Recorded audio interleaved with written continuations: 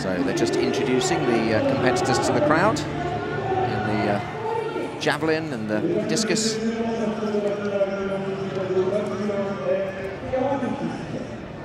You can follow all the coverage here on Paralympic Sport TV. And there's highlights of the morning session. We saw some great stuff this morning. Tatiana McFadden claiming her first gold on the second morning of competition. That was victory in the women's 200 metres, the T44. Never looked in doubt. She powered home, ran about 10 metres clear of the field, 28.69. Despite admitting she didn't want to ease up over the finish. She started fairly poorly, but Tatiana McFadden winning the first of what could be 5 gold medals. Now there's 17 gold medals down for decision today. There are 2 very early field events in the men's Javelin F46 and the men's Discus F44, 55, 56. The first track action coming up very shortly is the men's 800 metres T12 semi-finals. The first final on the track is in around 15 minutes time. That's the women 800 metres T11. That features the defending champion from Christchurch 2 years ago, Miroslava Sedlakova of the Czech Republic. But lots of big names going for big achievements and big medals this afternoon. There were 9 titles decided this morning. Josie Pearson of Britain winning the women's discus. Nikola Shabniak of Ukraine, the men's discus. Martina Willing of Germany, the women's shot put. Luis Felipe Gutierrez of Cuba, the men's long jump. He's sometimes a 100 metres runner as well, but not competing in that here. Marek Dziczkowski of Poland won the men's shot put. Mateusz Michalski, also Poland, the men's 200.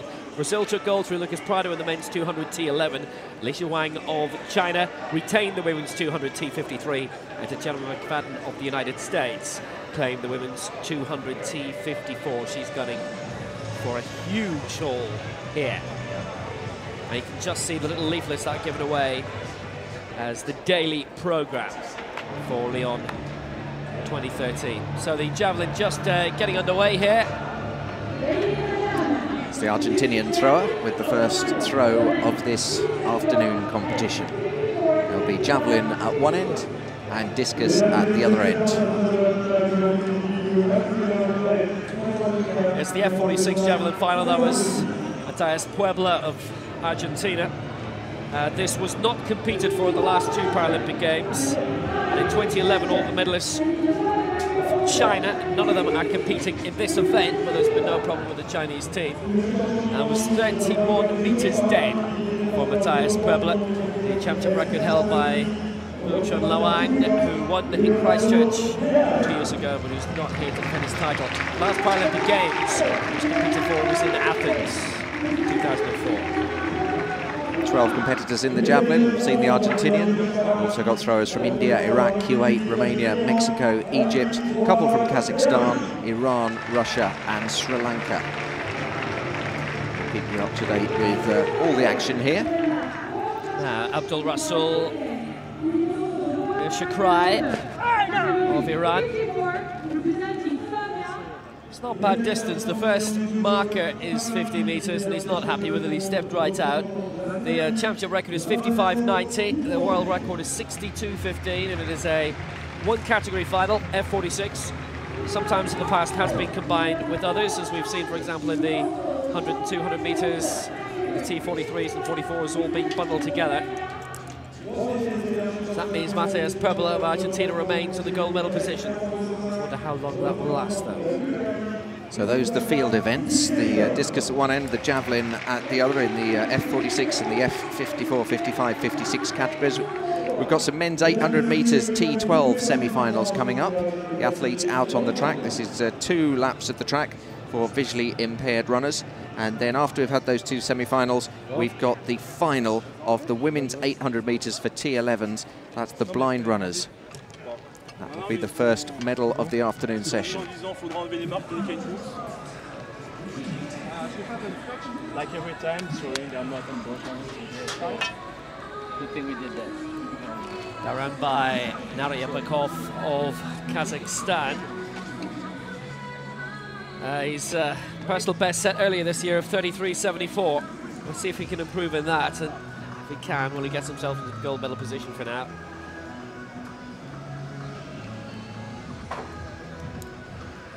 This little yellow flag which is perched out on the infield, which denotes the world record. wonder how under threat that will be today. Almost more than double personal best of the man about to throw.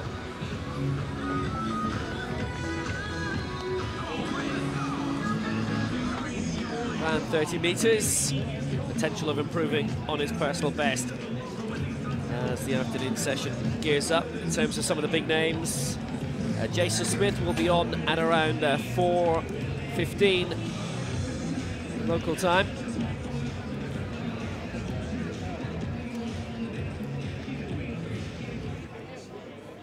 That's 3:15 GMT. Actually, no, it's 2 hours after that. Michael McKillop's on before him. Michael McKillop coming up at 5:04 local time. That's about 3 o'clock GMT. Jason Smith an hour later, but there's lots of big names competing on the track today, and it starts here with the men's 800 metres T12 semi-finals. You're confusing me with GMT because they're on BST at the moment, British Summertime. So I think GMT would be 2 hours behind us, and I think he's only 1 hour behind us. So we've got this 800 metres T12 semi-final. Lane 1 from Venezuela, Roger Rodriguez. Lane 3, Igor Sharov of Russia. Mehmet Nezim Ona of Turkey is in lane 5, and Jack Yeltsin of Brazil in lane 7. This is Roger Rodriguez from Venezuela. Personal best, 2 minutes, 2 hours, sorry, 2 minutes, 1 second, and .04. Tell you what, if he got round in 2 hours, he wouldn't win. Takes about a minute to get round. Igor Sharov, personal best 1:54.46, season's best 1:54.46. In other words, he did his personal best this season. There's the Turk, Mehmet Nezim Ona. Personal best is 1:57.40. We don't know what his season's best is. Hasn't handed in a time, and the only runner in the race with a guide is Yeltsin Jack, Brazil, and his guide is Carlos Santos.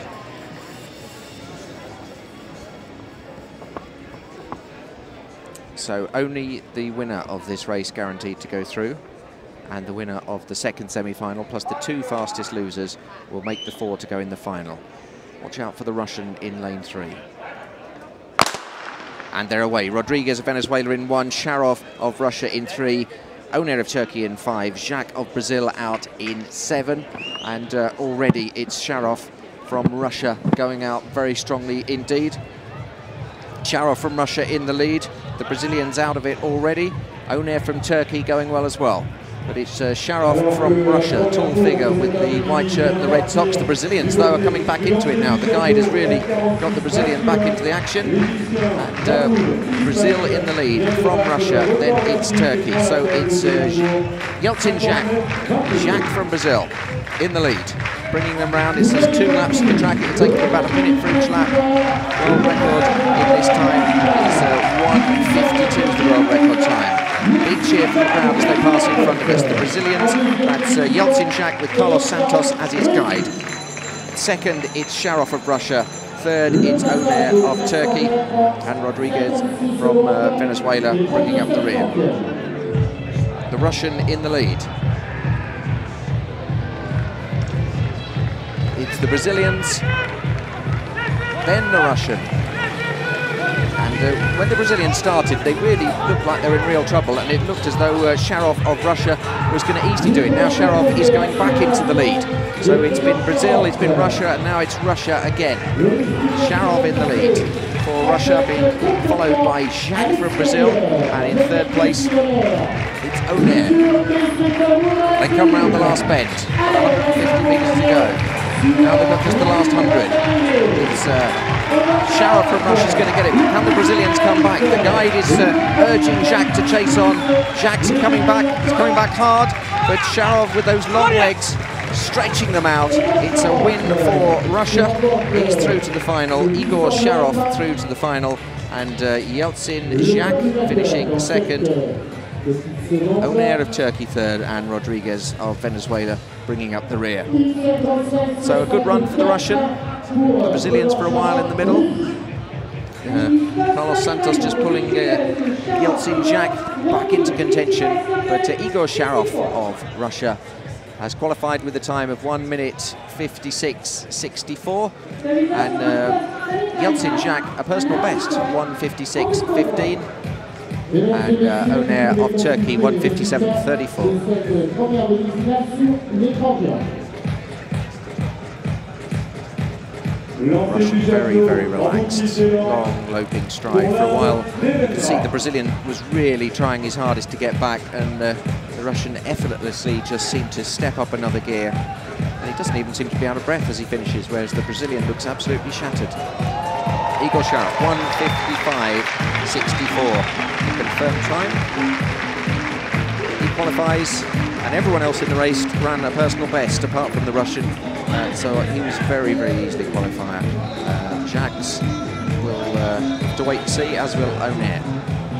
Sharov was 1 second outside his personal best and was looking very comfortable indeed. Going to go back to the men's javelin, the F46 final up and running, the opening round.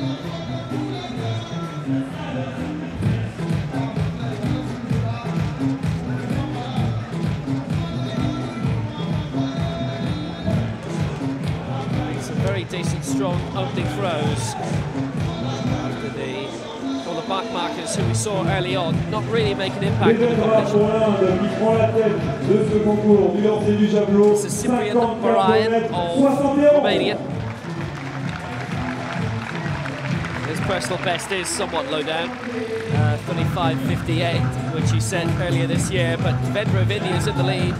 54.71. It was a good strong throw, and that's very close to the personal best he set this year. Mahmoud Ismail has just set a continental record for Africa, the Egyptian. 50.22. Nikita Prokhorov of Russia is lying third, 47.65. So for Romania, Cyprian. Strong run-up bits. A little difficult for a lot of the athletes here to reach the first marker that they put out of around 50 metres, because it is quite a bit beyond a lot of them.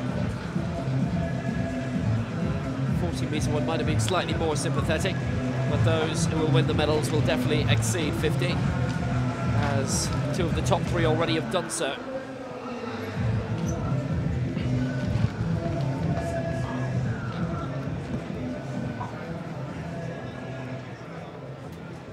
There's a tweet here from Stuart Lieberman, says, I ran 10k today, so now I've got an excuse for sitting on my bot to watch a little bit of the IPC athletics action. Well done, Stuart. You've earned your action. We hope we keep you entertained. There's a tweet here from someone called Will Downing that says Jason Smith and Michael McKillop coming in the next 90 minutes in the IPC Athletics World Championships. It's just over 30 metres. He's down the field, Bahrain. So now the second semi-final of the men's 800 metres, T12, and this features the double champion from London 2012, 800 and 1500, who we'll see in a moment. First for Algeria, Redouane Merah. Running some very fast times this year, under 2 minutes. But the reigning world champion and the man who's won this title the last 2 Paralympic Games, and it in the 800, 1500 double in London, Abdurrahim Jou of Tunisia.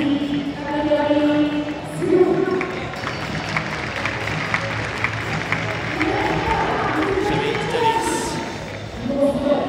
Turkey, is in lane 5. All of the personal bests in this under 2 minutes. All been in largely good form. In speed is the only one not to be under 2 minutes in terms of personal best, but still a live wire, potential that it could be among the 4 in the final. It's the winner and the 2 next fastest who advance to the decider.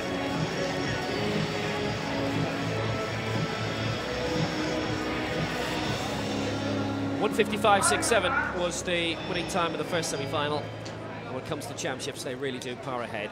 Meratsu, Deniz, speed, the 4 in this, underway. First time, speed in 7, stagger for a little bit, and then they all come inside. Jou in 3, Deniz in 5, Merah in 1, and already Abdurrahim Jou, who who is the incumbent and the reigning champion in this, has decided he wants to lead from the front, and he's taking the advantage ahead of Semifinals of Turkey, a 156 personal best. Shu's got the world record from Beijing, 152.13, and he's got the lead here. Ahead of Denise. It's a good comfortable pace for the four men at the moment, all nicely punched in. There is a way of telling the four apart despite the similarity of the singlets. Speed back into fourth place. You need a little bit of a kick here because it's the bell that's on the way, and it's Shu who leads with Denise second. Third is Mara, and Speed is fourth, and as soon as he hears the bell, Shu starts rolling. Speed needs to live up to his name a bit here if he's to get at the best, the fastest, loosest spot. There's a bit of a schism here as Mara and Speed have now moved back into third and fourth. Speed really is putting up some speed now. Shu still leads, Denise in second, and at the moment it looks between these two. Decide who will just get the solitary spot automatic in the final. It's the next two fastest losers who go through. And a nice gap of around 10-15 metres. And Zhu is looking to open up a nice gap between him and Denise, and he kicked with about 100 to go. And now Denise is trying to go on the outside, but so far Zhu working very well to be loved as they go to the final straight. Now here comes a kick by Denise. Zhu's opportunity to respond. It's still Zhu who leads for Tunisia. Denise right behind, and that's why he's the champion. Zhu takes it. 158.16, Denise is second, Speed is third, and out of it certainly is Mara in fourth place, but Abdurrahim Zhu wonderfully made sure there it's 158.16, and it's the season's best by 2.3 seconds exactly. Denise second, and the kick was coming, and Zhu knew that if he waited and waited that Denise would have to go and put the cards on the table, and as soon as he did that, Zhu used what he had in reserve. Was very comfortable, confident running, a little glance around, and then as soon as the knees picked up, Zhu did too.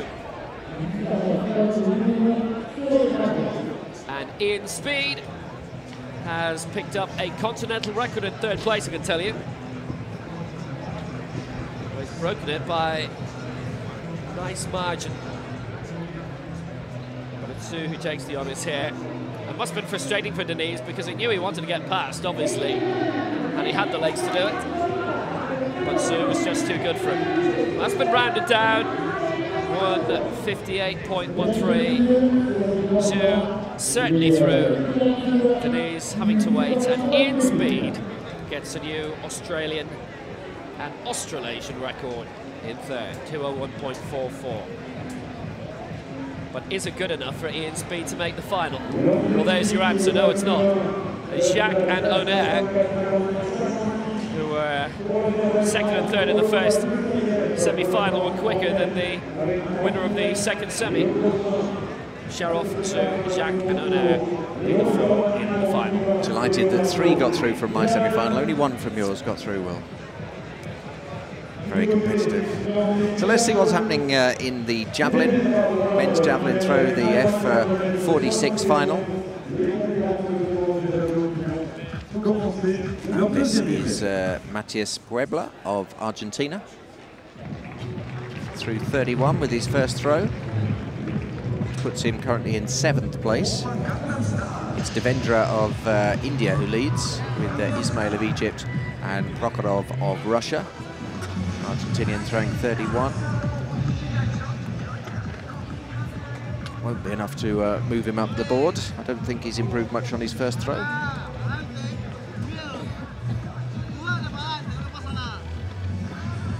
Got the women's 800 metres final coming up for T11 competitors. That's the blind runners, 33.76. So he has improved slightly, but he's such a long way behind the person in 6th place who's on 34.27. So still got half a metre or so to go to catch him up. Next up, from Kazakhstan. That's a really good throw from Iran. Shakari. Now that was close to 50 metres, and I think that'll put him into the medals as well. It's an event which is rarely competed though at Paralympic Games, so there's no reigning Paralympic champion. There's no reigning world champion in this either, so everybody's pretty much got a clean slate. He's well down the board at the moment because his first throw was a no throw, but that looked very good. So at the moment in the lead is the Indian with 54.71. It's a personal best of 48.14 for Mishikari of Iran. And that indeed does move him up into third place. So Prokhorov of Russia dropping out of the medals. So now we've got a chance for a medal, first medal of the afternoon. This is the 800 meters women's, 2 laps of the track. T11 for the blind competitors. And these are the finalists. Özkan of Turkey in 1, Arango Butrego of Colombia in 3, Menetti of Italy in 5, Sedlakova of the Czech Republic in 7. Just being introduced to the crowd. 30 degrees in the stadium. Nice and warm for the crowd, but very, very hot for these runners. That's Sume Özkan of Turkey. Personal best, 2 minutes 35.07, set this season.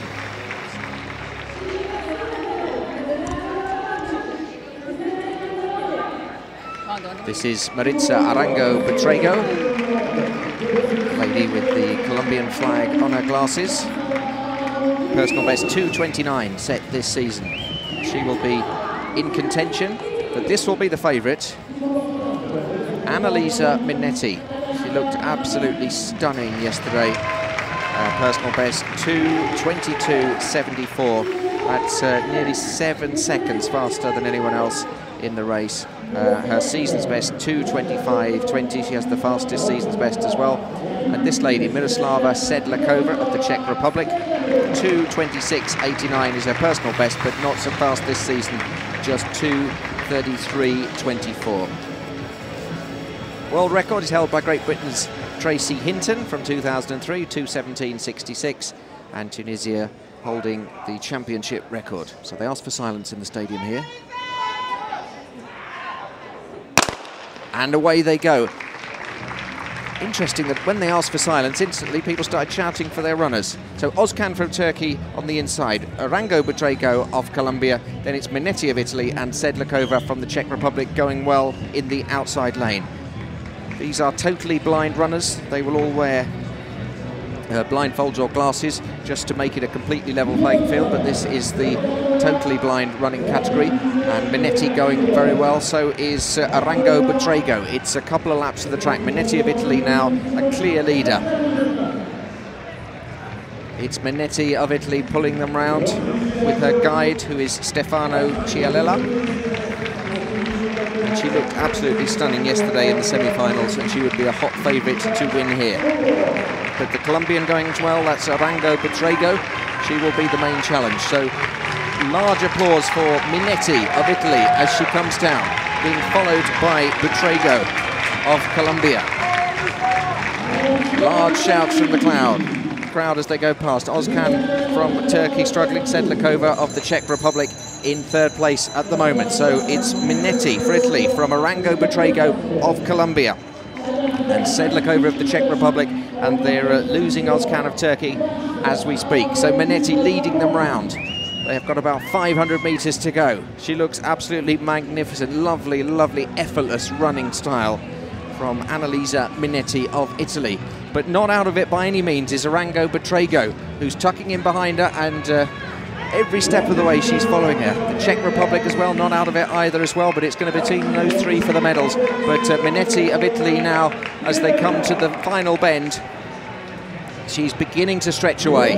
With the help of her guide, she's getting great instruction. She's pulling away from Arango Butrego. It looks like Menetti of Italy is going to get the first gold for the Italians of these games. Coming round the bend into the 100 metres straight now, and the crowd now making some noise, and now she's moving away, stepping up another gear. She's got loads of running left in her. Menetti of Italy is going to be a fantastic winner in this. Arango Butrego of Colombia is going to be second, and it will be Sedlakova of the Czech Republic third. She crosses the line. Menetti of Italy in a new championship record, 2:21.85. New championship record for Annalisa Minetti. She's improved it, can you believe this, by nearly 5 seconds. And it's absolutely taken it out of her, but she looked magnificent in that race. Going into the last bend with a couple of 100 meters to go. She just stepped up, and the Colombian had nothing. For a while it looked like Arango Betrego would stay with her, but Minetti, whose personal best is 5 seconds faster than the Colombians, moved away, and she's absolutely smashed the championship record. Previously it was 2:26.31, set in Christchurch in New Zealand in the last IPC Athletics World Championships. So that was 2:26.31. She has just run 2:21.02. And 2:21.82 for Annalisa Minetti, and her guide Stefano Chialella will have gone just slightly slower than that, because you'll notice he'll step back as she goes over the line. They're tethered together. And imagine running as fast as that and you can't see a thing. You have to really admire these athletes for how they have the courage to do that. And Annalisa Minetti just being congratulated by Arango Betrego of Colombia. She ran very well as well. I should think she might even have beat the previous championship record. 2:24.85 she did by about a minute and a half, about a second and a half she took off the championship record, but she only gets the silver. Sedlakova 2:26.42. She was only 0.1 of a second outside the championship record. And then Sümeyye Özkan of Turkey in 4th place. So the first gold medal for Italy at these games, and it's won by Annalisa Minetti. Well, she once finished in the top 10 of Miss Italia. She won the San Remo Music Festival during the era when Italy boycotted the Eurovision Song Contest. And now she is a world champion athlete. I don't think her CV can be any fuller. It was a real turn up for the books, by the way. She only won bronze in the 1500 metres in London, and she left in her wake 2 of the 3 medalists, the major medalists, gold and silver, from 2 years ago in Christchurch. Medal ceremony for the women's 200 metres. It's the T43.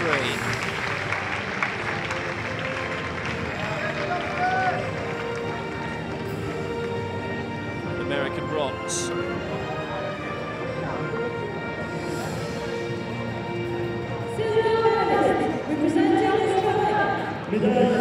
Chelsea McClellan earlier this morning with good late surge that earned the bronze medal.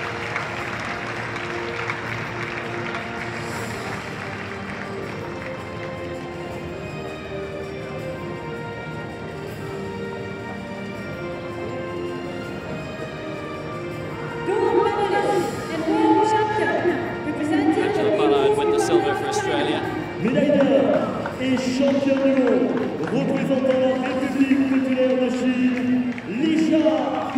But you can't keep a good champion down, and Li Shuang retains her title.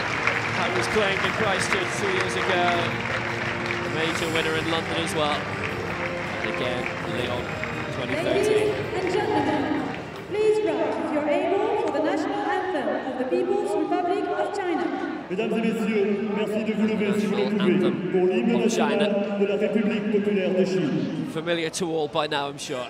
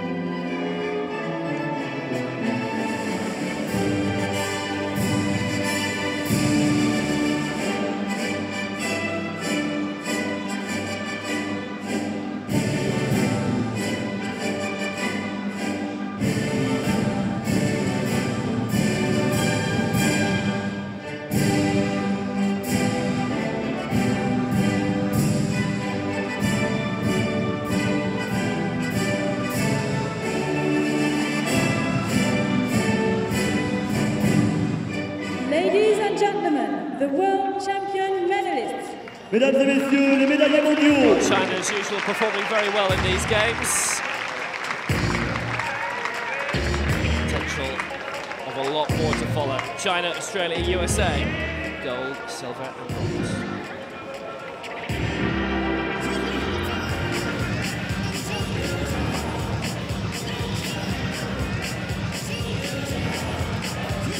Now, Will, do you remember earlier when we had when Kyron Duke won the medal for Britain, and Kerry Duke, his sister, put a Twitter message saying how proud she was, and I said what a strange Twitter name she had, Slushy Puppy. She's actually changed it now to Kerry Duke 79 because she realised it was a bit silly, and she's looking forward to tomorrow and seeing Dukey Devil. So there we are, the power to change people on Twitter. At IPC Athletics is our Twitter feed. If you're in the stadium or in Lyon, or if you're just watching on the television, on the web, anywhere in the world, and you want a message putting out, then give us a shout. Another victory ceremony on the way. Kerry, there was nothing wrong with your name. Change it back, girl, you're fine. Slushy Puppy. Women's 200 metres T44 medal ceremony, and the United States majoring heavily in this. They 3 of the first 4 positions, and almost a pair of sisters medaling. Hannah McFadden was picked in a PB time down into 4th place by a United States teammate, Sherry Madsen, 30.32. That was a personal best for her as well.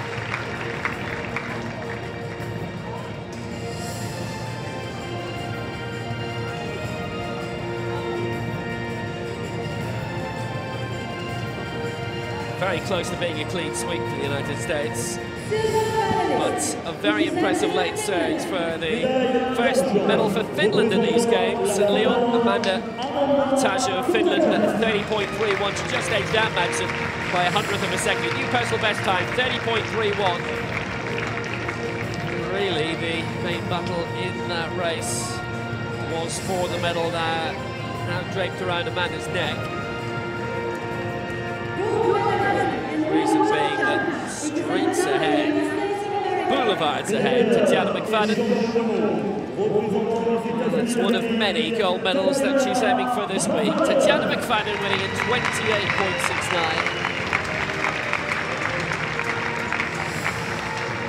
Probably the only other thing that she could have wished for from that race was if her sister was up at the podium with her.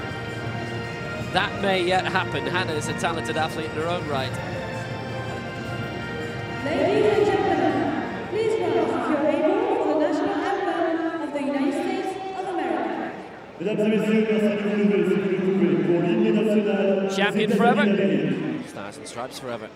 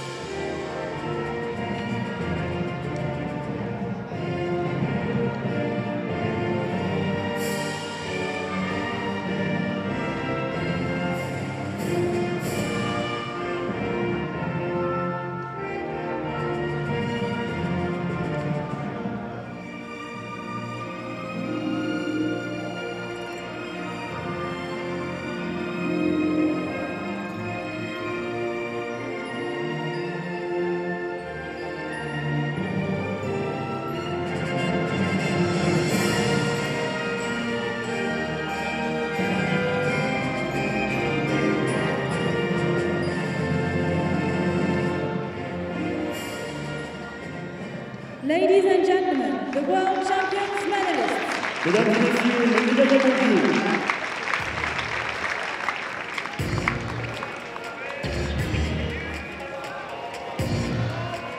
So Tatiana McFadden, an absolutely great champion. Funnily enough, I don't think that's the last time she'll be up there this week. We could see her 5 times on that podium. I wouldn't be at all surprised. You'll get to know some of the names here, people like Marcel Hoog of Switzerland, Tatiana McFadden, just people from the sport that you're going to see a lot of. Raymond Martin of the States, we'll see him a few times. We've got Michael McKillop coming up very shortly on the track, but let's quickly just drop in and see what's been happening in the Javelin, the F46 final. Devendra of India leading, Mahmoud Ismail of Egypt second, and the Iranian Mishrakari in third at the moment. is the Mexican, Gabriel Elicia. Personal best is 39.24, which he threw in the first round. And in the second round, he threw 38.64. So let's go back to the track, and I'll hand you over to a proud Irishman because there's a top Irish athlete in action here. Well, this is the final of the men's 800 metres T37, and the London 2012 champion is in this. Double champion, 800, 1500 in London and at the last World Championships in Christchurch. Mohamed Sharmi, silver in London, bronze in Christchurch. He goes for Tunisia in this, and a very strong candidate for a medal again here. Majid Jemai of Algeria is in lane 3. Season's best is 2:08. Makes him a slight contender. Charles Dutoy of South Africa, 20 years old, and really good potential. He's a 2:05 personal bester. Puts him in the top half of this field. Mariano Dominguez of Argentina, who goes in lane 5. Now we've already heard from this week, Brad Scott of Australia, bronze medalist London in this, 2012 silver medalist in the 1500, and he's won silver in Beijing in 2008 and at the last World Championships in Christchurch. 3 major medals, hoping to go one better. Wants the gold. Hafid Harak of Morocco goes in 7. He's emerged strongly.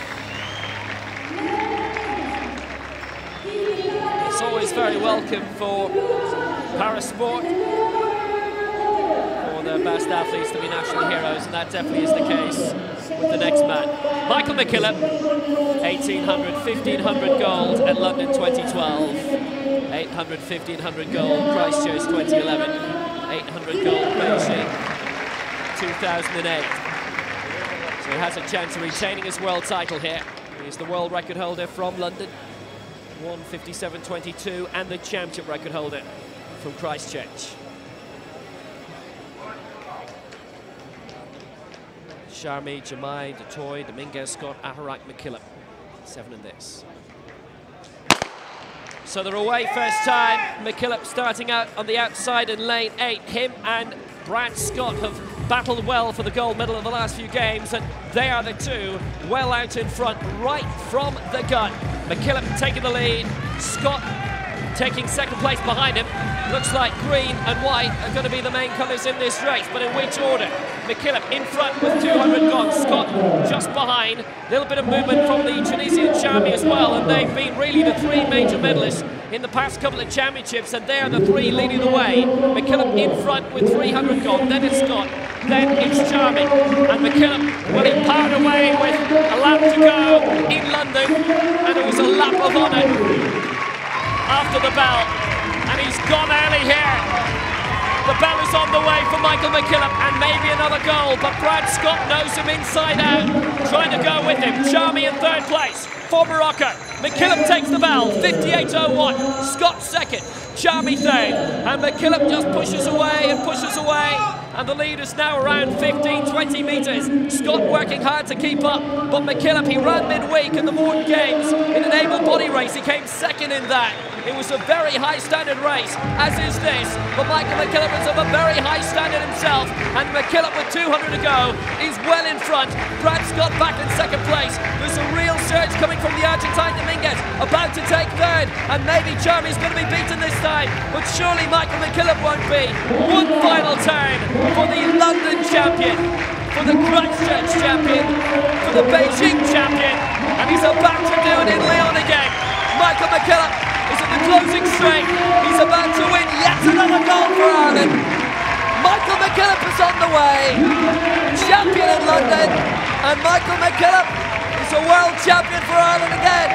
World record, 1:57.19 for Michael McKillop for Ireland. Scott in 2nd place for Australia, and I think the toy took the bronze for South Africa, but Michael McKillop has set unofficially for now a new world record, and he's broken his own mark by 0.03 of a second.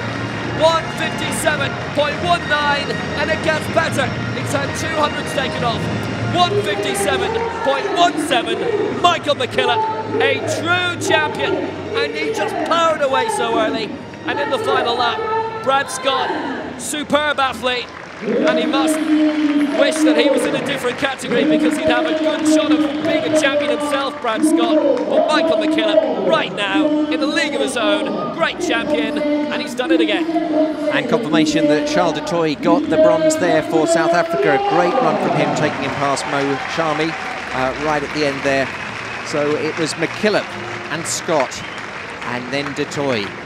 And I think my colleague next to me enjoyed that one. He's been sitting down commentating up till now, but as soon as the Irishman came on that last lap and he looked like a world record was on, Will Downing was shouting and up and down and really enjoying that. I think we all enjoyed it because we've seen a world record here in the T37 for Michael McKillop. 157.17, a phenomenal run for Michael. Absolutely fabulous athlete. Another world record, 500ths of his mark from London. 157.17. And look at the margin of victory, 5.5 seconds over Brad Scott. And Charles du Toit did get a personal best and a bronze for South Africa in third. He's a name for the future, but the name of the present is Michael McKillop. We'll say hello. A world record, potentially in the discus as well, on the way. Just say hello to all the Aussies back in the medical room because they were watching Brad Scott in that race. He could only manage second, but I hope you enjoyed our coverage. Here's a replay then of the world record in the discus. And it's been thrown by the Cuban Diaz. 45.32, just being announced to the crowd now. That world record happened while the race was on. 45.32, an improvement on his previous two throws, which were both around the 42-metre mark. And that's a new world record. On gold at London 2012, Leonardo Diaz of Cuba. And we've just seen a couple of world records within the space of a couple of minutes. Great stuff here in Lyon. Leonardo Diaz, world record, 10-11 points, 45.32 metres. And we're going to just change sports again. We're going to go over to the Javelin. Devendra of India leading this one at the moment from Ismail of Egypt and Mishakari of Iran. This is the Russian. He's in fourth place at the moment, Nikita Prokhorov. He's best so far, 47.65 was his first throw. His second one was a no throw, and this one's not an improvement, 45.62. There's nobody really going into this final with form, as it's not the event which has been competed for a good few years outside of World Championships, and this is only the second World Championship since 2006. This is our leader from India, Devendra, 54.71 in the opening round. Right now is a lead of 4.5 metres over Mahmoud Ismail of Egypt, who had a continental record for Africa, 50.22, and this will be exactly the halfway mark of the Javelin. Devendra very close to his personal best set earlier this year of 55.34.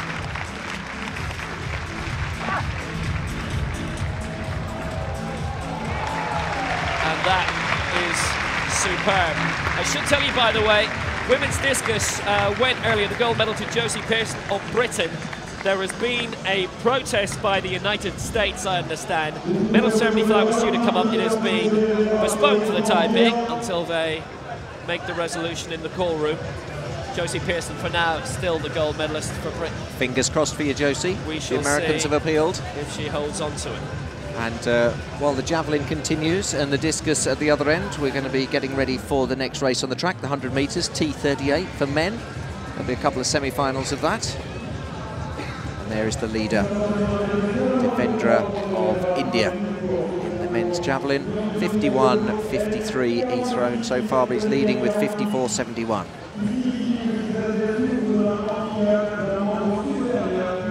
Cyprian Bahrain, 30.08 in the first round. It has him in 10th place. Second throw was a foul, so he's teetering here. He basically needs to improve by 4.5 meters to get into the final three throws. Is that beyond him on this occasion? I would say so. That was not textbook trajectory. Walk through, foul, and his final is over. just while we're thinking about Michael McKillop and that brilliant world record we've seen him set, another foul throw there. You were saying he just ran in a regular athletics meeting the other day. Well, he does that very regularly, and there was the Morton Games was on in Dublin on Wednesday night. They had 5 races in the 800 metres, and he was in the third section, the middle section, if you like, and it was very, very impressive because a lot of people thought it was very much above him, and it wasn't. He finished in second place, and he could very easily have run in the A race and produced a good result also. Let's have a look at the next race on the track then. The men's 100 metres, T38. We've got Evan O'Hanlon from Australia, Mo Farah Chida of Tunisia, Edson Pinheiro of Brazil, Lorenzo Albala Dejo Martinez, and Union Sekelwe of South Africa. 5 competitors here. First 3 in each heat will go through, plus the fastest 2. That's Evan O'Hanlon from Australia. Wonder if they're still watching in the medical room at the Aussies Hotel. Season's best 10.94, personal best 10.79. We're actually staying at the same hotel as the Australian athletes. So if I get any of your names wrong, you can have a word with me over dinner tonight. Here's Evan O'Hanlon. Mohamed Farhad Chida of Tunisia. Season's best 12.28, but his personal best 11.25. So he's a minute behind that at the moment. There's Edson Pinheiro of Brazil. He's going to be a man to watch in this race. Personal best 11.44, which he set this season. He's very much the in-form man alongside Evan O'Hanlon of Australia.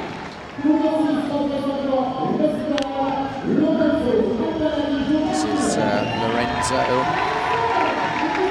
Dejo Martinez from Spain. 11.79 his personal best, 12.19 his best this season, and that's Union Sekelwe of the Republic of South Africa. 11.95 his personal best set this season. So the men in form really, Evan O'Hanlon and Edson Pinheiro and Sekelwe of South Africa. So it's just 100 metres, it's the T38. This is for the least impaired of the cerebral palsy runners. And this will be quick. World record held by the Aussie, Evan O'Hanlon, in 10.79, and he ran 11.14 for the championship record in Christchurch 2 years ago. He's in lane 3.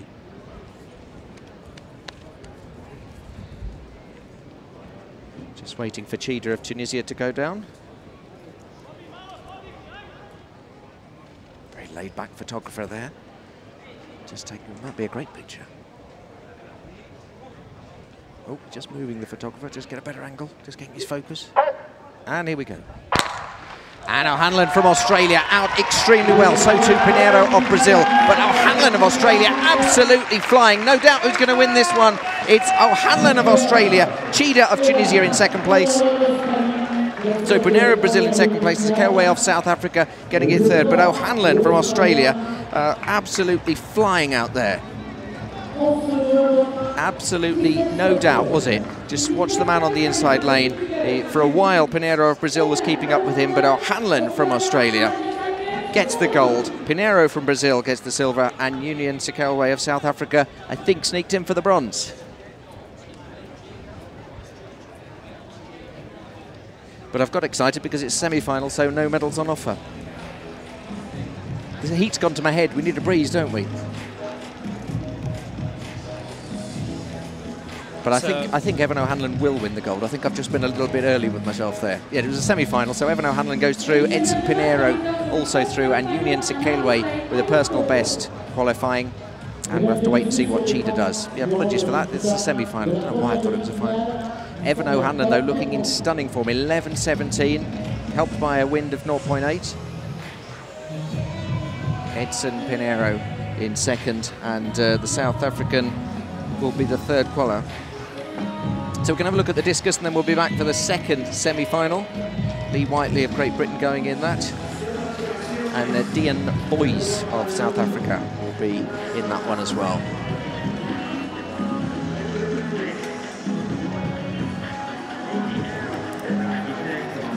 Well, men's discus competition currently being led by Leonardo Diaz of Cuba, world record. And because it's a multi-category event, F54 44, 55 and 56. It's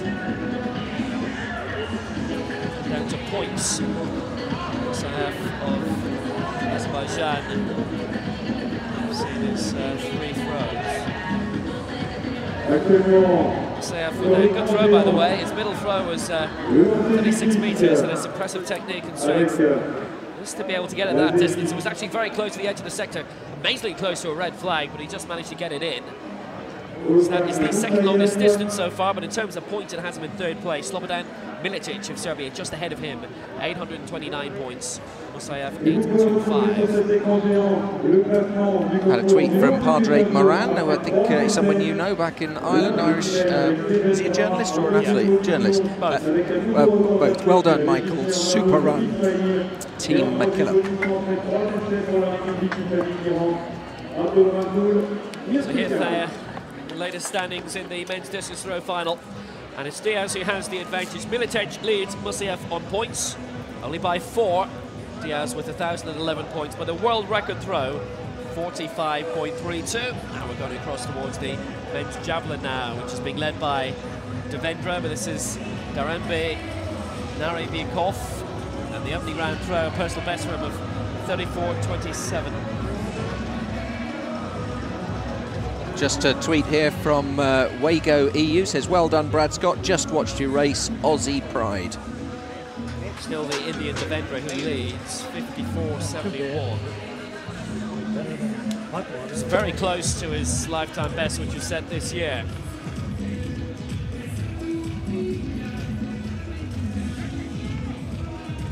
Athletes beginning to gather for the start of the second semi-final of the men's 100 metres, T38. They were probably a bit alarmed to hear me awarding the medals already, but they've still got a chance. They'll be glad to hear of getting into the second semi-final. So this is Devendra and his leading throw.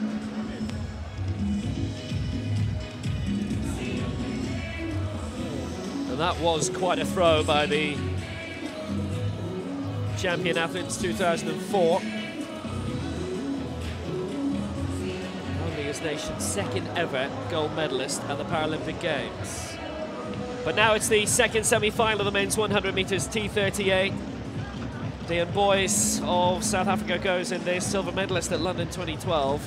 The rest might just fancy their chances, but have not medalled at a major championship for a while. Actually, quite a young field. Only Alexander Panku is over the age of 23. Lee Whiteley celebrated that birthday a week ago. Boys born 1990, as was Sinek and Whitehouse. Boys, the youngest in the field, has a silver medal from London 2012 in this discipline. Right now, Mohamed Chida, silver medalist in the last World Championships in Christchurch 2011, really hanging on because he finished in 4th place in that first semi-final. It's the first 3 to progress, and the 2 next fastest.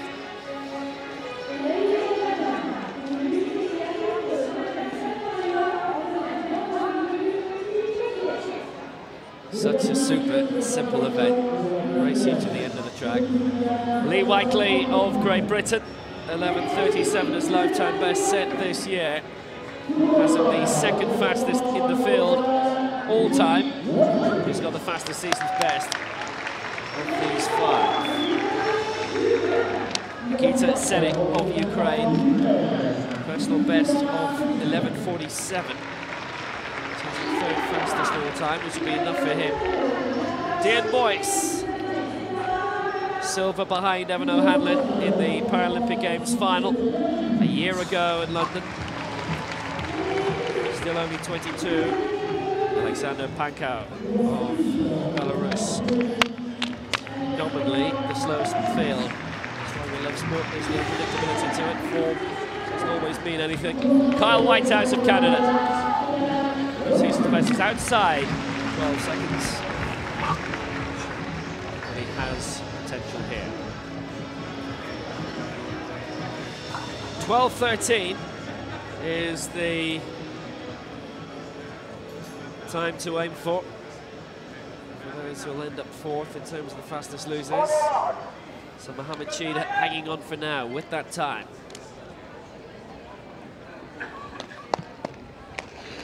It's Whiteley of Britain in 3, Seneca Ukraine in 4, Boyce of South Africa in 5, Panko of Belarus in 6, and Kyle Whitehouse of Canada on the near side. And the outside lane, he is in lane 7. 11.18 the winning time in the previous semi-final from O'Hanlon. Whiteley, Seneca, Boyce, Panko, and Whitehouse. They're away first time. Look out for Whiteley in 3 as well. He's got off to a good start. And Seneca in 4 is going well. But Whiteley's hanging on to the loader. And Seneca now, here comes Boyce. Boyce coming late. But it's going to be victory for Whiteley ahead of Boyce.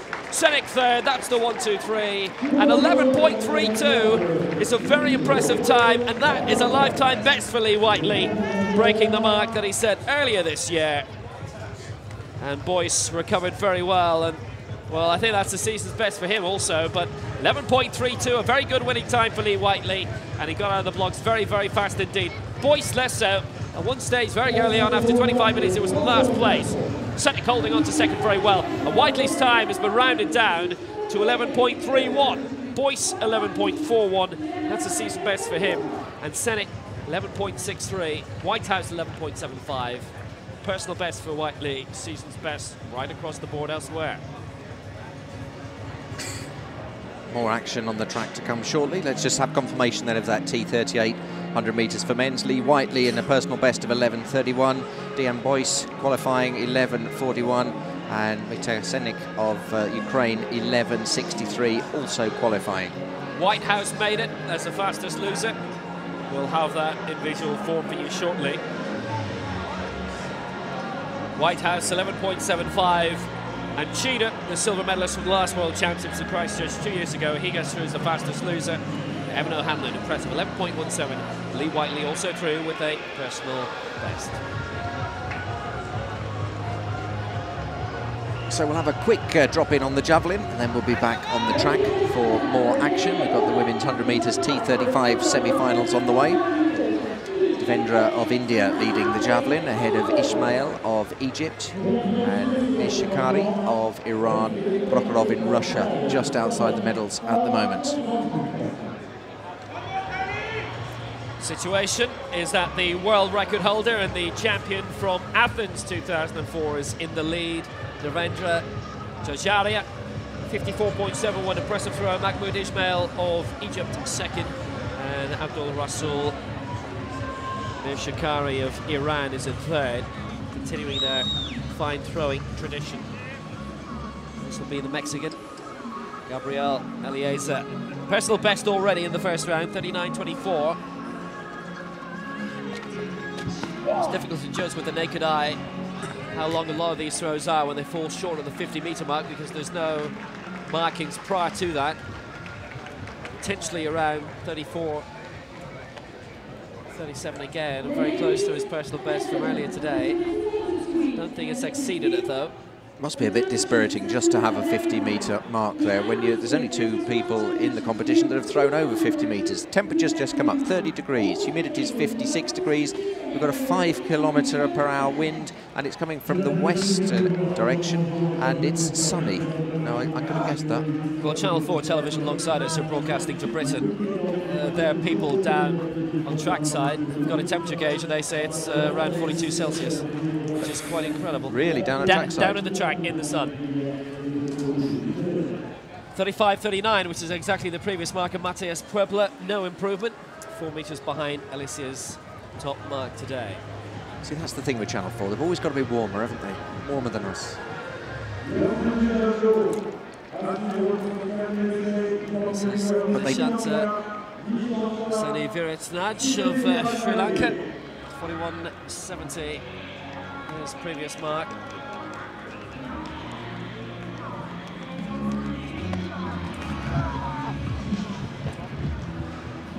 And that looks a lot closer to 50 metres, and the potential of climbing at least one place, I'd imagine.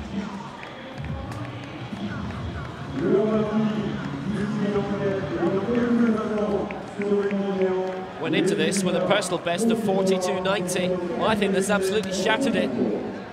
He came quite close in the third round, but I think that's a good few metres beyond. That might just be the throw of his life.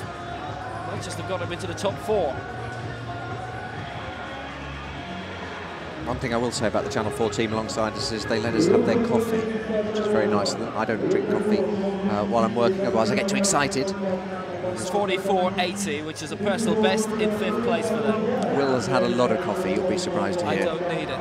For those watching back in Ireland during Michael McKillop's race, he'd had a lot of coffee, let me tell you. That's Will, not Michael.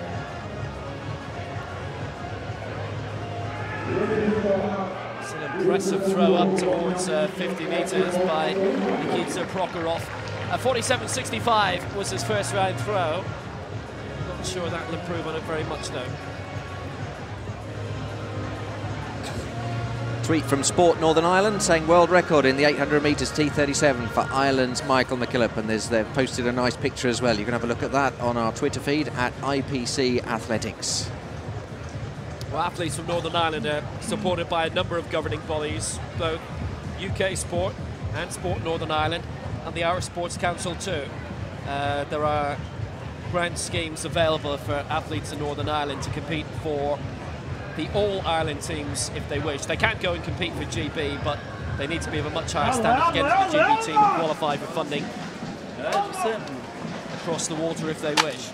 So that's why a lot of the Northern Ireland athletes will compete for the All-Ireland teams, and are quite happy doing so, unless they tend to get overlooked by the Irish selectors, which is not unprecedented. Now that is a monstrous throw, that's over 50 metres. Well, that's into the top 2 at least for Abdul Rashil Mushakari, who was in 3rd place. 48.94 was his best throw, but he's definitely surpassed that. And that is definitely going to be a lifetime best. 50.22 from Mahmoud Ismail of Egypt was the mark for the silver medal, but it's certainly beyond that now. We're going to have another medal ceremony for you very shortly. Just parading out.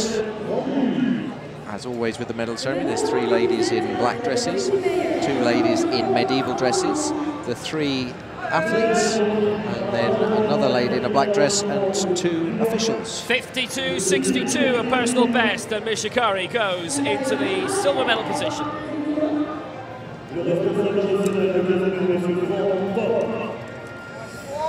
Those the 2 officials. One will present the medals, one will present the lions. And this is for the men's discus, the F37-38 ceremony.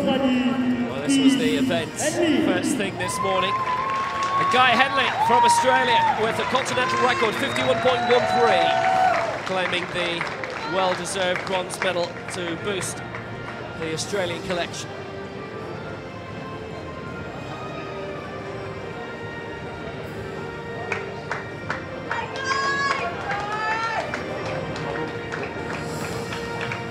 Women's 100 metres T35 competitors just warming up, ready for their start, which will be after this medal ceremony.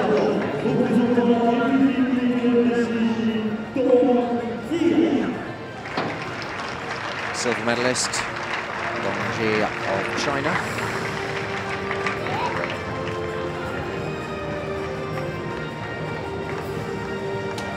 Xiaodong of China.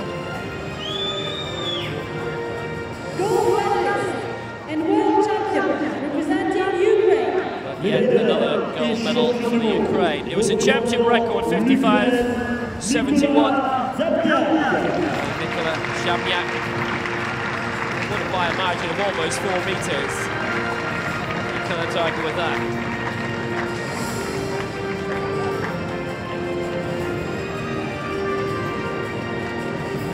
Now you'll notice the officials are in shirt sleeves now, whereas they were in suits and ties this morning, but it's considerably warmer this afternoon. We'll see you for the women's 100 metres T35, the other side of the Ukrainian anthem.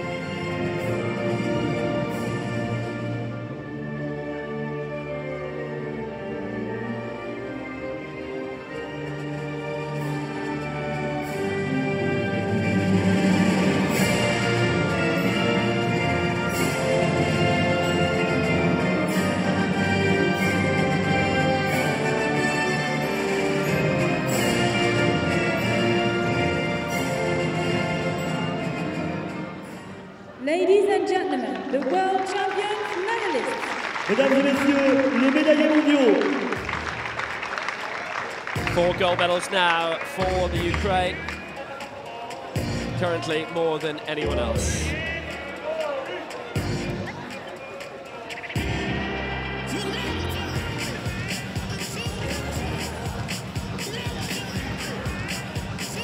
Impressive array of para-sport athletes.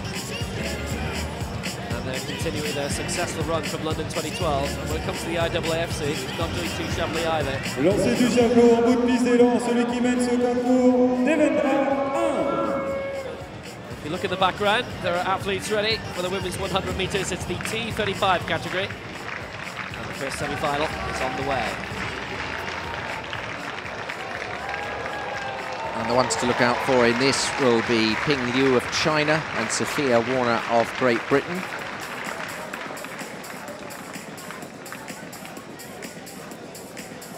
If anything, it's getting warmer here. Let's have a look at the runners and riders then. Madoka Sukare of Japan, Sophia Warner of Great Britain, Anna Luxova of the Czech Republic, Liu Ping of China, and Carly Salmon of Australia. Introducing the athletes for the first semi-final of the women's 100 meters T45. There's Sakurai of Japan.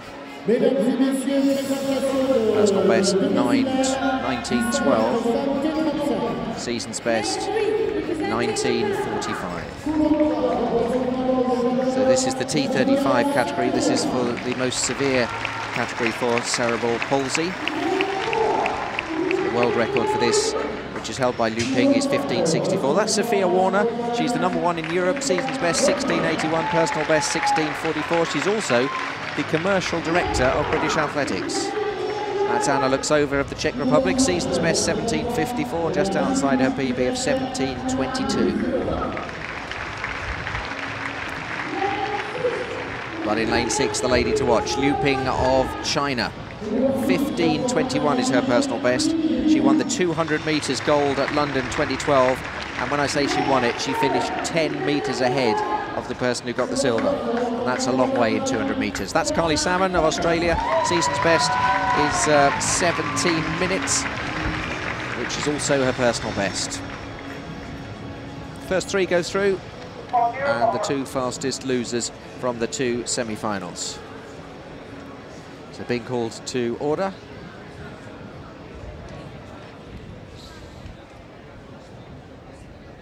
Sakurai of Japan on the inside, Sophia Warner, Anna Luxova, Liu Ping and Carly Salmon. And away very well is Liu Ping of China. Liu Ping of China in the lead, and it's the Australian Carly Salmon who's going very well indeed. And now coming back into her stride is Sophia Warner. It's Liu Ping of China is going to get there. It'll be between the Brit and the Australian. I think the Brit just got it. I think Sophia Warner will qualify along with Liu Ping of China and Carly Salmon, the other qualifier. So they're the 1, 2, 3. It was China, then Great Britain, then Australia. Those 3 definitely through, and Liu Ping looking very, very impressive. She is the world record holder in this distance in a time of 15:64. She's the gold medalist from the 200 in London, and she flew away from the field here. For a while it looked like the Australian was going to get second, but Sophia Warner came through well. But all 3 of those will go through, and the others will have to wait and see. But Liu Ping is going to take some beating in the final. Great run for her, 16:19, so quite a way outside her world record, which is 15:64. Personal best for Sophia Warner of Great Britain, born in Dorking, 16:33 is her qualifying time. And Carly Salmon has set a new regional record for Australia. Well done, Carly, 16:48. And Anna Luxova, a personal best for her as well. Bit of help from the wind, 1.8 metres per second in their favour.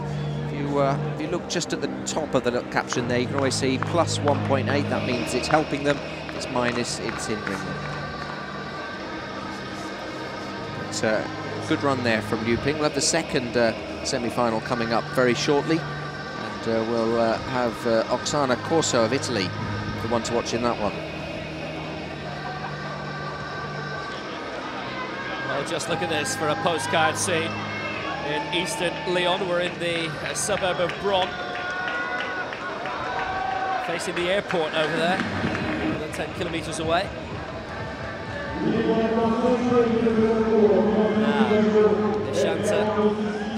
Of Sri Lanka, 44.80, a personal best in the last round, and it now is his penultimate throw. Can he improve even further, get closer to that 50-meter mark? 44.80 was very good. He's put a lot into that. Very close to around the same mark, I must say. Mahmoud Ismail currently in third place with a new African record. The Egyptian, 50.22. Shakari of Iran, second personal best, 52.62. And Devendra, who won this title in Athens 9 years ago at the Paralympic Games there, leading the way, 54.71.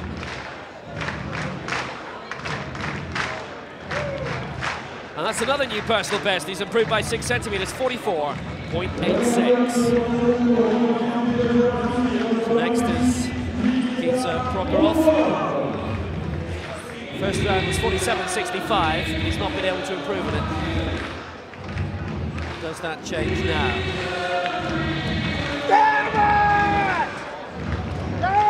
Maybe. That's not bad at all.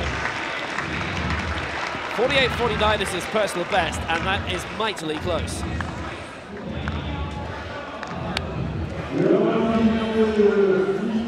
Queen's We Will Rock You, spurring him on, getting the crowd going with a bit of clapping. Crowd mainly clustered under trees because it's so warm in the sunshine in the bleachers that they're sheltering under the trees.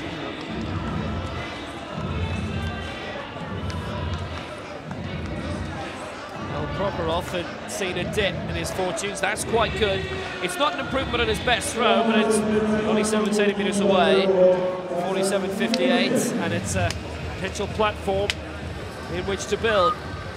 So it's the second semi-final now, the women's 100 meters, the T45, and this features 2 of the medalists from this event at London 2012. 200 also. 1-2-3 was the same in both the 100 and 200 exactly. Virginia McLachlan and Oksana Korsa, the two to watch, having medalled in this last year. Almost a year ago now in London. Time flies. Erin Walters also for Australia. Svetlana Katina of Ukraine. Chanel Van Zyl of South Africa.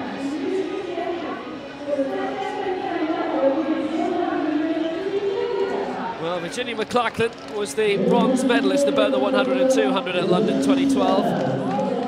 Despite that, her personal best was set this year. 16.40. Decent athlete, has a chance of going through. It's the first 3 who qualify for the final. Oksana Korsa, Oksana, because she was born in St. Petersburg, adopted by a Milanese family, and they gave her a suitably Russian name as a result. Silver medalist in both 100 and 200 in London, and twice European gold medalist. Erin Walters of Australia is in 5. The personal best set this year of 17.21. Svetlana Katina. In some ways distracting if you work at both athletic circuits, IAAF and this, because it's always a gold top for Ukraine in the IAAF. And Chanel Van Zyl of South Africa. Chanel Van Zyl.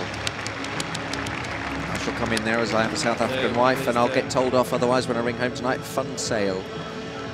Chanel Van Zyl. So it's McLachlan in 3, Korsa in 4, Walters in 5, McTina in 6, and Van Zyl in 7. And no blocks in use here. That's good, I like that. You've got it now.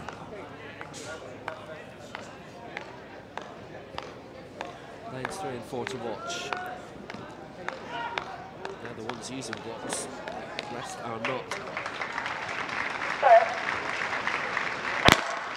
Well, they're away in the first time of asking. That's a really stormy start in 3 by Virginia McLachlan, the London bronze medalist. And here goes Korsa.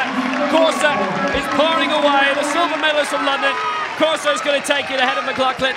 And a real battle for third place, which the Ukrainian looks as if she's going to get. Mikatina just edged out Walters there. And Futsal was 5th overall.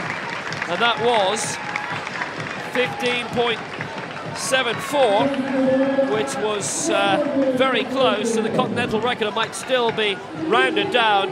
Oksana Corso looked very good indeed, and McLaughlin also, and they'll be one among the candidates again. Mikatina just got in for third place. 15.71 that has been rounded down to. That is a new personal best. It's a season's best as well, and I wonder if it's not a little bit more.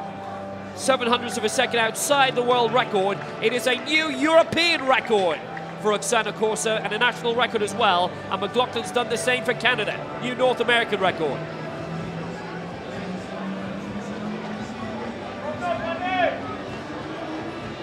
And that will have impressed all of those watching. Oksana Corso, a new European and Italian record, 15.71. Excellent 100 metres performance. A new European record. And I wonder if the men's European champion enjoyed that. Christophe Lemaitre, he's here. Corso wins at McLaughlin, also through. And a new African record in 5th for Chanel Funsal. So these are the athletes through to the final, and impressive times. 3 continental records, 4 if you include Funsal. This is going to be ultra competitive. And Lu Ping, the gold medalist in London, and defending world champion, is only 3rd fastest. Impressive run there from Oksana Corso, and you can see how her cerebral palsy restricts the way she runs, but she just refuses to be held back by it. You can see how it's restricted, and she's just fighting it, fighting it, fighting it, and what a fantastic run that was. The brain still works perfectly well.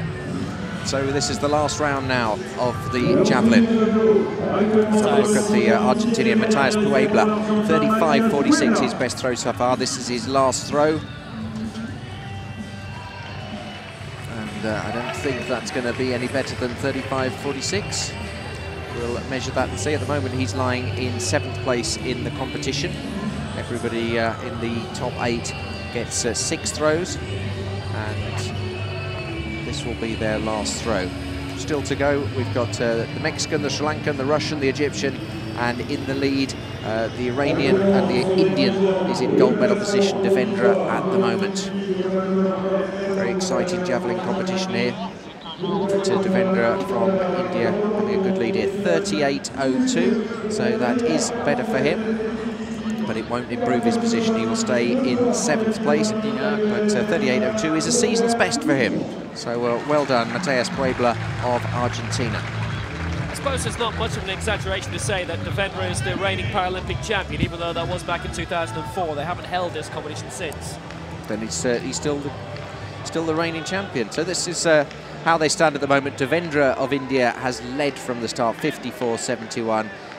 The Iranian in 2nd place, Mishkari, with his own personal best, 52.62. So here comes the Mexican, lying 6th at the moment, Gabriel Eliza, F47 category for him. And a foul. He won't score with that one. It's been adjudged to be a foul. So his best one was his first throw, 39.24. So nothing wrong with his feet, but what happened, if you just watch the landing of the javelin, it comes down flat. Well, in actual fact, he's fouled at both ends of it. He gets a red flag for stepping over the line, and another red flag for the javelin landing flat and not making a mark.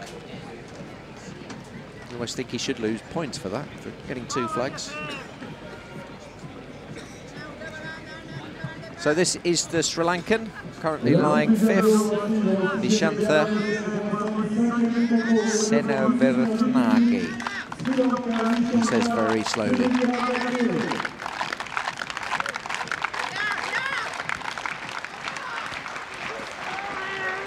In 5th place at the moment. His best throw so far is 44.86, which was a personal best. He's probably a bit tired now. That's his 6th throw of the day. So you see the man pulls the javelin out, and the chap looks for the mark that's left, puts that down, and then it's an electronic measuring device that actually measures it. And tapes are just for guidelines.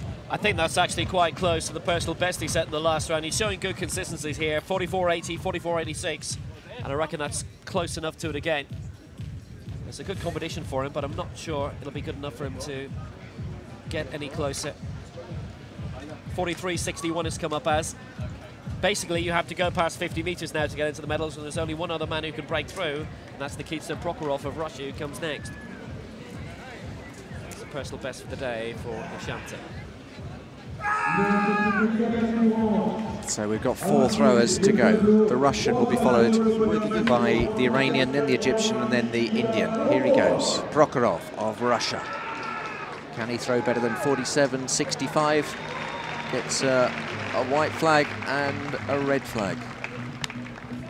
And you can see that it's well short anyway, so he will not be medaling today. And he gives a sort of rueful smile to the camera. His best will be 47.65. That was a no throw. So it's going to be down to the last 3, and that means Mahmoud Ismail of Egypt, Mishakari of Iran, and Devendra of India. And all of those have thrown over 50 meters. They're the only 3 today that have thrown over 50 meters. This will be the Iranian, Mishakari. Big shout from him. It's a good throw. It's over 50 meters. It's well over 50 meters.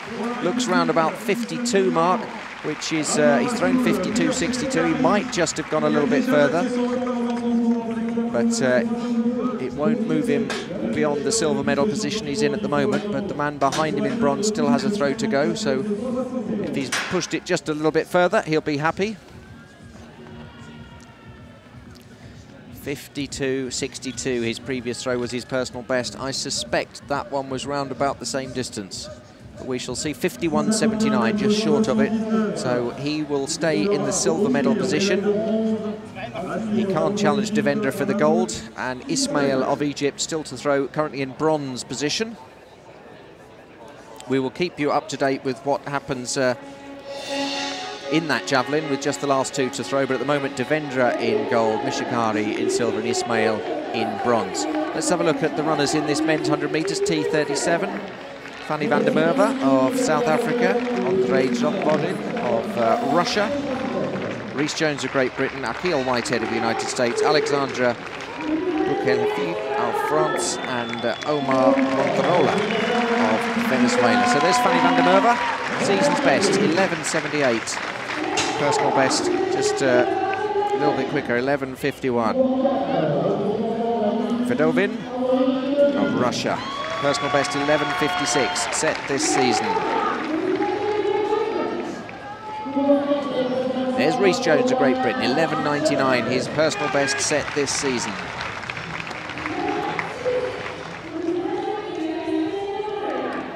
Akil Whitehead, 12.54 his PB again this season. All of these guys just coming into form, ready for the championships.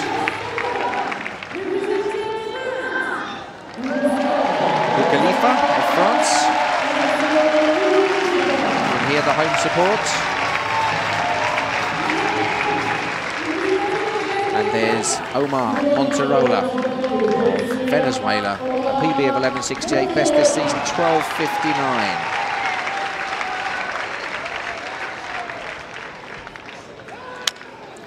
So this is the first semi-final of the men's 100 meters, the T37. 3 of these will go through, and the next 2 fastest will also go through to the final from the 2 semis.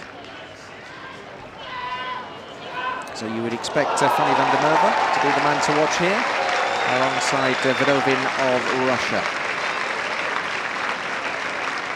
Rhys Jones of Great Britain also in fine form this season. So I would expect the 3 on the inside lanes to be the ones to watch.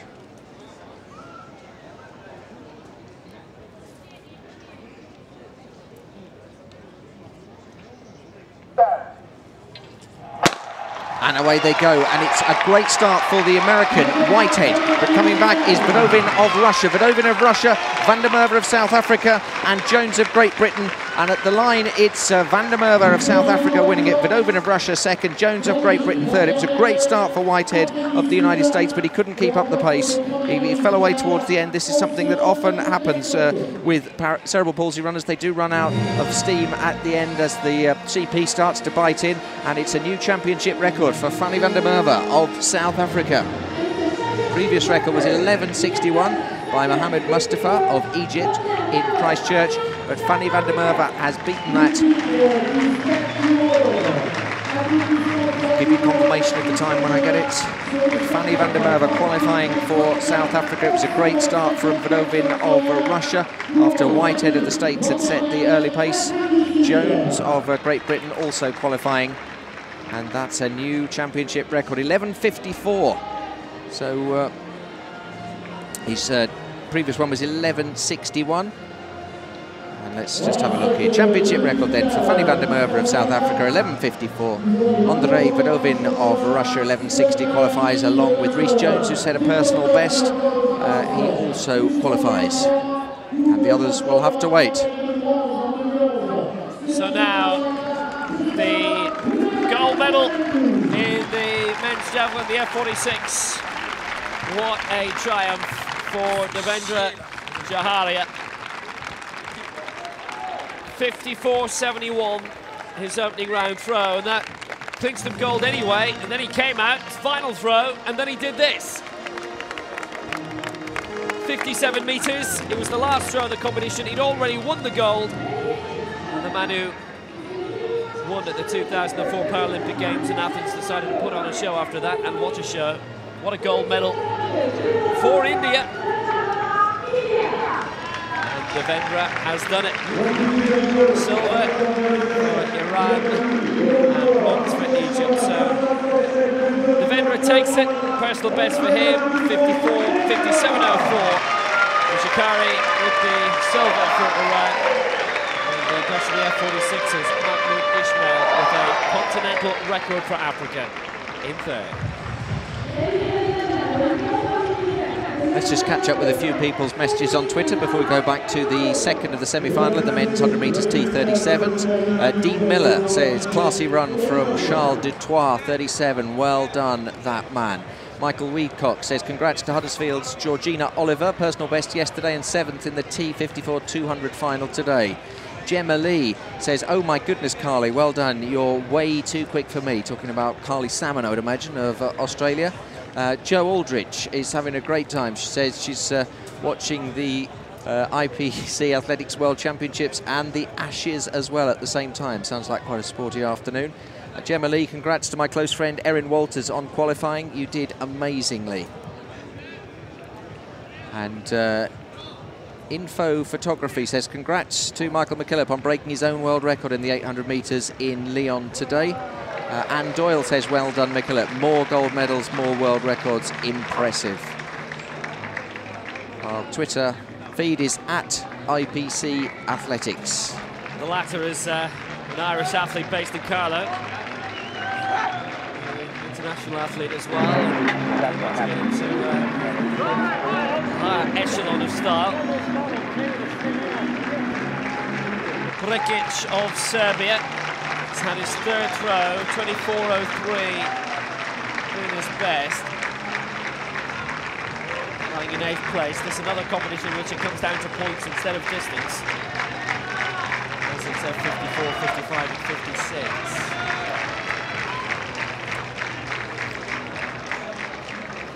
25.42. 783 points. You're watching Paralympic Sports TV with me, Jeremy Nicholas, and Will Downing, coming to you live from Lyon, the IPC Athletics World Championships. We've got some great track action coming up later in the day. Tatiana McFadden in action again. We've got some wheelchair racing.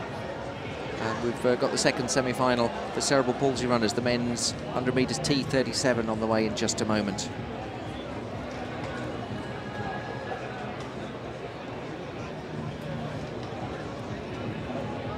So now the second semi-final of the men's 100 metres T37.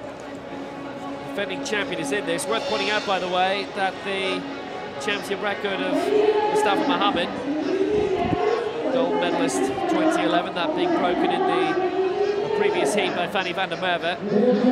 Andrea Verdovin, who finished in second place, dipped under it also. 11.60 had been 11.61. Andrea Della Ave, we've already seen an impressive display from him. For something a little extra here today. Robin Kaprimov in for the bronze medalist at London 2012. Strong season's best, even stronger personal best. Daniel Tatarin of Argentina. We've also seen in the long jump yesterday. Quite a while, but faded towards the end. The defending champion from Christchurch 2 years ago is Mustafa Mohammed of Egypt. We've seen his championship record of 11.61 declined twice in the first semi-final. Karsten Allen Brogan of the United States is in 7th. Will they all be bossed on the outside by Yelmar Boss? We'll see. That's the best set this year. 11.88, only 22. Stella Ave of South Africa in 3, Kaprinov of Russian 4, Tatarin of Argentina 5, Mohammed of Egypt 6, Brogan of USA 7, Boss of the Netherlands is in lane 8.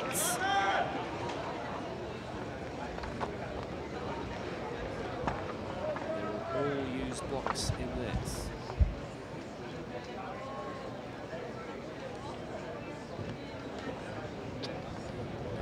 Kaprinov, Tatarin, Mohammed, Brogan and Boss. Lanes 3 to 8. Fastest this year has been Kaprinov of the field. Kaprinov is in lane 4 and he's got off to a great start inside Tatarin on the side. Kaprinov is on the way. Mohammed's doing well also for Egypt. Great performance from Brogan.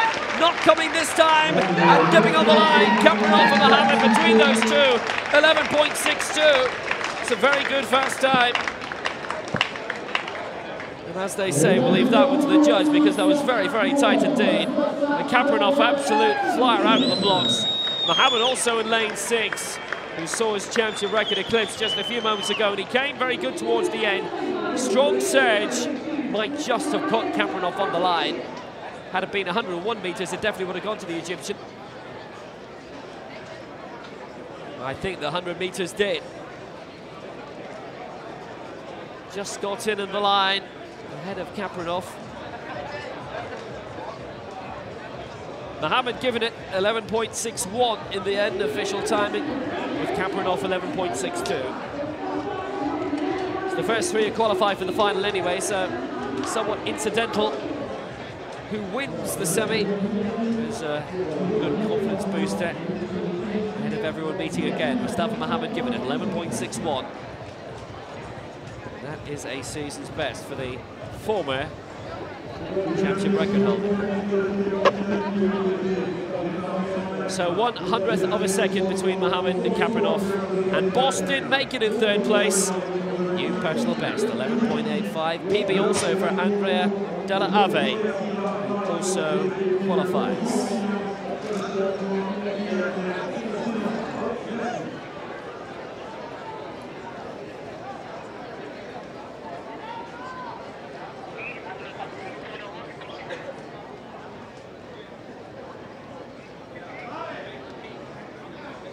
Glorious day in Lyon. Certainly in the mid-30s. It's the hottest since we've come here. At midnight last night it was 25 Celsius in Lyon City Centre.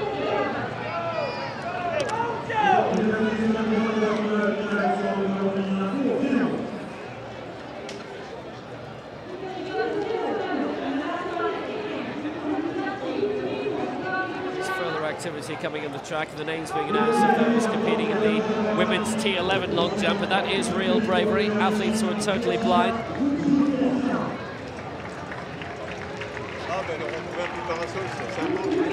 So the next big field activity is over on the far side. We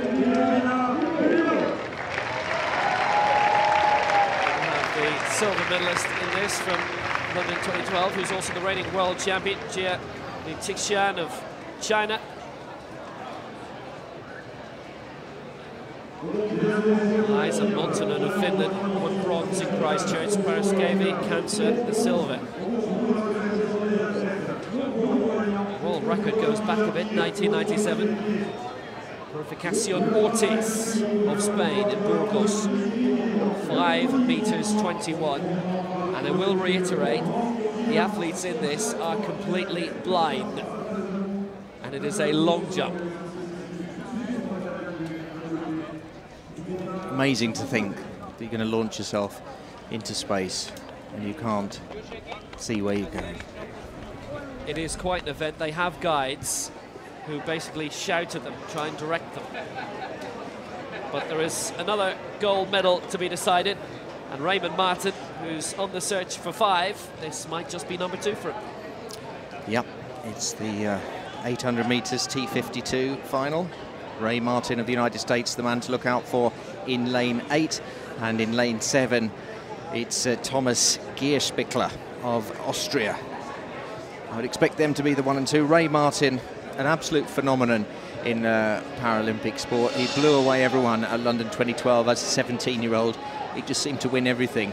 And I was just chatting to some members of the American team, and they say when he starts actually developing some muscles and growing into a man, he's going to be quite present, because he's just a kid, really. You look at him, just looks like a teenager, which is because he's 18. So this is Stephen Toyoji in the red of the United States in lane 2.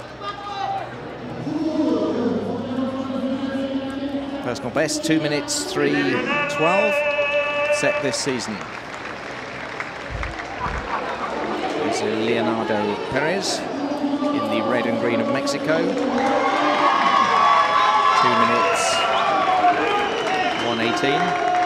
Is his personal best, 2 minutes 7:11, his season's best. That's Gianfranco Iannota of the States, 2:12.05 his PB.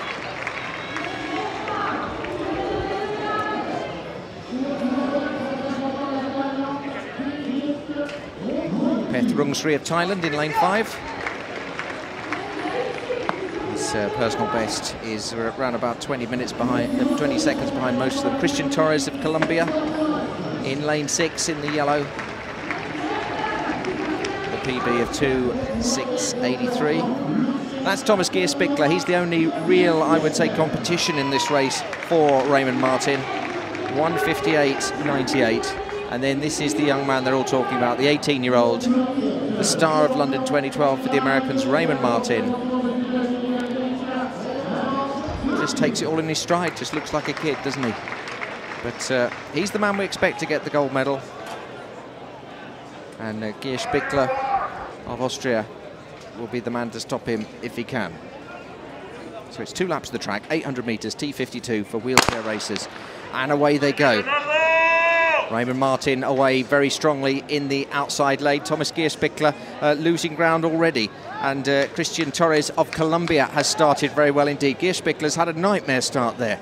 But Raymond Martin leading them out in lane 8, going very well indeed. Rungsri of Thailand going well as well in lane 4. Mexican going well. But no doubt who's out in the lead, it's Raymond Martin. Raymond Martin of the United States, a personal best of 1:55.67, just 18 years of age. It's the Mexican Leonardo Perez in second, and Thomas Gierspickler having to settle for third at the moment, and he was the man that we expected to provide the challenge. So here comes Raymond Martin as he comes down the home straight to take the bell. Looking extremely comfortable, you have to say. Perez of Mexico in second place, and Gierspickler in third place at the moment. Ray Martin, and he's being chased. He's got a bit of a battle on his hands here. The Mexican is not giving up. Leonardo Perez in the green of Mexico, and now he's tracking the American Ray Martin. This is a great run from Leonardo Perez of Mexico. His personal best, 1:01.18 to Martin's 1:55.67. So he really is going extremely well here. This is going to be a real battle. We thought that Martin would just be leading a procession here, but Perez of Mexico is absolutely tracking his man here. Can he get back him in? This is the best battle we've seen in the wheelchair racing so far. It's between these two, and now Perez just moving out further into the outside lane to try and get past Martin. He's in a prime position to strike, but Martin's fighting back.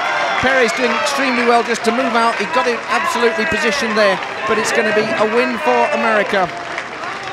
Raymond Martin gets it, Perez gets it.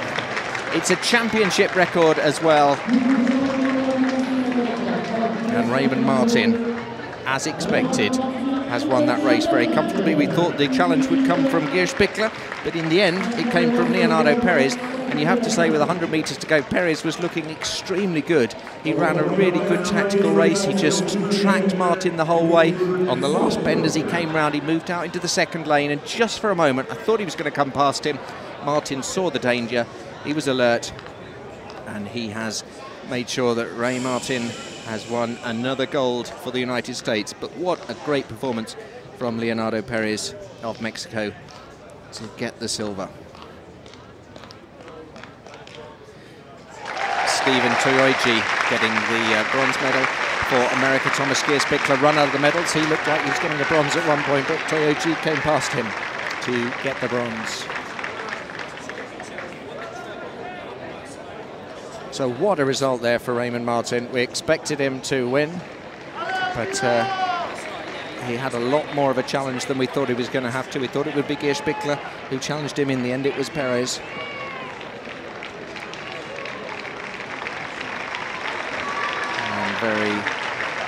Very comfortable. Let's have a confirmation of the results then. Ray Martin gets the gold with a championship record, 1:59.52. Leonardo Perez from Mexico with a personal best. And really good run from him in just over a minute. And Stephen Toyoji, 2:03.28 to get the bronze. And Thomas Geert Spickler was run out of it in the last 100 metres.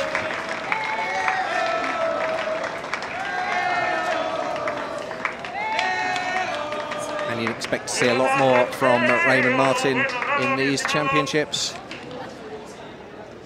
And they're all just coming together, the runners, just to have a bit of a chat.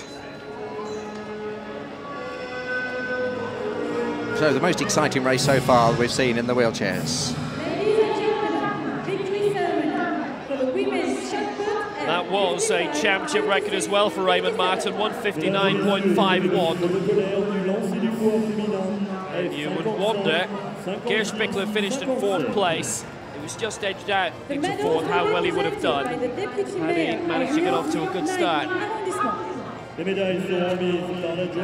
come the ladies of the women's shot put, the F55, 56, and 57. Medal ceremony for that, and again, very well contested between ladies who are used to winning medals, and one of the great heroes of French athletics is here. Bronze medalist representing the Russian Federation. Sia El-Hanouni is presenting the medals here. Starting off for Russia.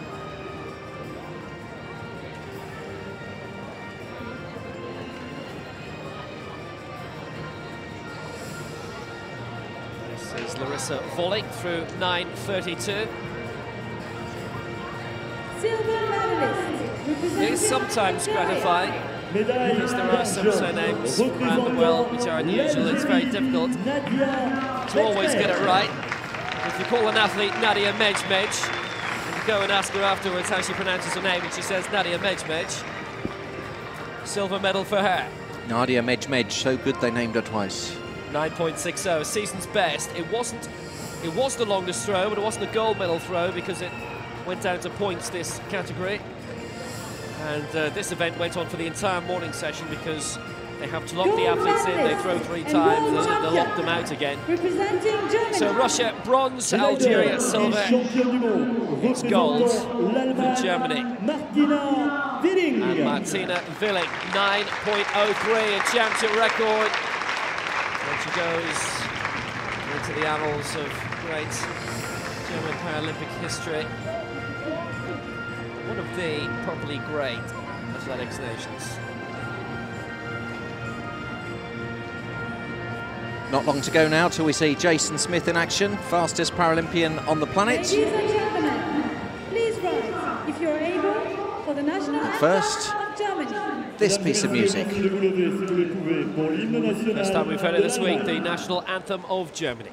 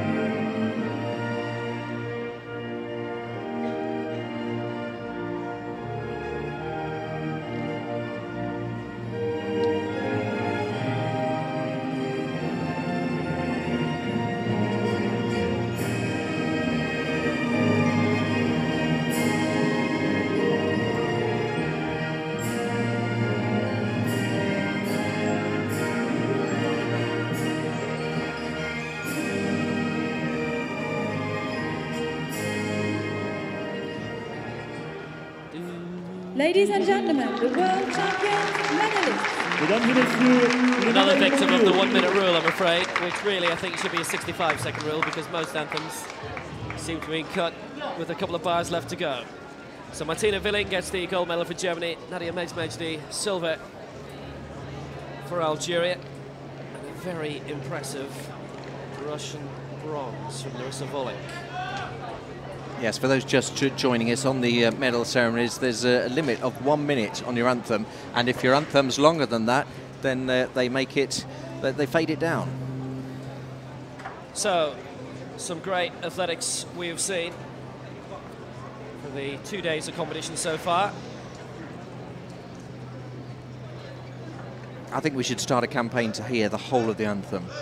If you agree with me, at IPC Athletics, send us a message, because literally, home of the brave, we missed off the American anthem yesterday. We literally had the last few bars of the German anthem. France is also the home of the fast. That includes the 4 times European champion, reigning European 100 meters champion, Christophe Lemaitre. Won the 100, 200 and 4x100 relay in Barcelona in 2010. He's a world medalist as well and aiming for Moscow. Can't move for medal ceremonies right now, and it is the men's shot put F41, the new category. This is for people of short stature. It used just to be the F40, but then they had decided to have 2 categories. So these are the slightly taller ones of short stature, and it's a very complicated formula that they work out on proportions, on length of arms and things to make it more of a level playing field. And so this is the first time we've seen the F41s, and the F40 is a completely separate category now. And it's bronze for Britain. Kyron Duke, well done. And we know that your sister's watching, Kyron. She was called Slushy Puppy, but now she has changed her name. Can't remember, is it Kerry? I think Kerry her name is. Well done, Kyron. The first bronze medal in this new category. And he gets a Lyon the Lion as well. Silver medalist. Well done, fella. It's silver for Brazil. Jonathan Santos. 11.67 he threw, just 3 centimetres further than Kyron Duke.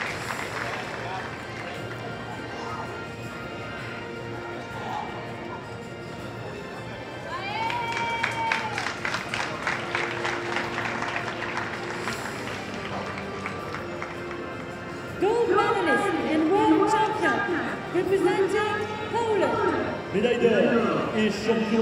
the gold medal.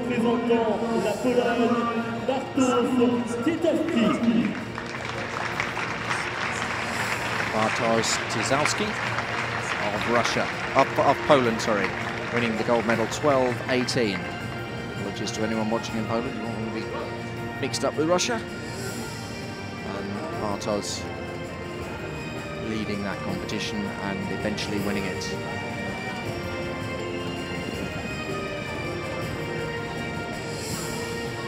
Ladies and gentlemen, please rise if you're able for the national anthem of Poland. Mesdames et messieurs, merci de vous lever. So Jason Smith coming on the track after the national anthem of Poland.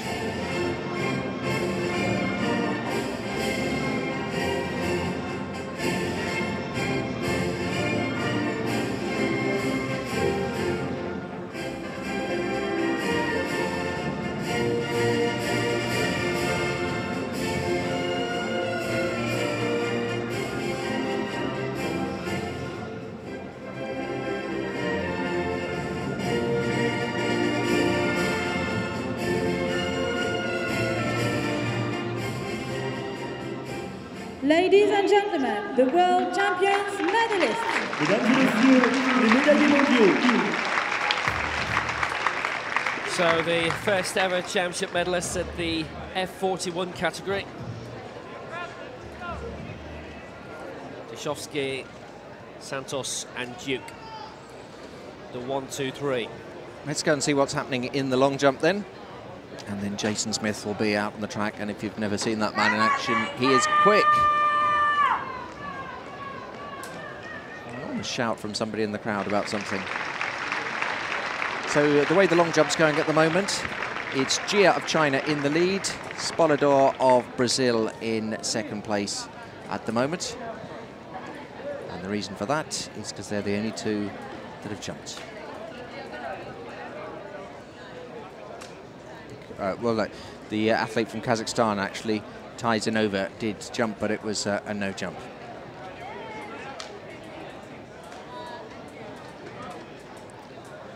So let's have a look at a replay of the last jumper.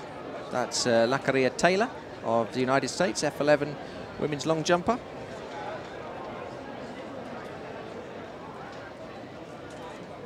They're using a special sandpit here, by the way, which is on the near side away to the left, very close to the 100 meters section. And what the guy does is he either shouts or he claps his hand. It gets quicker and louder, the closer the athlete gets. Then he basically just says jump. It's being done by measuring tape as well, which is why it's taking a little bit longer. So we will have a decent bit of this live later on, and it is, for a lot of the athletes, 293. Literally a leap of faith. 293. She's in second place. Yeah, they're just jumping out into the unknown. We'll keep an eye on what's happening in the women's long jump, but great excitement here because we're about to see Jason Smith in action. So it's the final of the men's 200 meters T13 at Lyon 2013, and it features the 100 and 200 meters champion for the last two Paralympic Games. The question in this, can Jason Smith be beaten? Perhaps the only man who would come close to him is Nambala Johannes of Namibia. It's been a good week for Smith, as we mentioned yesterday. He ran in the Morton Games, which is a regular able-bodied athletics event during the week. He won his semi-final in the 100 meters quite comfortably, withdrew from the final because he felt a little bit of tightness. Now there's nobody in lane one, so Radoslav Zlatanov does not feature from what we can see, which means it'll be a lingering shot of Luis Manuel Galano of Cuba. 22.43 is personal best set this year, which is good.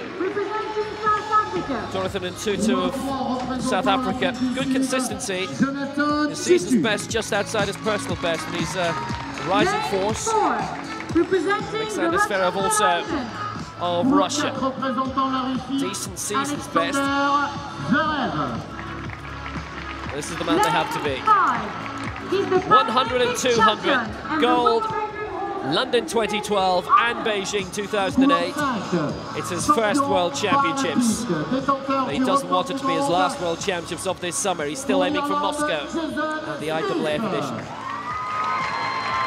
It's Jason Smith. Must be a few Irish in the house in Lyon. Good reception for him. Nambala Johannes of Namibia is in lane 6. He is the second fastest personal best and season's best set this year, 21.80. Benjamin Gonzalez of Mexico is in lane 7, 22.74 this year. And in lane 8, Jamil Nasser of Algeria. T13 for athletes of minimal visual inhibition. So it's Galano in 2, and 2, 2, and 3, Zverev in 4, Smith 5, Johannes 6, Gonzalez 7, and Nasser is in lane 8. There is one hot favourite, and there are a few favourites hotter than Jason Smith. Can he come good and claim his first world title? Didn't compete in Christchurch, but in Beijing and London, he swept all before him. And they're away first time, Smith in 5, and he's already catching up in Johannes, who's supposed to be the closest candidate. Smith going very well, heading for the 10. It's Jason Smith in the lead. Johannes trying to fight hard in second place. Also going well is Nasser, but here comes Jason Smith. It's Johannes in second place, but Smith is going to win. Jason Smith, look at the clock, 21.06. 100th of a second outside his world record. For now, that's unofficial. Jason Smith, one of the runs of his life, and it's a world record. 21.05 equals his world record, and Jason Smith, the 4 times Paralympic champion, is now a world champion too. That was absolutely awesome by Smith.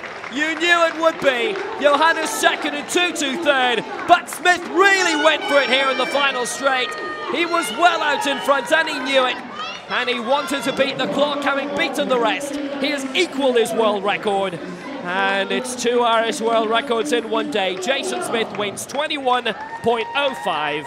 And Johannes in second place, quite a bit behind. And that was a fantastic performance again by Smith. And he just really put the hammer down. And a lot of the time, it's just time trialing from Smith when he's competing at IPC Athletics. So it's another tremendous gold medal for Jason Smith and a world record, equal world record. 21.05, it's an African record for Nambala Johannes, 21.59. Praise to him for that. And Jonathan Tutu of South Africa third, a PB 22.09. Great run for Jason Smith. We're going to go back to the long jump, then we've got some more action coming. The women's 200 metres T38 semi-finals will be on the track. But at the moment, in the women's long jump, Jia of China in the lead, 4.05. Carlson of Sweden in second, 4.01. And then Taylor of the USA, who we saw just before that race, 2.93. That's the way they stand at the moment. In the women's long jump T11, this is for totally blind competitors.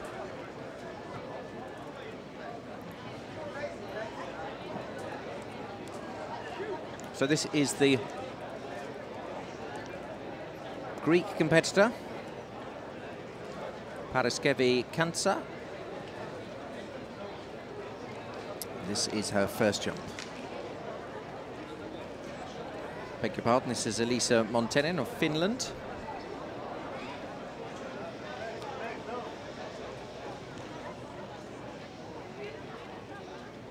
So the guide will line up the jumper, then we'll go and stand and shout, and you'll see she went slightly off to the left there, but it's a nice wide pit, and she's jumped over 3 metres there. But it's a very, very tricky sport, this one, because you have to throw yourself through the air and just hope that the sandpit is there. And you can see she runs off the track, she just goes slightly left there, just readjusts herself, and then didn't fully commit. You can see the person in the orange there is her guide, who's clapping, run towards me, run towards me. And she went just a bit off to the left and then tried to readjust, and smiles all round, and I think she realises she messed that one up a bit. Elisa Montinen of Finland. But it was a legal jump. And just wait to see what she gets for that one. But Jia of China in the lead, Carlson of Sweden ahead of Taylor of the States. And in fact, that is a no jump.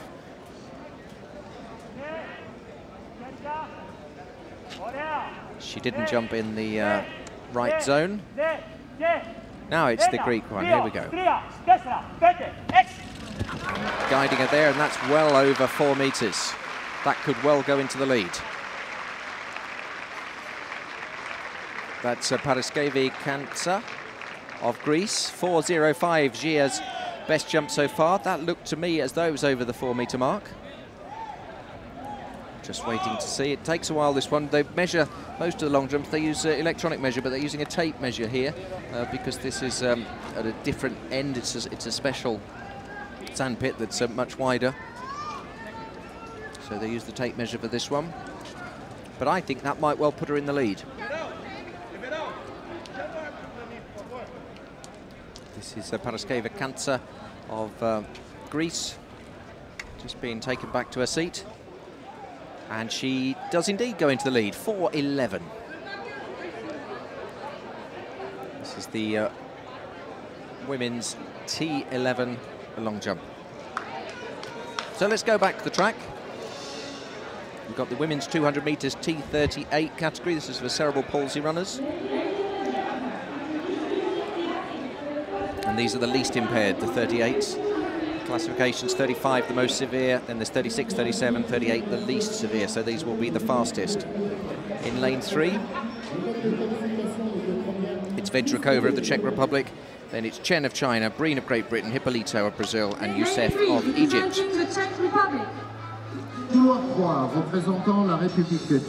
Vedrakova of the Czech Republic, season's best, 31.32. Long way outside her personal best, 30.74. And the world record holder representing the People's Republic of China. That's the world record holder, Chen of China. 27.39 is her personal best, and it's the world's personal best. There's Olivia Breen of Great Britain. Lovely smile. 29.19 her personal best set this season. Lane 6, representing there's Veronica Hippolyto of Brazil. Again, she's in form this season. Her PB set a few months ago, 28.25. And that's Amal Youssef of Egypt, 31.54. So we definitely expect Chen of China, the world record holder, to qualify with this one. Watch out for the Brazilian as well. And probably the Brits. So we'd expect the 3 middle lanes would be the ones to qualify, but we shall see.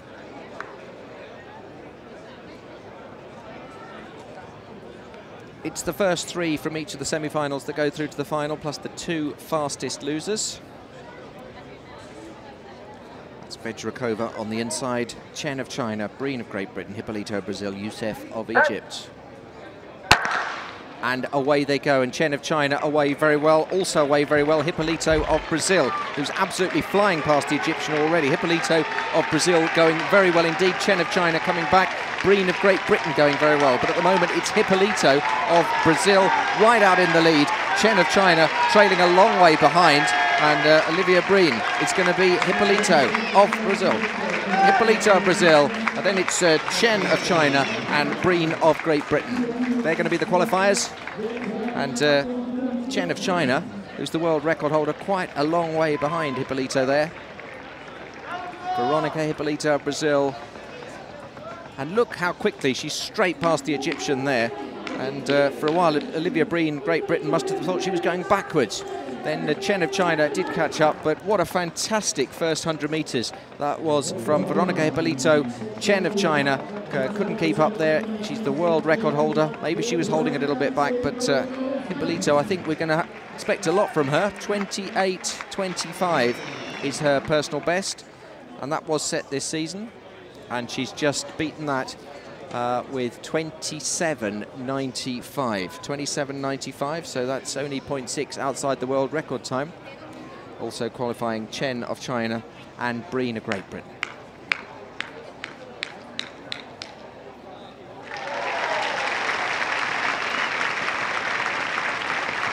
$27.95 for Veronica Hippolyto. Chen of China also qualifying in 29.20. Olivia Breen 30.43. The others will have to wait and see. Second semi-final coming up very shortly. And the reason that doesn't go down as a championship record is that plus 2.1 of a win, too much of an aid, and it's not a championship record, even though it was 0.3 faster. Now, latest in the men's discus, world record earlier from Leonardo Diaz. He leads for Cuba. It's down on points instead of distance.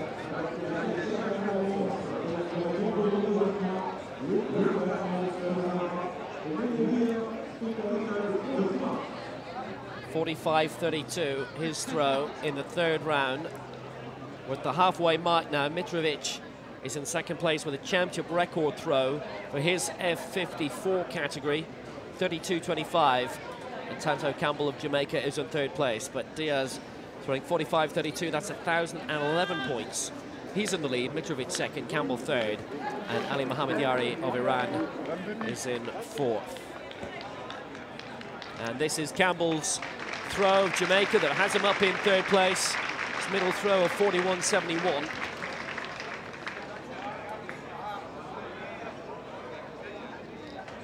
Wonder if we get to see that singlet in Moscow as well. It's just a special design for here.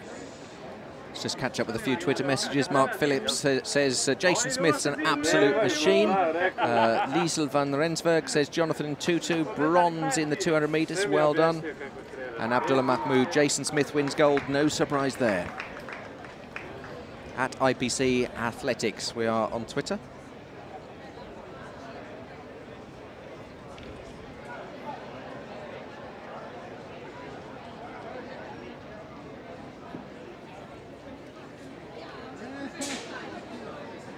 Great day to get a suntan if you really wish, but a lot of the crowd have decided to skip the stands and take the shade.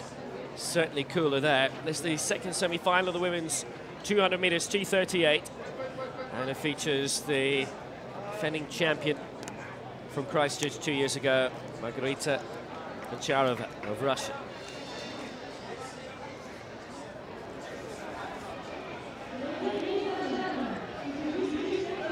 It's a good field, this. It also features Sophie Hahn of Britain, who set a really fast personal best this year of 27.87. Wannalee Meyer also for South Africa. Potential wild card, but Goncharova is without doubt the one to beat. Well, this is Sophie Hahn of Britain. But already been announced to the crowd as Maria Fernandez of Portugal, so let's see her. There you saw her. Sophie Hahn of Britain is in lane 4, 27.87. A personal best for her. We won't leave Maria out. Personal best for her set this year.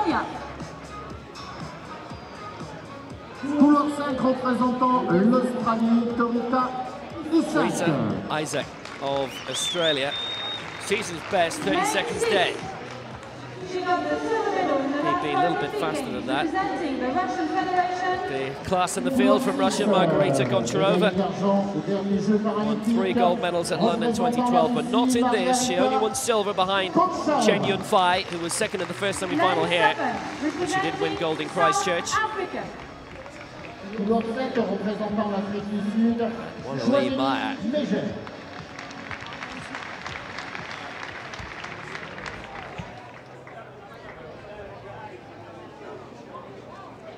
Good field, 27.95 we had earlier. Well, there's now a very nice tailwind, which is at the backs of the athletes in the closing straight. Very good if you want a fast time, but not good for records. 2.1 was just 0.1 over what's allowed. 30.93 is the target time. Fernandez, Hahn, Isaac, Goncharova, Meyer. 5 in this semi-final. Full start. Not obvious to see whom that was. First one we've seen of the competition so far. Well, at this level, they are very strict, and there will be a red card if it's obvious for the timings.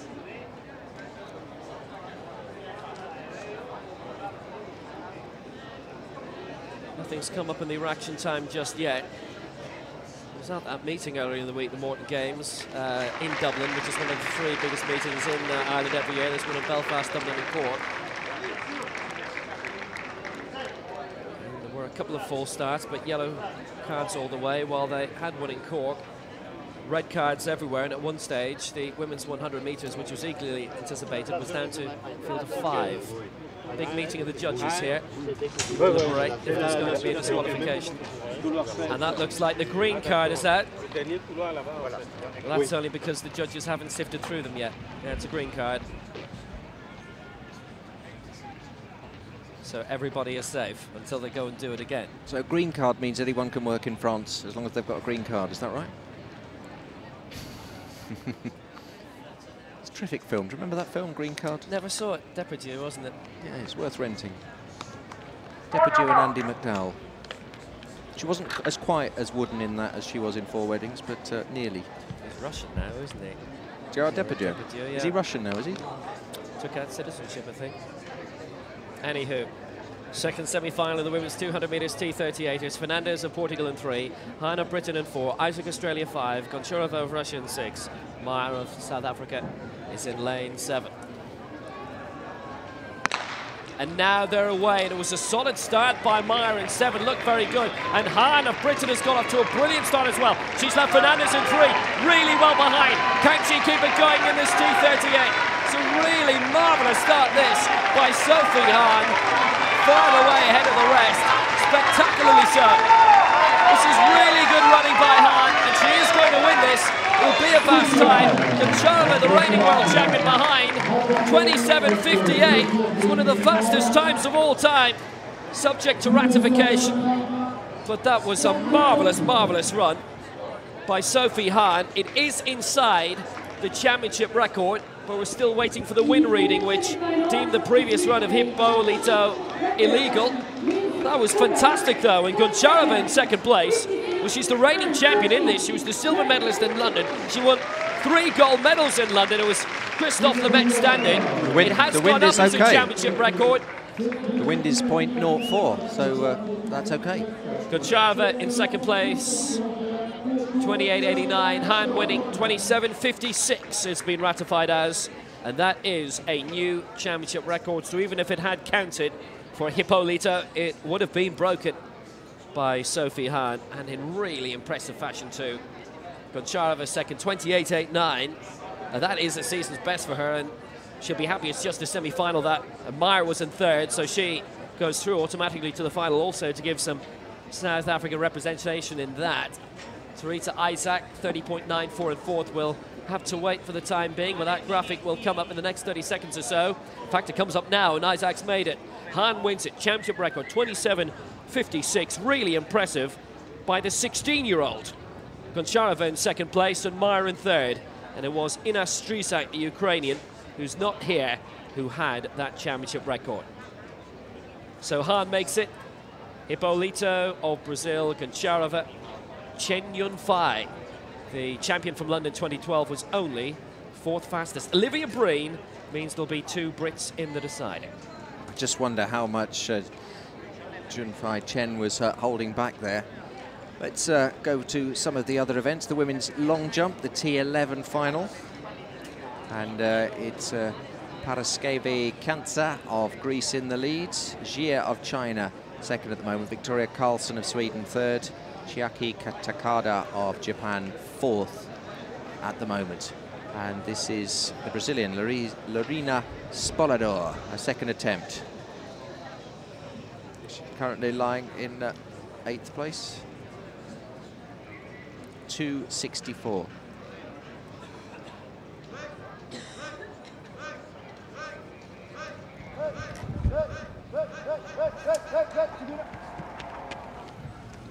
Now I can tell you that Josie Pearson of Britain, we told you there was a protest in the United States against her winning the women's discus earlier. That protest has been rejected, and Josie Pearson of Britain keeps her gold medal.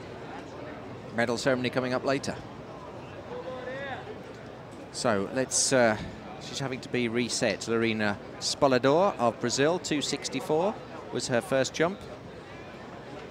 So you see how the guide will be getting her absolutely lined up. It's almost like a golf shot where you've got to just be facing exactly right. It's a head set in the right position. He will now go and stand in the sandpit. He jogs to the sandpit. He's just going into it now, and then he will clap his hands, clap his hands. He's standing just on the jumping board at the moment. He goes hop, hop, hop, 1, 2, 3. And here she goes. Off she goes. She'll run towards him at the last minute. He'll jump out the way, and she jumps. And that worked very well indeed, and that's going to be an improvement on her first jump of 2.64. Fantastic to see the way they work as a team. Good work from the guide. And 2.64 was her first one, and that one looked closer to 4 meters, so she'll definitely have improved. She might even be up somewhere near the medals, but more likely in about 4th or 5th, I would have thought. Well, the medal ceremony on the way. Just get a replay of this long jump. So he jumps out of the way, the guy in the orange, at the last minute, and then she launches herself into the air, and that does look like it's 4 meters at least. Ooh, she nearly went off the edge to the right there, because he didn't get out of the way quick enough, almost. I love the reaction of the guide, though. It's all about timing and just leaping away at the last moment, just to make sure that you get the mark absolutely right. She did, Spolador. Mark still hasn't come up. 2.64 in the opening round, but it should get her up in the top 5. If you're watching this at home and you want to see what it's like, just try running. Just go to into your back garden or your local park. Just run as fast as you can with your eyes closed, and then jump and see how confident you feel. Because you'll open your eyes, though. Oh. 4th place, look at that, just off 4 meters. 3.98. I said it'd be about 4 meters. I'm getting better at guessing these distances. Let's go to the medal ceremony then. Well, it's another of these remarkable life stories. Now, this lady was the champion, Miroslava Sedlakova, being Czech. Personal best, 2:26.42. Thank you. Mikhail Kaska, the guy, also gets his medal. The silver for Rango Butrago of Colombia. Not only was that a personal best for her, it was a national record for Colombia and a continental record for South America as well. At 2:24.85, aided by Jonathan Sanchez Gonzalez.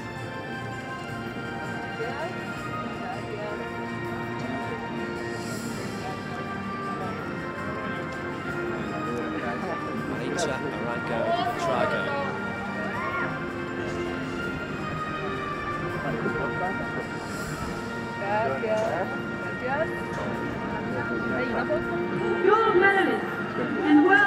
Well, she's won the Sanremo Music Festival. Had it not been the time of the Italian boycott, would have represented her country properly at the Eurovision Song Contest. 7th in Miss Italy a few years ago. Professional singer, and now a world champion. Annalisa Minetti of Italy, 2:21.82, championship record. Stefano Cialella, her guide.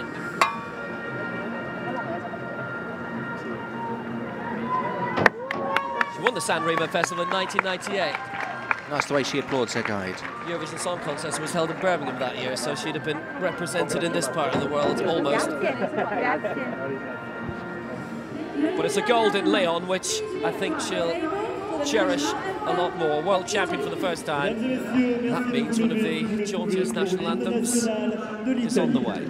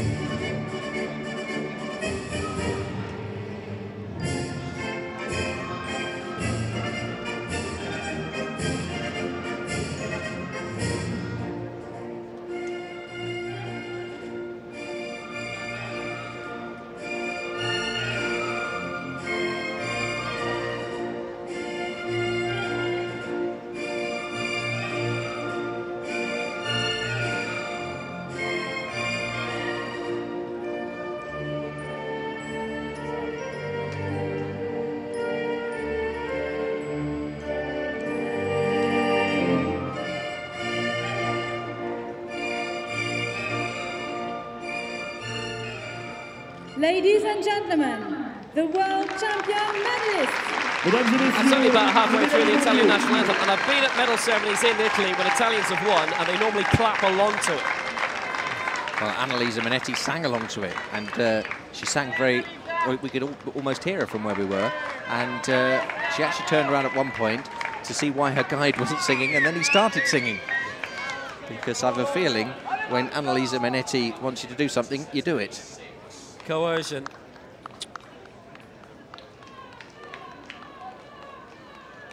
And it's one of these life stories that sounds completely made up, but it is entirely true. She's been successful at just about everything she's put her hand to. And knowing Italy, it'll probably be politics next. Will be another medal ceremony shortly, but we have further long jump action as we pan across to the left-hand side. And you can see it's Lacaria Taylor of the United States in the blue who'll be going next. Well, she's who I'm expecting to go next. Yeah, there she is. She'll be in the red. I usually wear blue. And well, that looked way less than 4 meters. See that she needs to be led out of the sandpit. This is for the totally blind competitors. 3:21. She's jumped up quite a bit there. 3:31. So her first one was 2:93. That one 3:31, and that means she's in 7th at the moment. Her guide was there, by the way, and calling. The effects just weren't up in that one. So this is how it stands after 2 rounds, and it's Paraskevi Kansa who leads 4:11. She is yet to take her second jump, by the way. Jia Yunting Xian of China in 2nd place. And from the nation of great jumpers, Victoria Carlson lies in 3rd. I thought the nation of great jumpers was Shetland. I thought for a second you were going to make a reference to Borgen, the Danish program. For a second. Oh, because they used to wear lots of knitted jumpers in that, didn't they? Yeah. Are you a fan of the Danish Crimes Armors here? Anyway, never mind that. Here's Victoria Carlson of Sweden, the nation of great jumpers. And that's just under 4 meters, I would say. Carlson currently in the bronze medal position, her best 4:01. And that looked round about the 4 meter mark, probably just under. I'm not sure she's improved on her 4:01. Yeah, she jumped 4, but then she fell backwards quite a long way. Unusual running style. And I suspect that her feet jumped 4 feet, but her backside fell backwards a little bit, and it'll be just under 4 meters. So Kansa of Greece in the lead, Jia of China 2nd, and Victoria Carlson currently 3rd, and yep, 3:98, just under her first jump. So now, this is the medal ceremony for the T37 men's 800 meters. And this is a really talented young South African who I think is going to make a really strong name for himself in future years.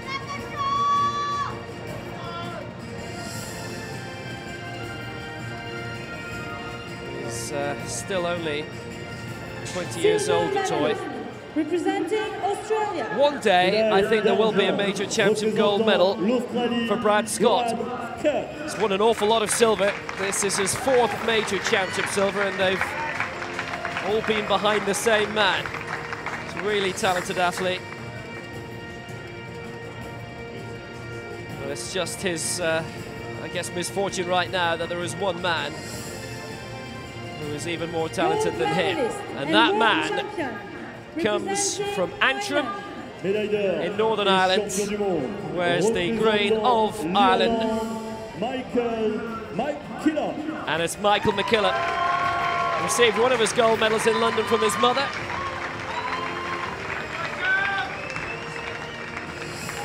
This is his 6th major championship medal. Successfully defending the title he won in Christchurch in 2011. 2 more golds in London. Since then, 2 golds in Christchurch. A new world record as well, and it means in Lyon, in the Stade de Rennes, it's our own event.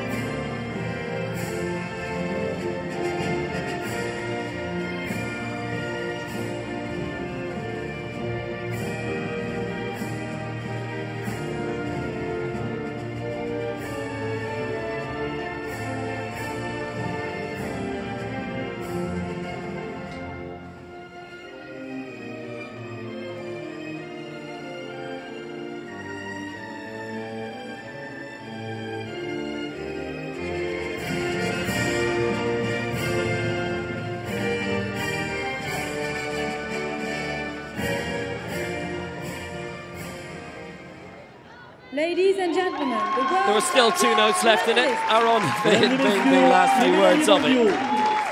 And Michael McKillop, well, he's heard that a lot at international venues down through the years. 157.17, a new world record for him. And another gold medal to add to his huge collection. That is his 6th. And he'll be aiming for another in the 1500 metres. Must have been great for him getting his medal off his mum in London. It was quite incredible. There was a special program. Certain races were selected. Athletes whose mothers were present were there in advance, and it just turned out by secret to be his mother. So let's go back to the long jump. Now this is Elisa Montenen from Finland. Remember, we saw the first one and she landed outside the landing area. This time she's running much better. That looks a much better jump for her. And warm applause from the crowd, because I think everyone felt a bit rotten when she missed the landing last time. And this time she has got on the board. Much more confident running here this time. Comfortably behind the board, well behind it actually. And that's going to be probably 3.5 meters, I would think. Last time she didn't trouble the scorers. Yeah, she's definitely in there. That'll be 2 white flags. Can't see any infringements there at all. And we're just waiting to see what she'll get for that. Guide is smiling, she's happy. Elisa having a quiet word. Ladies and gentlemen, And 389. the athletes for the first semi-final. 389, so that moves her up to 5th place. So we'll keep an eye on that women's long jump, but we're going out back to the track now. This is the T46 men's 200 meters. This is a semi-final. And we've got Saidi Adeji of Nigeria. There's Simon Patmore of Australia. He's in lane 3. Lane 4, representing Jamaica. It's Jamaican David Basco just coming into view. Personal best set this season of 23.83. Lane 5, representing Italy. From Italy, it's Sam Gobbi, 23.59, his personal best, 24.24 earlier this season. Lane 6. This is Shepo Bebe of South Africa, 23.28, his personal best. Lane 7, representing the Russian Federation.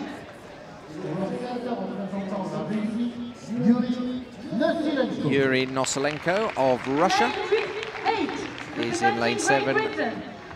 And that is Ola Abidogun of Great Britain. 2 competitors we were expecting from Nigeria and Namibia in lanes 1 and 2 will not be taking part. So it's just lanes 3 up to 8, just the 6 competitors from Australia, Jamaica, Italy, South Africa, Russia and Great Britain. 3 into the final. It's the first 2, sorry, from this heat, and then the next 2 fastest, because there are 3 semi-finals in this one. So if there's the 2 semi-finals, you get 2 lots of 3 plus a 2. If you have 3 semi-finals, you have the 2 from each, and then the 2 fastest to give you your 8 for the final. So here we go, Patmore from Australia off very well indeed. Basco of Jamaica going well. Patmore from Australia going extremely well indeed. And so too is Sam Gobbi of Italy, but it's the Australian who is streaking ahead now. Simon Patmore of Australia in the white and green, and a good late run from Ola Abidogun of Great Britain. Ola Abidogun's going to qualify, so too is Yuri Noselenko of Russia. We'll have to wait to see if he's the fastest qualifier. But definitely Simon Patmore through, definitely Ola Abidogun of Great Britain. Noselenko, we'll have to wait and see if he's one of the fastest qualifiers. The Brit and the Australian looks in fantastic form there.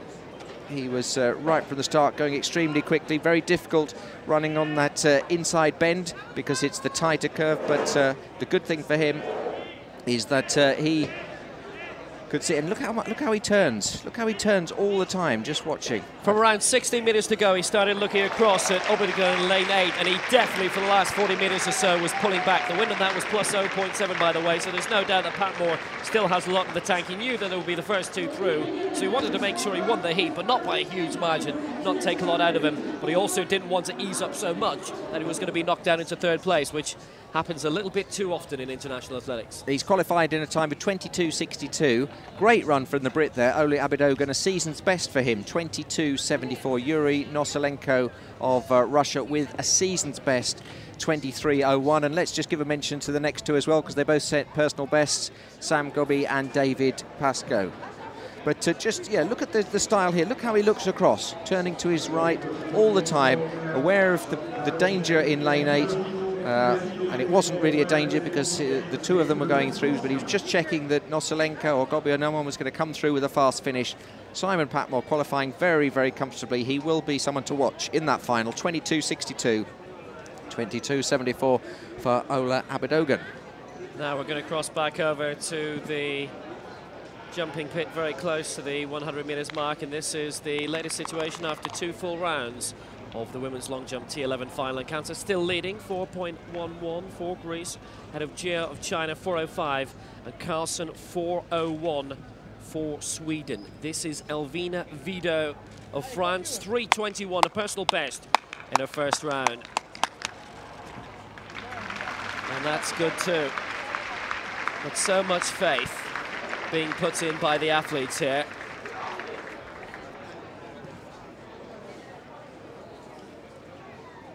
.312 was a personal best going into this, lying in 9th place. An improvement of around 30 centimetres would get her into the final bit of jumping. Paraskevi Kansa, by the way, jumped out to 4.02 in the second round, didn't improve, so she remains in first place. And Jia Jantizan in second, and she doesn't improve, by the way. She wears very long shorts for a long jumper. Usually they want the least sort of resistance you can. It's a big improvement by Vido. 3.46 is a personal best. She goes into 8th place, and that means she's definitely in the top 8 for now. So here's the second semi-final of the men's 200 metres T46. Event where Francis Heath set the world record in Beijing in 2008. Now going in this is the London 2012 champion, Johansson Nascimento of Brazil. He's in lane 5. Won silver at the World Championships in Christchurch 2011. Etienne Calderon of Cuba, bronze medalist 2008. Shane Hudson of Jamaica in lane 2. A competitive personal best. Representing Japan. This is Tomoki Tagawa of Japan in 3. Lane 5. We are missing an athlete. It's another Nigerian, so I wonder if there's been a little bit of bother with their delegation. Galadima doesn't start, and neither did Adeji in the first heat. This is Johansson Nascimento, the London 2012 champion in lane 5, silver medalist in Christchurch. Lane 6. Representing Sri Lanka. Keep that caption up long enough. Pradeep Ugal Dana Patharana Hilag. Well Sri Lanka. Well done, fella. You did well with that. Lane 7. In lane 6. It's in Calderon in lane 7. Of Cuba. And Saeed El Khaldi of the Kingdom of Saudi Arabia is in lane 8.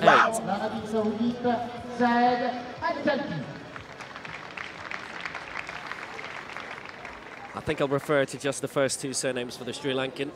It is, after all, only a 200 metres race.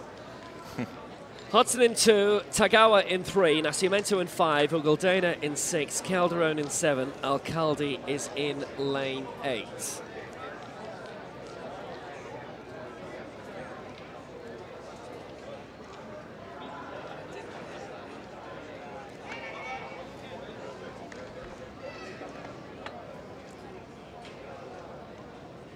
Fastest in this field this year is Johansson Nascimento.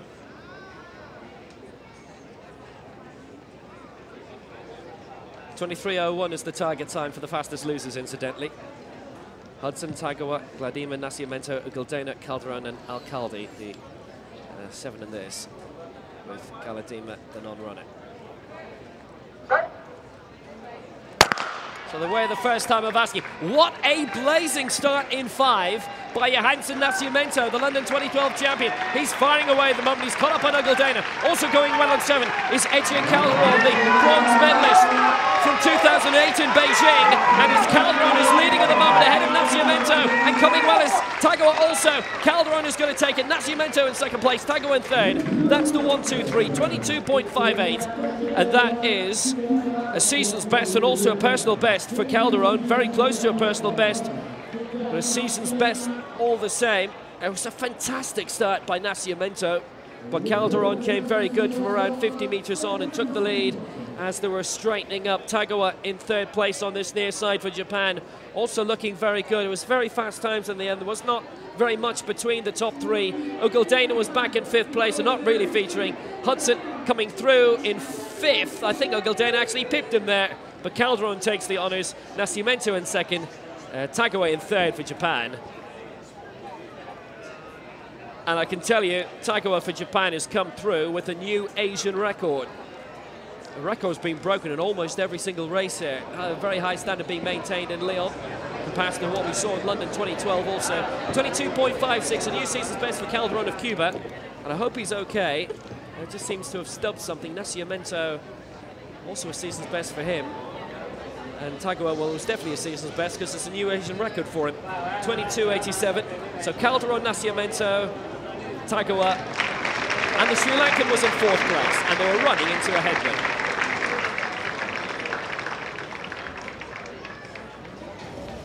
It's amazing how much difference the wind can make, so that does make that run even more impressive. Let's go back to the women's long jump. All the competitors now have completed 2 jumps, and at the moment we've got Kansa of Greece in the lead, Jia of China second, Carlson of Sweden in the bronze medal position.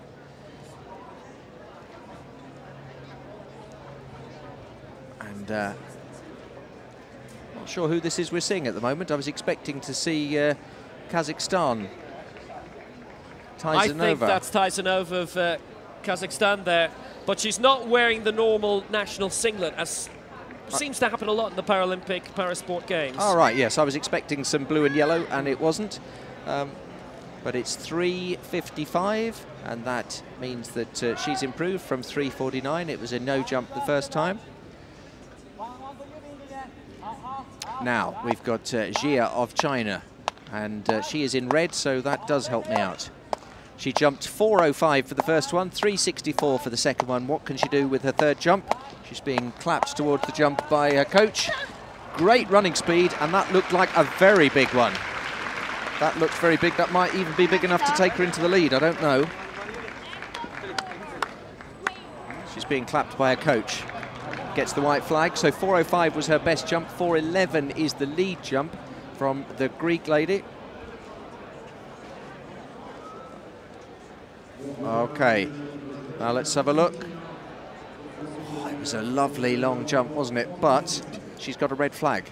She's got a white, first she got a white flag, but then a red flag. Just a foot fault there. Yep, you can just see her foot going over the line. Just watch here.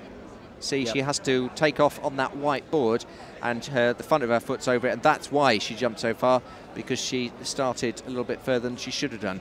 But I tell you what, she is going to challenge Paraskevai Kansa if she keeps jumping like that. And before the third semi-final, can I just say, Ogildena Pathaira is all that was said on the official start sheet. And the first time I saw the man's full name was when it was on screen in a race I'm commentating on. That was fun. And his name had got a lot longer. It's like a railway station in Wales, wasn't it? So this is the men's 200 metres, the T46. That's a guy by the name of Vadim Trunov. As Will cries into his drink over the struggle of pronouncing some of these long names. I see, if only you got this race. Ivan Smith, you could have said that. Season's best, 23.50.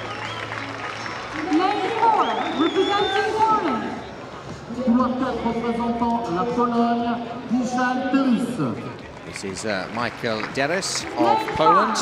Representing Cuba.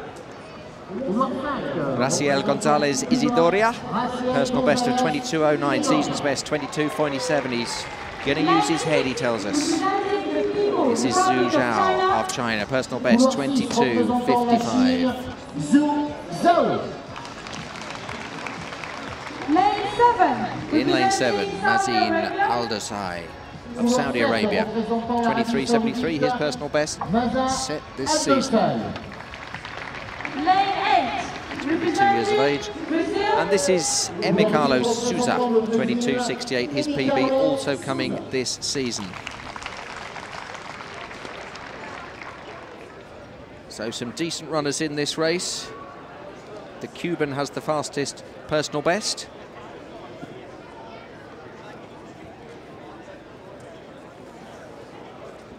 And the Chinese competitor Zhu Zhao, 22.55 personal best. So we'll see what happens here.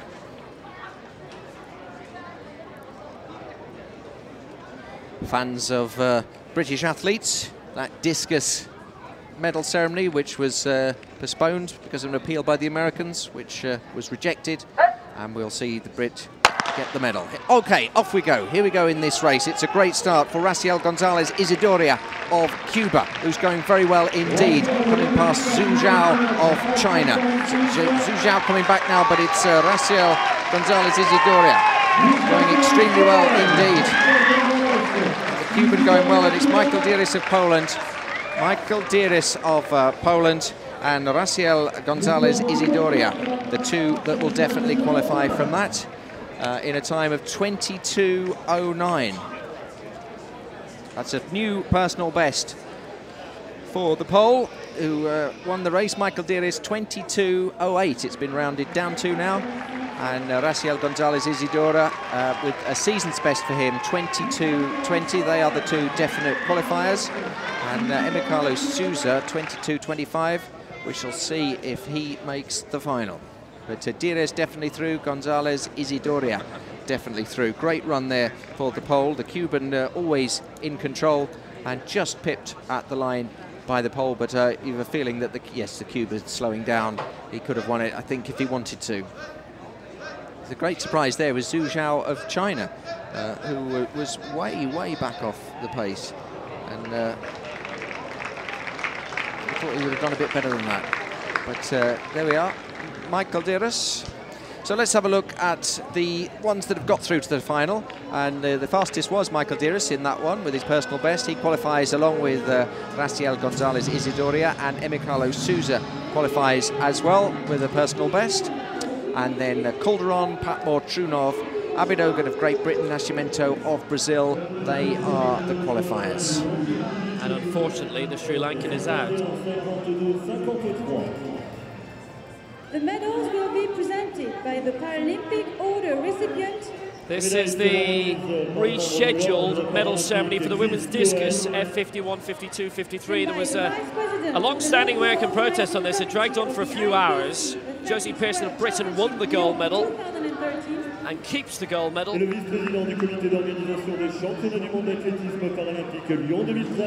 Great efforts to win it and then to keep it.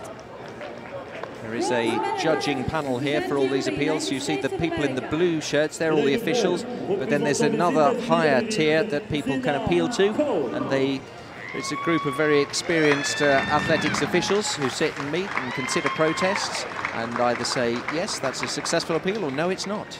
Now, the champion from 2011, Catherine O'Neill for Ireland, finished 5th in this. Cassie Mitchell 4th for the USA. Zena Cole 3rd for the United States. You have to pay to appeal, and if you lose the appeal, you lose your money. It's to prevent any frivolity. Representing Canada. You have to be firm in your convictions. Becky Richter of Canada, personal best 6:09. This multi-category event, so it's down to points. Becky Richter will shuffle up for the silver medal. Canadian eyes on the men's football team right now. The CONCACAF Gold Cup is on in the United States. Gold medalist and world champion representing Great Britain. Médailleur et champion du monde, représentant la Grande-Bretagne, Josie. And there's Josie Pearson. She's had to wait a little longer than she expected, but she's delighted to get the gold medal for Great Britain. Nice little smile from her there, and a little giggle that we just picked up on the microphone. Well done, Josie. Thank you very much. Thank you very much, she says, as she's presented with Lyon the Lion. Please rise if you're Gold medal in the women's discus. Josie Pearson of Great Britain. And here is God Save the Queen.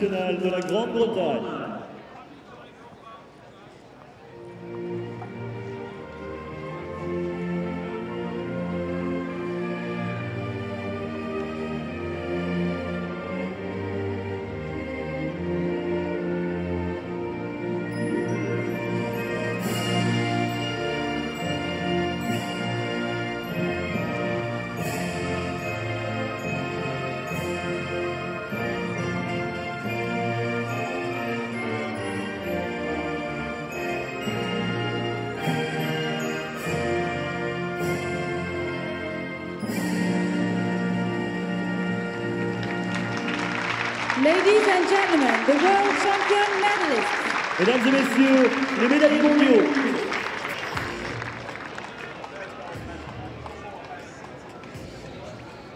So Josie didn't sing along to the anthem, but she looked very proud indeed, Becky Richter, with the silver, Zina Cole with the bronze. Just posing for the pictures for the photographers in front of this main stand here at the Stade de Rome here in Lyon. You're watching live coverage, Paralympic Sport TV. Here's the American in the long jump. Yeah, La Correa Taylor leapt out to 3:31 in the previous round. Now she has to improve by 17 centimetres here in order to get into the top 8. This is the third round, this is the cut-off point. So we will lose a couple of athletes here.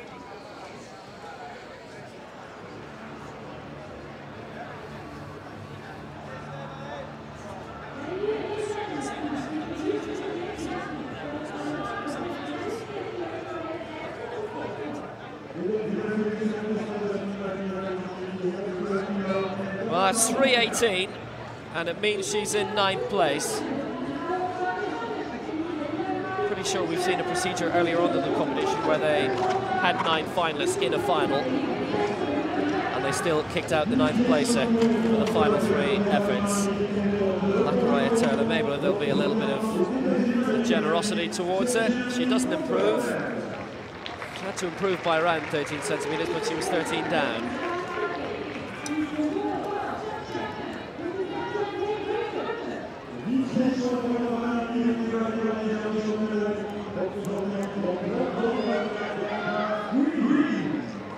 Just being lined up by the guide.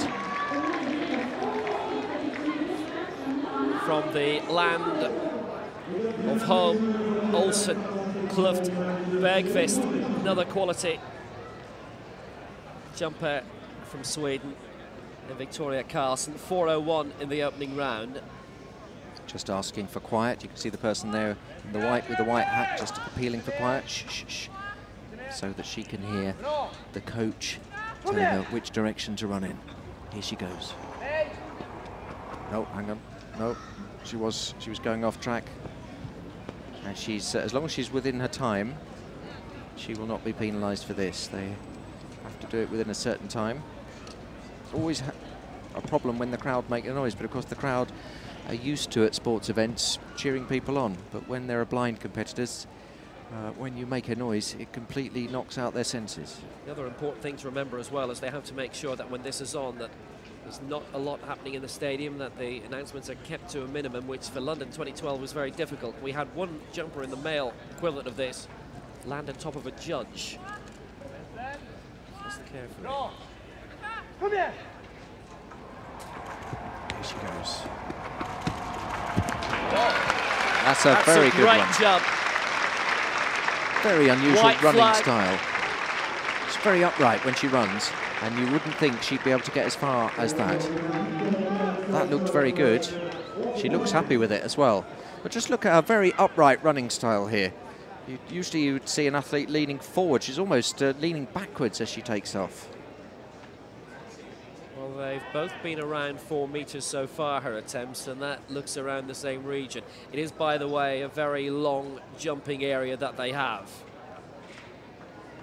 Well, I'll tell you, it's consistent. She's had 3 jumps, and there's 4 centimetres beyond them long, but unfortunately that's not the longest of them. 3.97, and Victoria Castle remains in 3rd place. She took off right in the middle of the board, though. She could have easily gone a lot further forward, and she would have made the best of what looked like a very good jump. So it's the first semi-final of the men's 200 metres T44. And the London 2012 champion is in this, Walid Khatila of Tunisia. There's big home support as well for a French athlete who won silver in Christchurch 2 years ago. Walid Khatila of Tunisia, the London 2012 gold medalist. And world record holder too in that race, the final, 27.98. His PB is faster, but it doesn't count as a world record for specific reasons.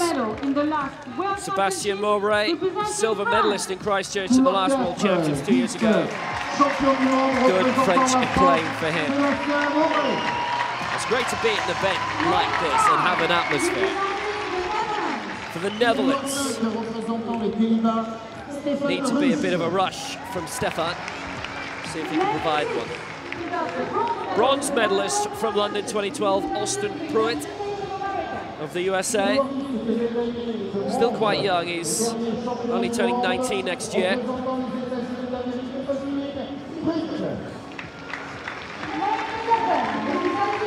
For Great Britain, Jamie Carter. He too has his 19th birthday a lot later in the year in November. Potentially a great career ahead of him. And Nathan Jewett of Canada goes in 8th.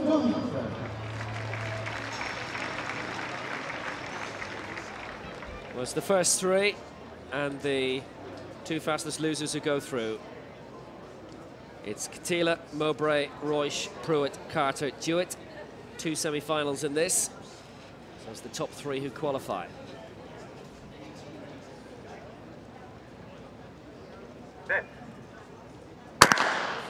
Away first time, obviously a slow start from them all, but once they get going, Rush has really got flight. Also, the Frenchman Mowbray is looking quite good, the silver medalist from Christchurch 2011. Now as they turn strongly, it's a really good opening here from Khatila, the London 2012 gold medalist. Khatila in the lead, the big chooser for the Frenchman Mowbray in 2nd place. Royce is in 3rd. Khatila's going to be very fast. It's 27.60 and it's a world record. It's a world record for the London 2012 champion. Khatila's taken a Mowbray 2nd, Royce 3rd, but the big Royce was from Khatila. What a time, 27.61. He has absolutely smashed his world record. We always have to wait around 15 seconds for that to be official, and it's official now. Walid Khatila of Tunisia, a new world record in the semi-finals. And he really went for this. Great start by the Dutchman Royce in lane 5, but it was in the final 100 that Khatila really came into his own. And Mowbray and Royce could freewheel over the line because they knew it was the first 3 and that they were comfortable. But Khatila had something extra to aim for. Jason Smith, by the way, in his post-race quotes has said he's disappointed because he had 2 goals. One to win the gold, the other to break his world record, and he only equalled it. 1/100th of a second made him very unhappy. But Khatila in the semi-final, well, he's not won the gold medal yet, but he has a new world record. Now I'm going to say something very strange now. Khatila, we've just seen, set a new world record, and in the 2nd semi-final, we have a competitor who is the reigning world record holder, and that's because he's in a different category. He's a T43. Will look very worried there from me. What's he talking about? Surely he's got this wrong. But they're all T34 competitors, apart from Ahmed Al-Matari of Kuwait, who's a T33 competitor, which is more restricted. Look at that margin, 2 seconds in the end. Khatila, new world record, 27.61. He, Mowbray, Royce, definitely through. So Ahmed Al-Matari will go in the 2nd semi-final. He probably won't make the final. Pruitt and Jewett blew it. I like that. Pruitt and Jewett blew it. And Will Downing, I think, has the commentary line of the day. Let's see Elisa Montaigne in the women's long jump. I've started, so I'll finish. She is finished. Here she goes. Woo! And the guide for me then should have a microphone on because she was great. Hey, woo! And a lovely smile from the guide. I would love to get a microphone on that guy because she just sounds great. Woo, woo, woo, woo, woo, woo. And there she goes. Good, safe jump. Under 4 meters, I would say. Good running style. Good projection through the air. And bearing in mind, these are blind competitors. They cannot see where they're going. They're jumping. They're taking a leap of faith out into the darkness, but that's good enough to take her up into 3rd place. The jump of 4:02. She no-jumped on the first one. Her second one was much better, 3:89, and now she's really getting into her stride, 4:02. So let's have a look at the standings. Cancer of Greece has led from the start with 4:11. Jia of China, 4:05, but steadily climbing up with every jump is Elisa Monteinen of Finland, now in the bronze medal position, just ahead of Carlsen, just by 1 centimetre. So a great battle for silver and bronze between those close neighbours, Finland and Sweden. This is our leader from Greece, Paraskevi Cancer. 4 meters 11 in the opening round, 4:02 in the second, which in itself would be good enough for 3rd place. She's in the gold medal position right now. Went out a good distance. Should be a white flag. Is a white flag. Went into this with a season best of 4:15. The personal best is 4:22. The world record is 5:21 from 1997, which is way beyond the current field. It's been a gale blowing that day. An impressive amount of chalk comes up from that board when you hit it spectacularly. Well, it's 3 meters 97 that's come up. So it's not an improvement. That actually came up mysteriously quickly. It's now been changed to 3:99. It's unusual for marks like that to change. But we've had a world record in the first semi-final of the men's 200 T34, and who knows what awaits in the second. Here is the second semi-final then. T34 category, but there's one T33 competitor in it. All of the 30s are in the track are wheelchair competitors, and a 33 would have a more severe impairment than a 34. So Ahmed Al-Matari doing extremely well to get into this semi-final. Don't expect him to make the final, but he is the world record holder in the T33s with 31:02, so he could even break his own world record and still not qualify for the final. That's Mohamed Hamadi, personal best 28:39, but he's been a bit off that this season, 30:44.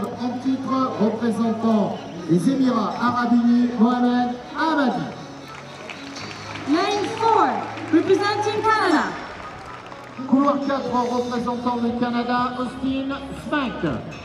That's Austin Smink of Canada. What a great name that is, Austin Smink. It sounds almost like a spy in a James Bond type thing. Reid McCracken, that's another good Australian name, 28:34. He's in form this season too. Lane 6, representing Finland. This is Henry Mann of Finland. He's bang on form as well. He's 29:26, his personal best. This season he's gone 29:35, just outside that. And also a contender will be Bojan Mitic, who's done 29:45, just outside that so far this season. And this is the T33 competitor from Kuwait.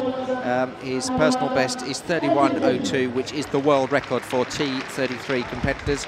Don't expect him to win this semi-final or even qualify for the final, but just being in here, he's won an enormous battle. So 30:61 will be the cut-off time for the fastest qualifiers to get through. That's what they've got to beat. This is the second of the semi-finals.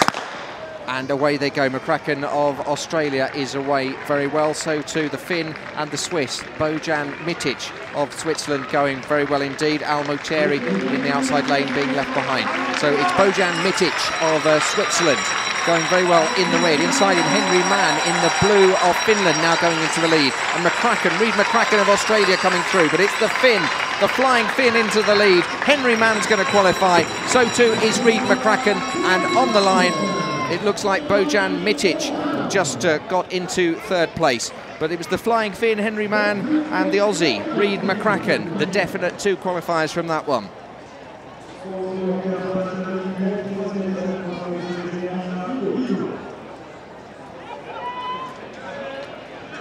So it's the three going through. A record for Finland, Henry Mann, he qualifies. Reid McCracken, Australian record for him. Bojan Mitic of Switzerland. We'll have to wait and see, and it's Mo Hamady who is the other definite qualifier, just getting ahead of Mitic on the line. You're right with the national records. It's more than that. They're both continental records for the top two as well.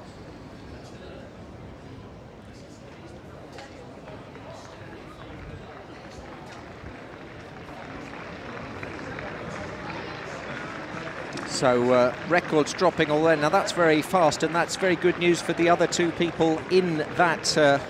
I would think that was very much the fastest of the two semi-finals, so we might even see 5 go through from that. Okay, yeah, here we go. So this is very interesting because Bojan Mitic and Austin Smeek also qualify as fastest losers, and the guy in 6th place did indeed break his own world record. I mean, he out of his skin to even get in this final because they're all T34s. He's a T33, which is much more of an impairment, and in a time of 30.39, he has set a world record, and it's not often you can say that the man who's come 6th in a semi-final has set a world record, and he really is an absolute hero for that, and they'd be delighted with that back in Q8. So a world record in the race there, and we had a European record for the Finn, we had an Australasian record for the Australian, and as expected, that was by far the fastest semi-final. So these are the qualifiers. Katila with the new world record, 27.61. Henry Mann with that European record. Reid McCracken with the Australasian record. Hamady of the United Arab Emirates is through, as are Mitic, Mobra, Rush and Smeek. And 3 of the last 4 with personal bests. So very, very good prospects for a very, very exciting final. And it'd be interesting to see who's going to win that one. Katila obviously would be favourite, having set a world record, but Henry Mann was absolutely flying in that one. And Reid McCracken, I think, has got a bit up his sleeve as well. We must greet as well, very quickly, various people who are watching around the world, either live on YouTube or ParalympicSport.tv or live on television. Various channels picking it up. Andrew Staffy in Texas, one of those. We'll cut away. This is the Japanese Takada in the T11 women's long jump. 6th place at the moment, 373 in the opening round, a foul in the second. That looked pretty much in around the same margin as well. Gemma Lee is a big fan of all our Australian athletes. Every time one of them does well, she sends us a tweet. Woo, Reid, you champion. Yeah, well, we're waiting for this to come up. Hampus Nielsen, Eero Malaki, Porik Morin, him again, Andrew Staffy in Texas, Dr. Dre, like your headphones. They've all specifically said hello to us because they're enjoying the TV coverage. 375, 2 centimetre improvement. She stays in 6th place.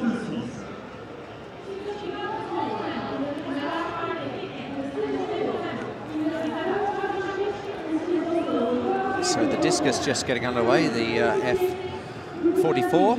This is the men's discus. Now this is with Jeremy Campbell and Dan Greaves going head-to-head. Jeremy Campbell of America will be one of the favourites, but Dan Greaves of Great Britain also one to look out for here. Let's just have a look at the other discus competition. This is the F54, 55, 56. Leonardo Diaz with a world record in the lead in that one. And that is the result. The world champion and the world record holder, category 35, representing Ukraine. Tiger Prince of Tanto Campbell currently lying. Fourth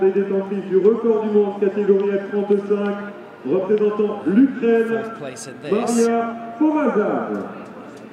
Ladies and gentlemen, the names of all the athletes of the weekend shot put This is so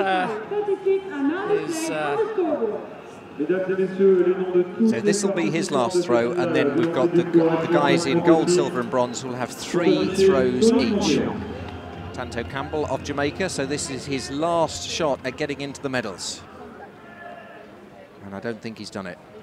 His best so far, 41.71, giving him 952 points. It's a combined category. 3 different classifications here, 54, 55 and 56. And he is a 56. But the people above him are 54, 55 and 56, so it's all done on a point system. 952 points he's got. That's 39.41, which is not better than his first throw, which is 40.38. Well, the action continues. It's the latest gold medal event, and this is going to be fascinating. It's the final of the men's 200 meters T44. We had a new world record set in the semi-finals. Jared Wallace in this, dispossessing David Prince of his world record, and the previous world record holder is in this as well, Anu Fourie, South Africa. It's a very strong field. Any one of 4 men could win this, and that includes Jerome Singleton of the United States, who was the silver medalist in Christchurch in 2011.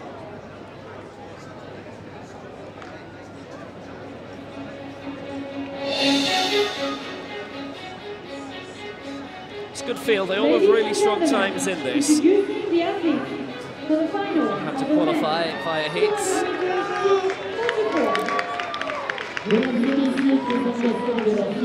This used to be bundled in with T43. Alan Oliveira claimed this title in London, but now he's in a league of his own, literally. T43, the world title previously in 2011, won by Oscar Pistorius. Kata Saito of Japan is in lane 1. Alistair McQueen of Canada is in 2. The previous world record holder, David Prince of the United States, held it until about 24 hours ago. 22.47, he set the world record in the US trials. Love you, babe. Lane 4.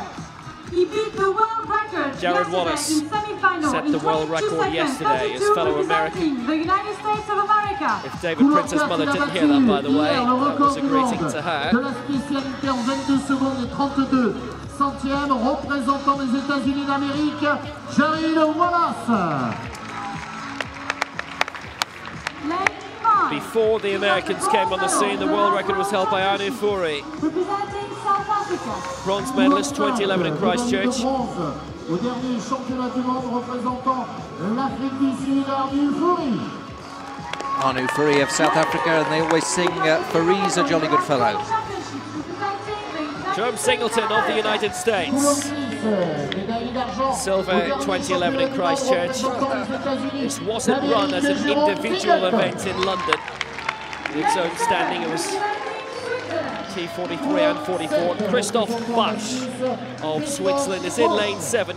23.51, a lifetime best set this year, which is 2nd and a quarter behind the world record set yesterday. So both he and Ronald Hertog of Netherlands will have to make great strides. Very media friendly, the Dutch. They always print a media guide for every International Athletics Championship that they are at in English. So this could be quite a battle. Prince, Wallace, Fourie, Singleton in the 4 middle lanes. All of these could win. Sato of Japan in 1, the Queen of Canada in 2, Prince USA 3, Wallace USA 4, Fourie South Africa 5, Singleton USA 6, Bow Switzerland 7, Hertog of the Netherlands is in lane 8. T44 men's 200 meters final, Lyon 2013, and a new world champion awaits. But who will it be? They're all the way well first time. That's a very good start in 6 by Singleton. And Singleton's firing away ahead of the rest. And Wallace is looking good too. Prince also. Singleton at the moment in 6. And here goes Wallace at 4.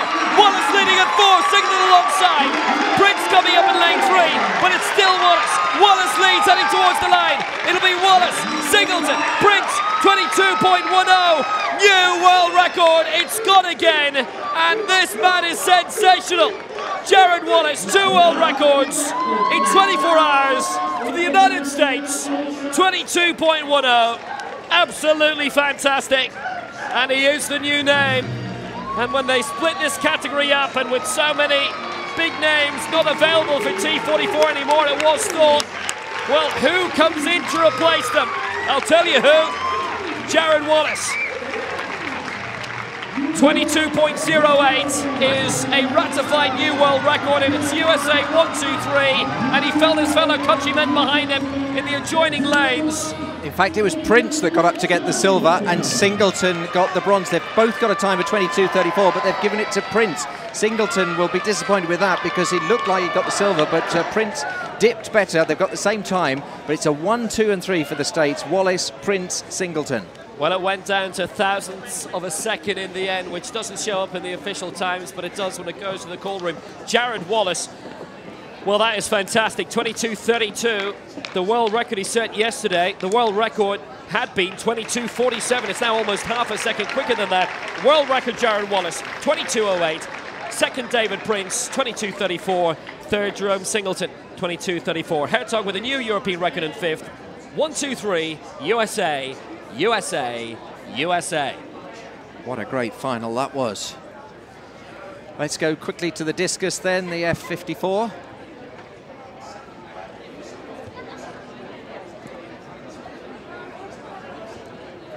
And then we'll go back for the men's 200 metres, the T43 final. Now, in London, we saw the T43s competing against the T44s, but this will just be the 43s coming up, and this will be the first chance we get to see Oliveira of Brazil, and it'll be up against Blake Leaper of the United States.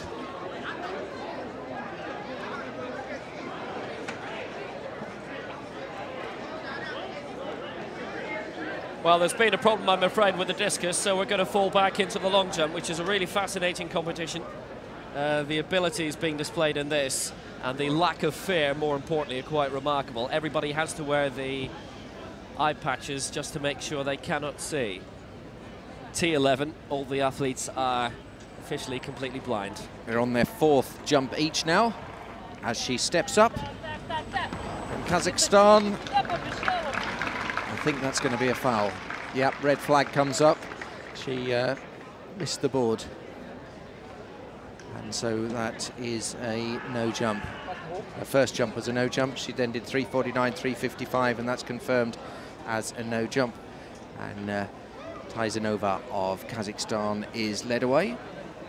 Let's just have a look at a replay to see where it went wrong. Yeah, well, you can see she put her foot down again.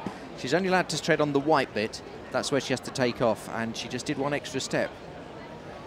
But I mean, there's so much going on around you, to be able to focus like that is very, very difficult. T43 men's 200 metres will be starting very soon. Let's just stay with this women's long jump. Another competitor just going. We're not seeing pictures of that. But applause. Japanese competitor, that's Chiaki Takada. Currently lying in 6th place. She's jumped 3:73, 3:75. We can show you her jump now. Here she goes. There's the guy clapping, clapping, clapping, gets out the way. Yep, that looked like a clean jump because we saw a nice reassuring puff of white chalk dust. Ponytail flapping out behind her, showing the speed she gets up. Just sits back a little bit in the jump. And has she improved on her previous 3:75? Yep, 3:85. And so she is improving with her jumps. Let's get out to the track then. This is the men's 200 metres final. It's the T43 category. This is for amputees. And this is for the double blades.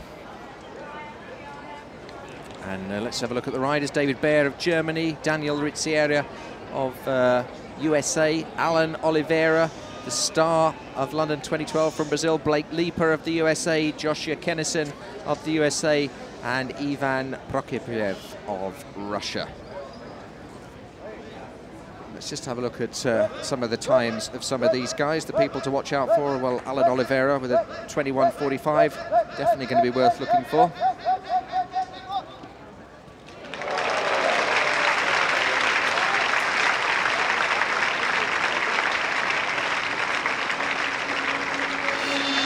reason the start has been delayed is because Lorena Spolador of Brazil was taking part in the blind long jump, and there can't be noise in the stadium when the blind long jumpers are going for safety reasons. They do need to hear what their guides are telling them. So this is the German in lane 2, David Baer. Personal best 23:14. Representing the United States of America. He's the American. Daniel Rizzieri. We've just seen the Americans absolutely destroy the rest in the T44. What can they do in this? There's the man who was such a sensation in London 2012. Alan Oliveira getting a huge round of applause from the crowd. That's Blake Leaper. He's a cool dude. USA, he says. Nods his head. 21.70. Yeah, we know where you're from, Blake. USA, yeah, we've got that. He's from the USA as well, but he doesn't feel the need to tell us about it all the time. Joshua Kennison.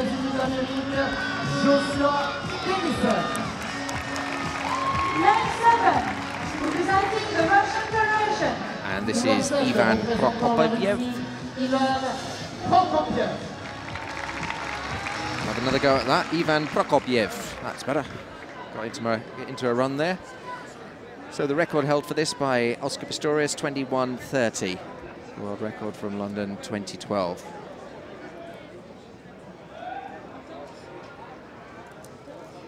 So are we going to see Oliveira of Brazil win a world title? He was a sensation in London. What can he do here? The man standing in his way would be Blake Leaper of the United States, just on the outside of him. Oliveira in the blue, Leaper in the red.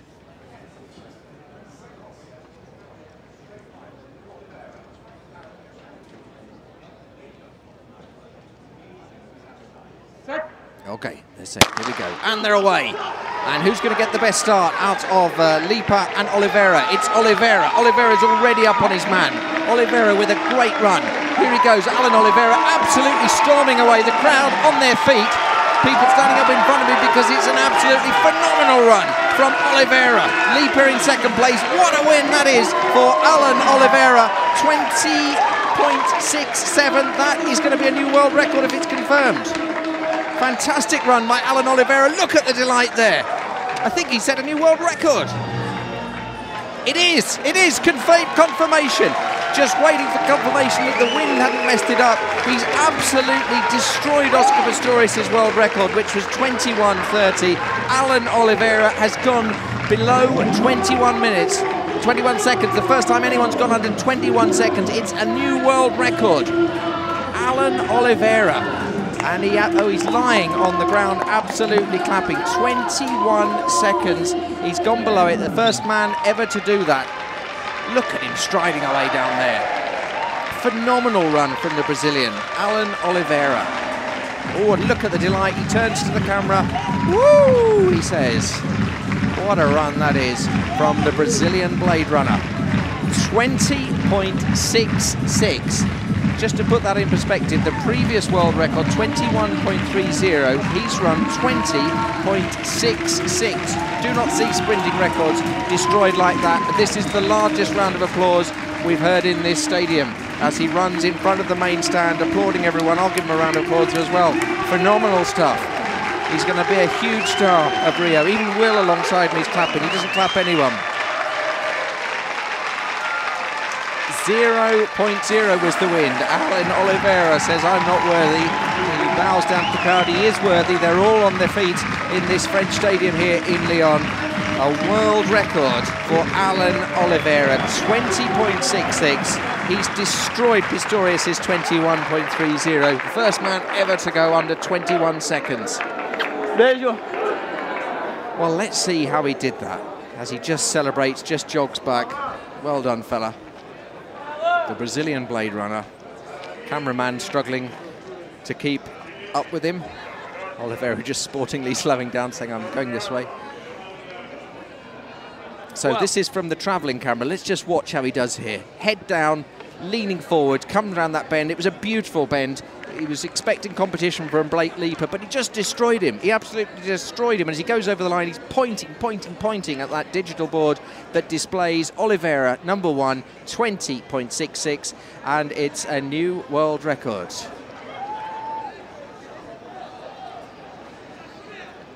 And there he is, in front of that board.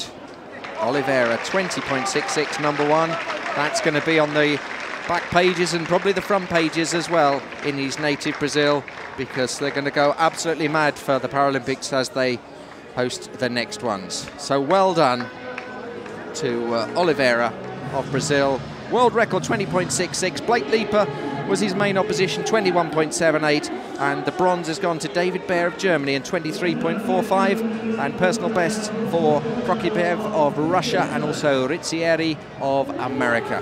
What a great race. Just a pleasure to be here to see that, to see Alan Oliveira of Brazil in the blue go under 21 seconds. Well, that's possibly on the front pages outside of Brazil as well. He's absolutely decimated by 3/4 of a second. The world record held by Oscar Pistorius. Absolutely magnificent display, a memorable performance, and those who've come here are not liable to forget what they've seen. And the next event, medal ceremony for the men's T43 long jump. Jonsson with the bronze medal for Sweden. 6 meters 71. This is overall mark at the end. So just in the last 5 minutes, I think we've had some of the moments of the championship so far. First of all, that 1-2-3 in the previous, the T44, the Americans getting the gold, silver and the bronze, and then that world record for Oliveira that just destroyed the previous record in the T43s.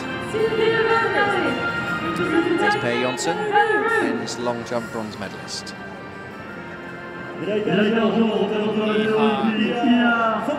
Now, 6 meters 73 to receive the silver medal. It's a good competition. It's quite tight between places 2 and 7. Only 45 centimeters between those. Now finished top of that pile, but there was another 60 centimeters for the gold.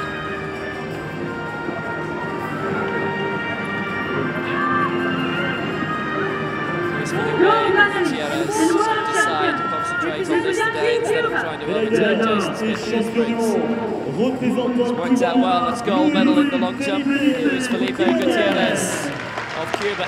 7 meters 33. A fantastically huge winning mark. We've still got some great action to come on the track. We've got the great Marcel Hoog. Can he get another gold medal in the 400 metres T54, or will Kenny Van Beegel of the Netherlands or Tom Curtis of Canada, Matthew Cameron of Australia be able to keep him out? We've also got Tatiana McFadden in the 5,000 metres, the T54, still to come. She's one gold medal today. Will she be greedy enough to win 2 golds in the same day? Ladies and gentlemen, please rise if you are able for the national anthem of Cuba. Mesdames et messieurs, merci de vous lever si vous le pouvez pour l'hymne national de Cuba.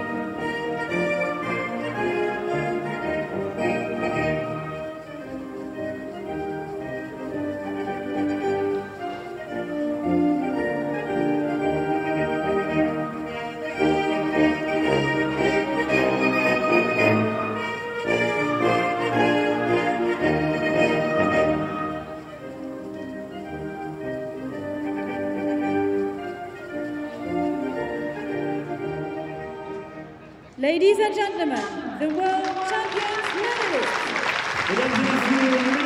So a worthy Cuban gold medal in the men's long jump T13. Belarus and Sweden, the other medals. Now, they were going to play a little fanfare after that, but they stopped. The reason being is because we've got action in the women's T11 long jump still going, and they are relying purely on Sam.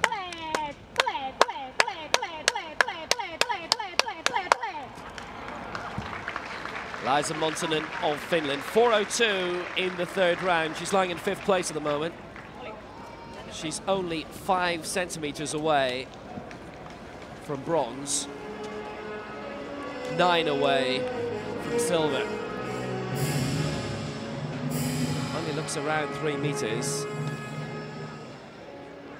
Ladies and gentlemen, victory ceremony for the men's 800 meters T52. Mesdames et messieurs, cérémonie protocolaire du 800 mètres. 3 meters 80, still wasn't bad, but not an improvement. And she stays in 5th place. Next medal ceremony coming up is for the T52 men's 800 meters from earlier today. Médaille de bronze, représentant les États-Unis d'Amérique, T43 Familiar anthem will be coming also. This very easily again could have been United States 1, 2, 3. Not 2/3 of that at least. Even Kyoji claiming the bronze medal for the United States, 2:03.28. 2 races in this really, one for gold, one for bronze, and Toyoji just getting ahead of Spickler of Austria for that. Silver medal, representing Mexico. Silver medal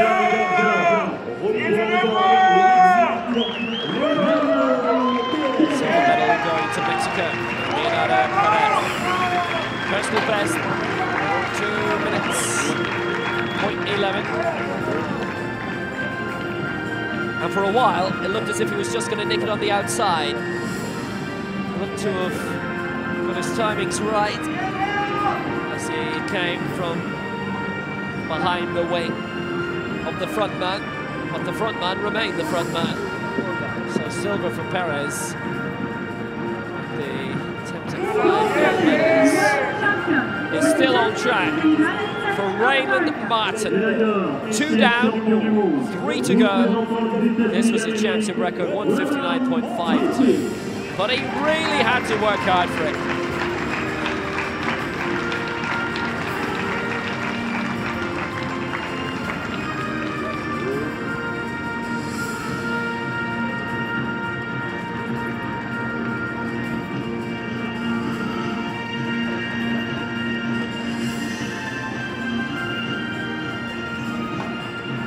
Impressed by virtuoso victories, but when those who lead from start to finish come on into another race, they really have to fight for it to the line. That is exceptional.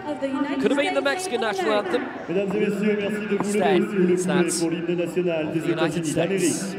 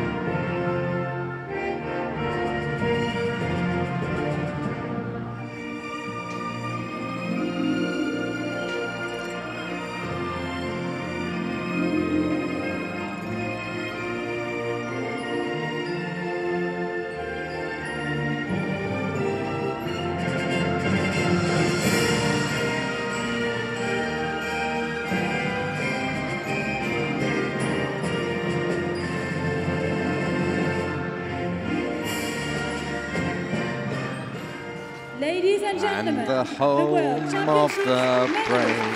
Would it really have mattered if we'd had just 3 or 4 more seconds of that? No, it wouldn't. So Raymond Martin on for 5 gold medals, 2 down, 3 to go. And he is an amazing young man, just 18 years of age. And they say in the American team he'll be quite good once he starts developing a man's muscles. He's quite good now. Now let's return to Jia of China. It's her 4th round jump. She lies 4th at the moment in this women's T11 long jump. A couple of rounds ago, she was the leader, 4:05. An improvement of 7 centimeters here, and she'd go into 2nd place, and she just got that wrong, as indeed she did in the previous round. This is not an easy event. You try it.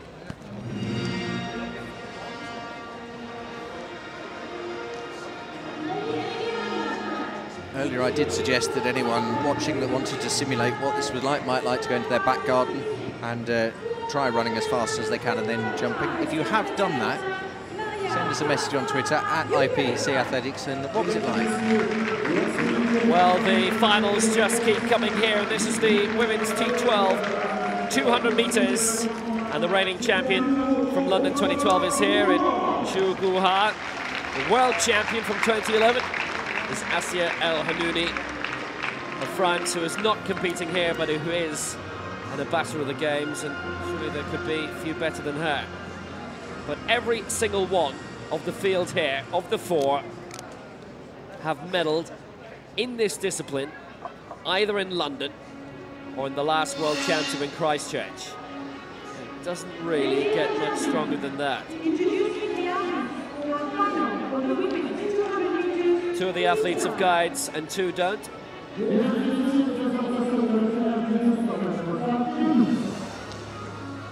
T12, so it's medium visual impairment. Silver medalist in Christchurch at the World Championships 2 years ago. Hanka Koldakova. Second behind El Hanouni.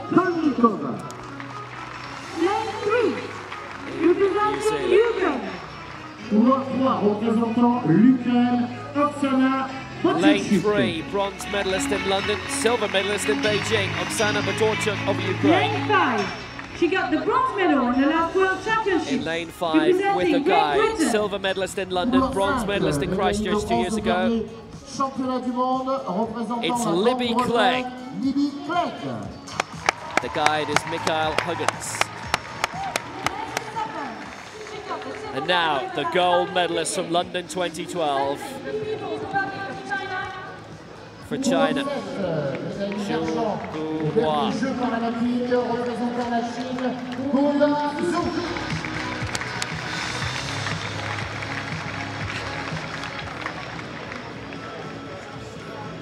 World record is achievable, 24.46, but really, when it's a world final, it's all about the world gold. The world record is a bonus. This is going to be a good race.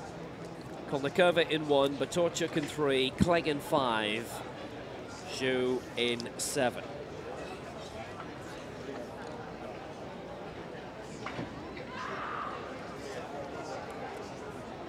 They're all quality athletes. They've all medaled recently in the 200 meters, and this should be fast. Koldakova, Batorchuk, Clegg, and Zhu in 1, 3, 5, and 7.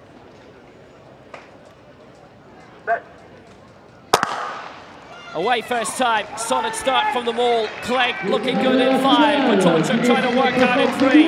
Zhu, who won in London, being slowly got up on by Libby Clegg, but they will even out. Clegg and Zhu are going very well, and they're all pretty much even at the moment. Batorchuk going well for the Ukraine in lane 3. Now Zhu's beginning to go up from again. Batorchuk still leading for the Ukraine. Clegg in 3rd place is Batorchuk. I think she's just got it. Zhu would be in 2nd place. It's 25 seconds dead. I'm pretty sure that Batorchuk's for the Ukraine, and it is. 24.98 is the ratified time, and that is the greatest result of her life. Previously, the Paralympic Games, she's won silver and bronze, but in the World Championships in Lyon, it is Ukrainian gold, and Zhu, gold in London, but it's silver here, and Koldakova and Clegg had to battle for the bronze, and I think it went to the British athlete here. but it was fantastic as they came through with about 70, 80 to go. They were all pretty much level. This was fantastic. And then Batorchuk really got into her own. No guide with her, enough vision to plow on ahead, and she wanted it so much. And Shu was, well, she was pretty much released by her guide in the end, like an elastic spring.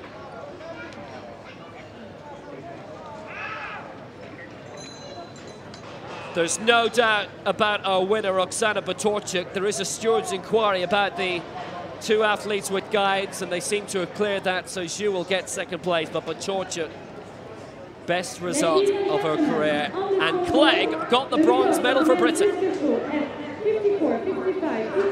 Oh, that was such a well-run race. The entire field all in a line with 70 to go. And then the Ukrainian put the foot down. And she is a world champion. So we've seen some brilliant action in the last half an hour here on the track. 24.98 the winning time for Batorchuk. Wins for the Ukraine. Zhu Guhua of China second, the London 2012 champion, 25.16. Clegg third for Britain, 25.31. And Kolnikova, personal best, 25.50. Could not have done much better than that. And what a moment it was when we saw Alan Oliveira of Brazil destroy the world record and also win a gold medal. But also it just gets better for this guy. There's rumours going around that he's now gone live on Brazilian television and proposed to his girlfriend. I can't confirm that because I'm not watching Brazilian television, because I'm actually commentating here.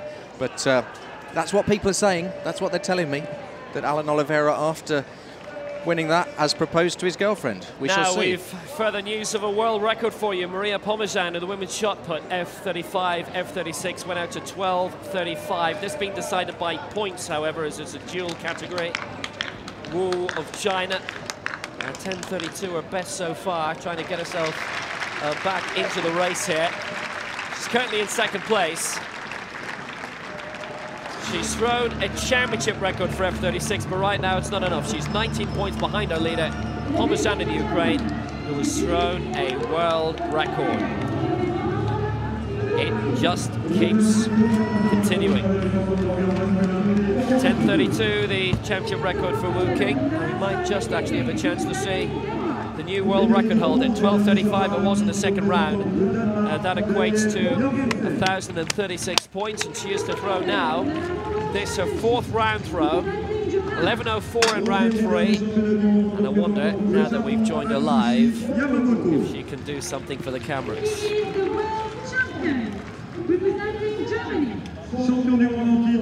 12.35, her best so far. Personal best, national record, continental record, world record. Get around 12 meters, but I'm not sure it's gone past what she's achieved so far today.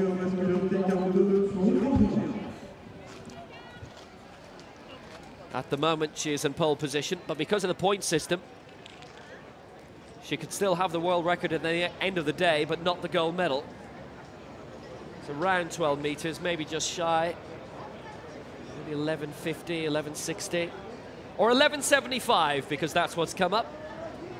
And she still leads by 19 points with that world record throw. And the exciting news is I can confirm that Alan Oliveira has proposed to his girlfriend live on Brazilian television. So what a man.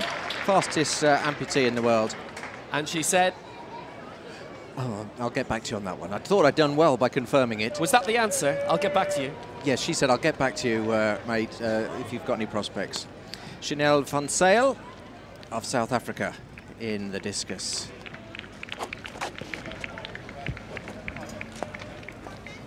Gets the white flag. We've seen some fantastic action here in the Stade de Rhône in Lyon today. And we've still got some fantastic action to come. As we see a replay of Van Sale's throw. We've got a brilliant 5,000 meters coming up for the women with Tatiana McFadden up against Edith Wolf. The American against the Swiss. Diane Roy of Canada will be in the mix there as well. And we also saw Manuela Shea of Switzerland looking very promising in the build-up to this. Amanda McCrory will be in there as well. Tatiana McFadden trying to outdo Raymond Martin, both going for 5 golds. Van Sale getting the thumbs up from the coach. And that is 7.79. Her best so far is 7.97. Well, now another of the great long races of the week is the women's 5,000 metres T44.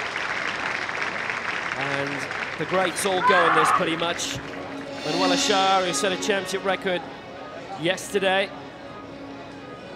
Tatiana McFadden, another tilt at gold for her.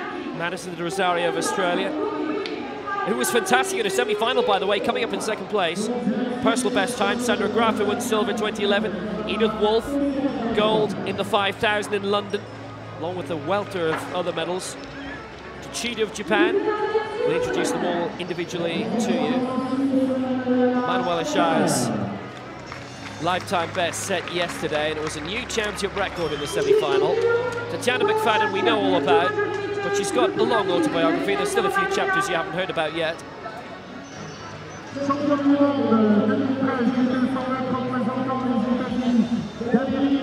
And a few chapters she'll be writing here if she gets those 5 golds that she's aiming for. Madison de Rosario. She's the new bright name of Australian athletics. Sandra Graf of Switzerland. Silver in 2011. The cowbells are here again. Edith Wolf won the 5,000 in London. Silver in the 800 and the 1,500. Bronze in the 400. Switzerland have 3 representatives here. Wakako Chida is the only one for Japan. The reigning world champion.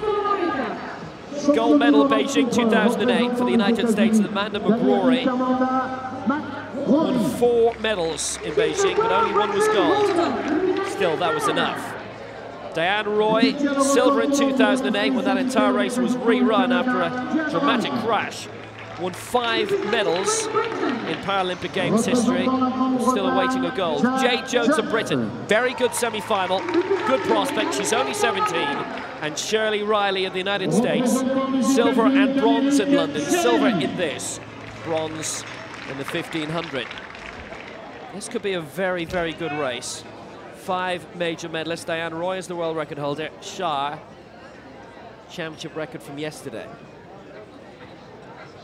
World record 11 minutes 16 seconds. Schär's championship record 11.51.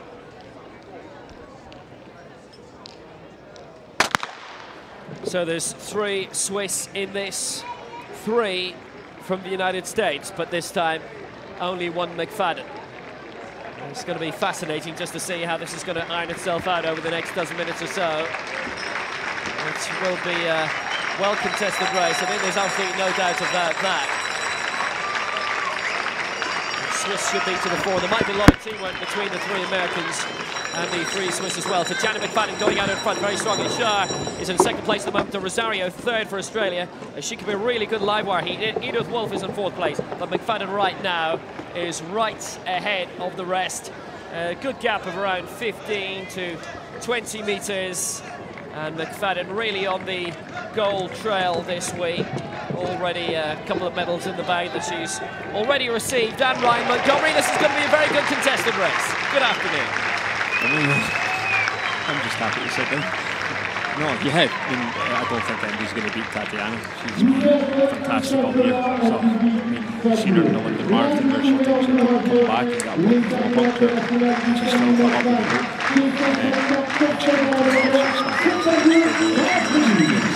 Really, I think it's Tatiana and the rest. So it's Tatiana McFadden who leads. De Rosario's moved up strongly into second place here. She's still very young, but a really good candidate for a medal here, I think. Edith Wolf coming through in 3rd, and also in 4th is Wakako Tsuchida of Japan. We will be dipping out of this race occasionally to bring you some of the shot put action because that is near its conclusion. But at the moment, Tatiana McFadden leads, and it's been a great day for American sport. Phil Mickelson has won golf's Open Championship in Muirfield. They've won a hatful of medals today, and Tatiana McFadden, one of the great parasport athletes from the United States, is going for another gold here. And the other voice you've heard, Ryan Montgomery, has joined us. He's a very busy man here because he's the senior manager for athletics for International Paralympics. And So let's go very briefly to the shot put. This is the leader, Maria Pomizan. World record 12:35, and we're going to show this to you live because there's a chance she might do it again. She's having a great day. She's not thrown anything below 11 meters. She's in the form of her life. She's produced a throw of her life. But that wasn't it. McFadden still leads in the 5,000 meters final. That wasn't worth interrupting us for, Ryan, was it? Yes, it wasn't, sorry. So yes, how's the games going for you so far? You're a very busy man. Every time I see you, you're running around sorting things out. Yeah, that's pretty much it, to be honest. Sorting things out is the stuff behind the scenes that nobody sees that keeps me busy. But no, I've been here since the 9th of July, and I've got 7 more days to go, and I'm going to have the best suntan I think I've ever had in my life. Yeah. And just say a few words about Tatiana McFadden, who we've got out in front there, because she's phenomenal for the sport, isn't she? She's just destroying everyone.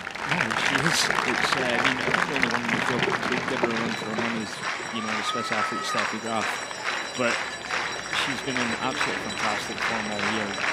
And what's scary is she's actually getting a younger sister, but there's 2 of them in the scene now, and I think we'll see the younger sister in events to come during the week take on some medals.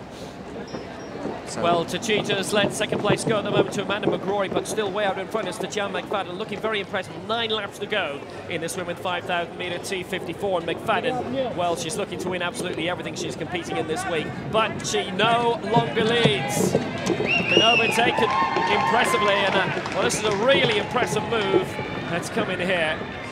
Looks to be Amanda McGrory, her teammate, who's gone out in front, and McFadden is back in the pack. So will you keep an eye on what's happening here? I'll have a chat with Ryan. If anything exciting happens, just slap me on the leg, interrupt me, and we'll come back in it. So this is a brilliant race. We've got Diane Roy, we've got Shower of Switzerland, Amanda McCrory doing so well. Edith Wolf will be a competitor as well, and Tatiana McFadden, of course, the real big name. Yeah,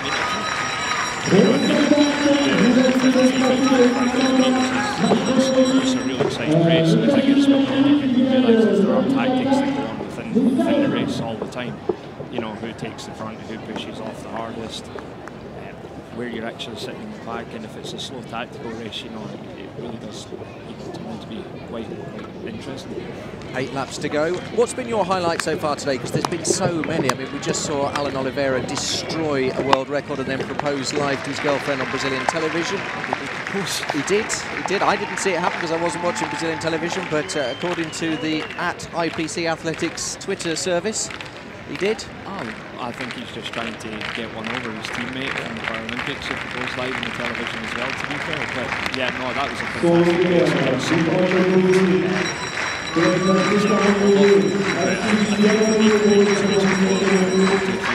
Americans, yeah. Well, it's Edith Wolf who's leading here. We've got 7 laps to go. Very good position. Tatiana McFadden is in second. Another of the Swiss, Shar, is in third. The championship record yesterday. And in fourth, Diane Roy, the world record holder, who won the silver in 2008 and the rerun in Beijing. A brilliant setting for these games in Lyon. I mean, it's a lovely parkland setting and a real friendly feel to the games.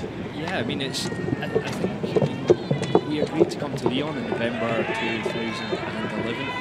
And ever since then, it's just great to see something that the local organising committee have been working on so hard to put together. And we came here in May, it was raining, it was cold, it was miserable. And we're back here again in July, and it's sunny, it's warm, the park atmosphere is brilliant. The crowd in here is, it's actually bigger than what you think, because a lot of people are actually hiding from the sun within the trees, but it's, it's packed in the 2 backstands, the main stands. Let's go back to Will quickly for an update. Yeah, 6 laps to go. Tatiana McFadden going back in front, Shar in second, but they've all moved over the peloton style to allow Amanda McGrory take the lead with 6 laps to go. There's still all very much at the moment allowing the opportunity through, but we're going to cross over very quickly to the men's discus. This is Adrian Matuzic. It's his 5th round throw. He's currently lying in 3rd place, 51.22. This is best so far. Dan Greaves is in second for Britain, and that is right on the line, and it's out. It's a foul. It's a red flag. And so he remains 3rd. Dan Greaves, Britain in 2nd, and Jeremy Campbell leads for the USA, 54.79. Another highlight for me today, Ryan, was the performance of Raymond Martin of the United States. He's another superstar, isn't he?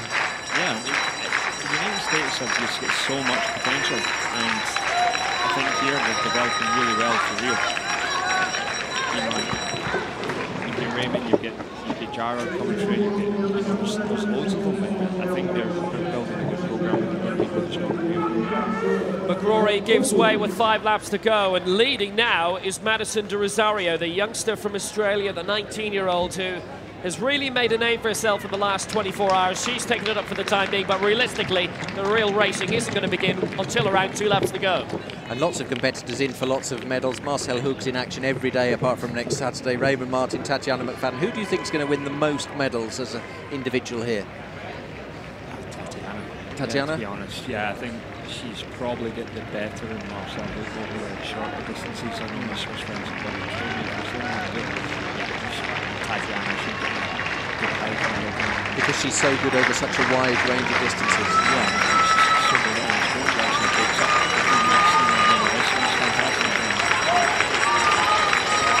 Coming back then with 4 laps to go. Let's go to Will to see what's happening. And it's Tatiana McFadden who's in the lead. The Rosario slips back to second place, but that doesn't mean much for now. 4 laps to go. In third is Amanda McGrory of the United States, and it looks like Roy of Switzerland holding up in fourth. But right now, there's only something like 10-15 metres between the entire field of 10 right now. 3 3/4 laps to go. The medals will be decided from around 2 minutes' time. So we've seen some brilliant action here today. Tatiana McFadden in action at the moment. We're expecting possibly 5 gold medals from her. Ray Martin might get 5. Hoog's going to be in action again tomorrow. And it's just been a brilliant games. When did you say you started organising this? Did you first visit? Yeah. And when it was all cold and wet in November, did you think we'd have such a brilliant 10 days of games here?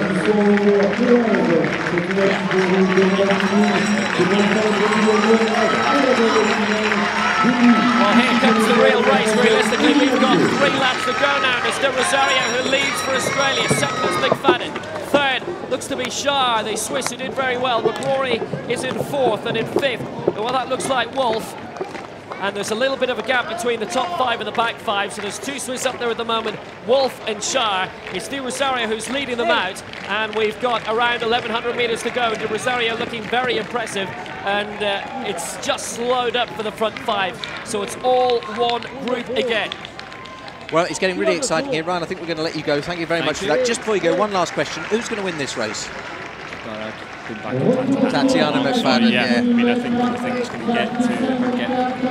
We shall see. It is very warm. Thank you very much for joining us. Very busy man, Ryan Montgomery, Senior Manager of Athletics for International Paralympics. So we've got just over 2 laps to go. I won't interrupt anymore. Here's Will Downing. De Rosario slides alongside, so the real race really isn't starting at all yet, and leading the way is Amanda McGrory for the United States. And now coming on the outside, it's a really serious move by Shirley Riley, who's largely been out of this race in terms of the competition. We've got 2 laps to go, and the Americans are beginning to glide up. Riley did very well going in on the outside as De Rosario made way. I thought De Rosario might just stay up because with 2 laps to go, well, it's going to turn into a sprint here. We've already seen 3 races won by Tatiana McFadden here, but 2 of those were semi-finals. She's won 1 gold so far this week. The 200 metres, and now they're moving alongside Shirley Riley on the outside, Amanda McGrory on the inside, USA 1 and 2. Where's McFadden? She's coming even further on the outside. De Rosario is there also. It could still be USA 1, 2, 3. It could still be Switzerland 1, 2, 3. But I still fancy De Rosario still has an opportunity of getting involved in the hunt here. Now McFadden trying to make a move on the inside, trying to get in ahead of McGrory. This is going to be really exciting. Has she made the move at the right time? Here comes the balance. McFadden in the lead, now Cher on the outside. It's McFadden and Cher. McGrory is just boxed in right now. McFadden still leads. Cher trying to make the move for Switzerland on the outside and falling well back as the Australian into 5th place, but McFadden still leads. The championship record holder Cher is in 2nd place. McGrory trying to get out of there in 3rd place, but McFadden holding her own right now. We've got 200 metres to go, and it was the 200 metres that she won yesterday. Does she still have a sprinter speed with her? McFadden is in the lead, Shah in 2nd. There's no move coming in the outside yet. McFadden is holding her own. McGrory surely still fancies the chances on the outside, and if it is going to be one, it'll be one on the outside. And the Swiss is trying to make a go for it now, but it's McFadden Switzerland 2 and 3. Wolf was third, but it's United States gold, and it's his second gold this week for Tatiana McFadden. 12:08.05. It's outside every record, but she's got a second gold, and that's the most important thing. Tatiana McFadden going for an absolute handful of gold medals this week, and she's got her second this week, and it's not often anywhere else in sport that you'll have somebody winning the 200 metres world title one day and the 5,000 the next, but that's what McFadden did. She went at the bell and she stayed gone, and she won, and she crossed the line first ahead of the Swiss misses of Shah and Wolf, second and third. But that is, well, pure champion speed by Tatiana McFadden, and real desire, and just look at the shoulders, real pure muscle bulk. And I think Manuela Shah, a smile from her as she crossed the line. Championship record remains hers, and she has the world silver medal as well, and perhaps that's a lot better than she might have been expecting heading into this week. McFadden wins, Shah second, Wolf third, McCrory fourth, De Rosario, who I think is going to be a big name, in fifth place, and Chichina is in sixth. Riley seventh, Jade Jones eighth for Britain, never really featured in that, but 12:08.07 is the winning time for Tatiana McFadden, a true great champion. An extraordinary race, because they all stayed together for so long, nobody got away. Like you said, it was a bit like the Tour de France at one point, with some of them taking the pressure and then other people being allowed to cruise up. And Tatiana McFadden, in the end, just got to the front, and she wasn't going to let anybody pass. Very, very exciting race. Well done, Tatiana McFadden. She is unbeaten as yet, and still on course for a fantastic haul of 5 gold medals. So let's go live to the discus now. It's the last 4 in action. This is Dan Greaves of Great Britain, F54. Now he's had 3 no throws. 48.60 was his third throw. His best throw was his fourth, 54.58. He's behind the favourite, Jeremy Campbell, who has thrown 58.86 in the F44 category.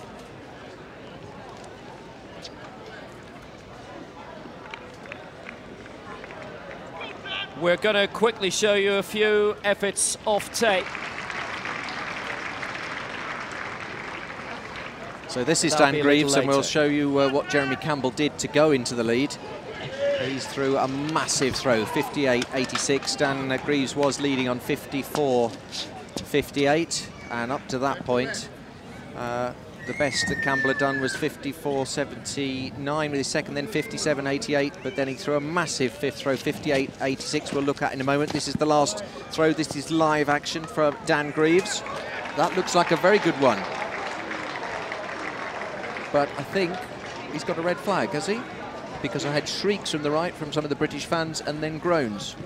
Yep, it's a foul. Well, you heard shrieks from the Channel 4 commentators as well, who I think were disappointed that his gold medal chances have just about gone, and there it's confirmed. Dan Greaves, second place at best for him, because he can still be eclipsed. It looked like a great throw, but unfortunately it was a no throw. So Jeremy Campbell is going to win this, and we'll have a look at his afterwards. So Marcel Hoog's going to be in action in the next one, the men's 400. This is the T44.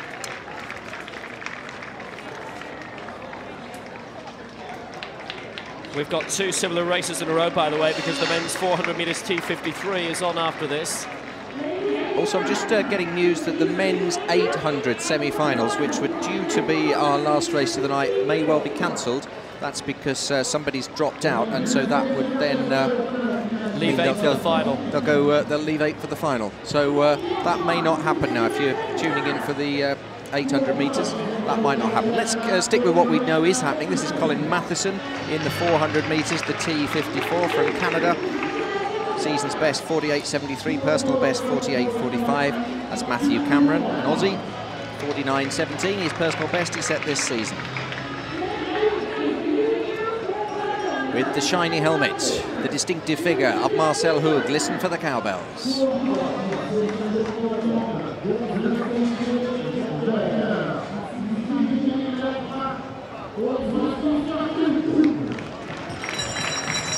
they are. I was waiting for them. I thought they weren't going to come, but they did.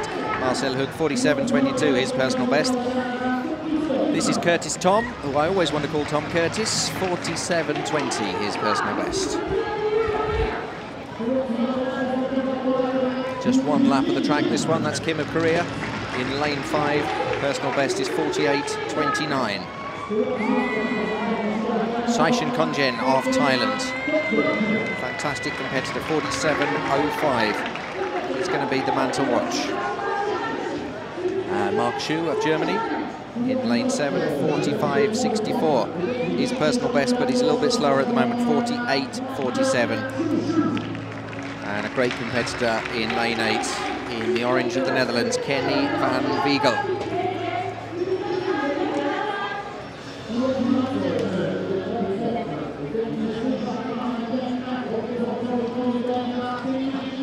So, is it going to be yet another win for the legendary Swiss competitor in lane 3, Marcel Hoog?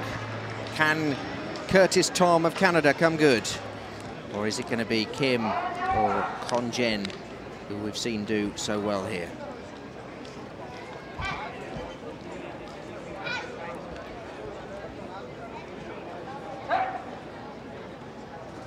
And they're away in the men's 400 metres, the T44. It's Matheson, Cameron, Hoog, Tom, Kim, Konjen, Schuh and Van Wiegel.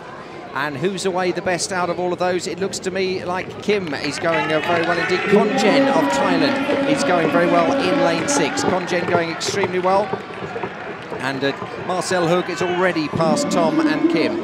So I would say at the moment, before we get to the bend, it's Marcel Hoog going very well indeed, and so too is Konjen of Thailand. As they come around the bend here, the world record is 45.07, championship record much slower, 47.60. Marcel Hoog up against the Thai competitor, that's Konjen, and a great run here from Kenny van Wiegel. Marcel Hoog coming back, it's Hoog from the Thai competitor, from the Aussie. Marcel Hoog's going to get it, Hoog gets it on the line, and then it's a new championship record. It was very tight for second and third, but a new championship record for Marcel Hoog. Kenny van Wiegel going very well at one point. Konjen was going very well.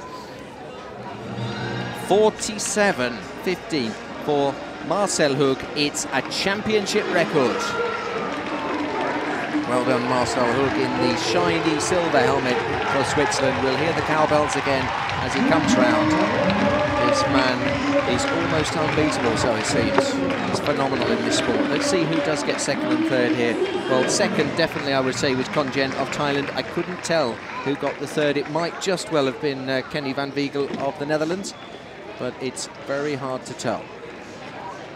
Look at the fantastic technique here from Marcel Hoog. Looks across, he looks like a superhero, doesn't he, in that shiny helmet. So a new championship record confirmed in a time of 47.15. Marcel Hoog of Switzerland. Mark Schuh of Germany it was who got second. Kenny van Wiegel of the Netherlands who got third. Kim of Korea with the personal best in fourth. And disappointment for Konjen of Thailand, who was doing so well early on, ended up in 5th place. There are the cowbells we keep hearing. At last we've seen them. There's the Swiss ladies ringing those. A real feature of any athletics meeting for the Swiss competitors, the cowbells. Marcel Hoog just coming in front of our commentary position. Sits very high in his wheelchair when he's not racing, and getting great applause from the French crowd, and particularly the Swiss, who are not too far away, and they're here in large numbers.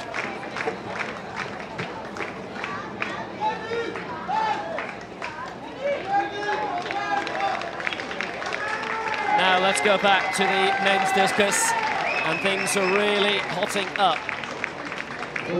Dan Greaves of Britain fouled his final throw, 54.58, had him in second place. This was his best throw. It came in the 4th round, and of his 6 throws, 4 were fouls.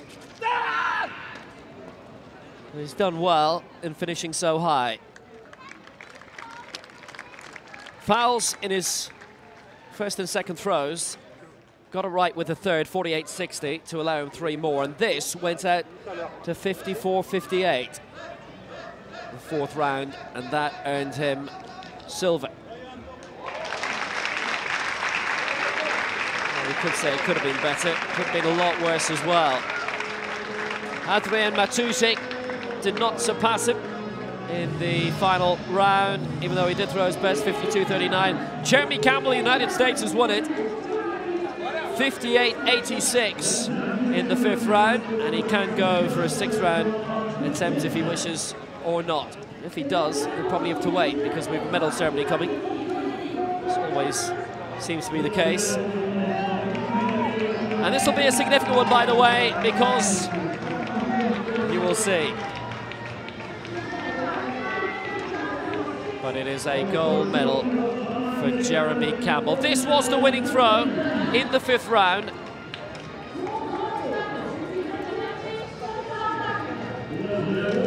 It went all the way out to 58.86. His previous best, 57.88, would have won him gold anyway. And in fact, his 3rd best throw earlier on, 54.79, would have won him gold. But we're now crossing over to the medal ceremony for the men's at 200 metres, the T13. We've been here before. Jonathan Ntutu of South Africa with the bronze medal. He was way back in 3rd. It was a very good performance to hold off the rest.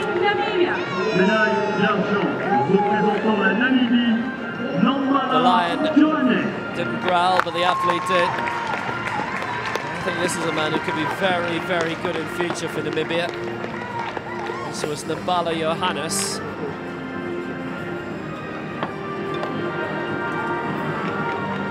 But at this discipline, there is right now only one athlete. He is so far uncatchable and untouchable. And his name is Jason Smith. Here he is. 100 and 200 gold in Beijing and London. He'd never competed at a World Championships before. He'd like this to be his first of the summer and not the last. It's quite an ask for him to get the qualifying time for the IAAF World Championships in Moscow. He's equalled his own world record, and it's a world goal to join the 4 Paralympic Games gold, and it's the national anthem of Ireland.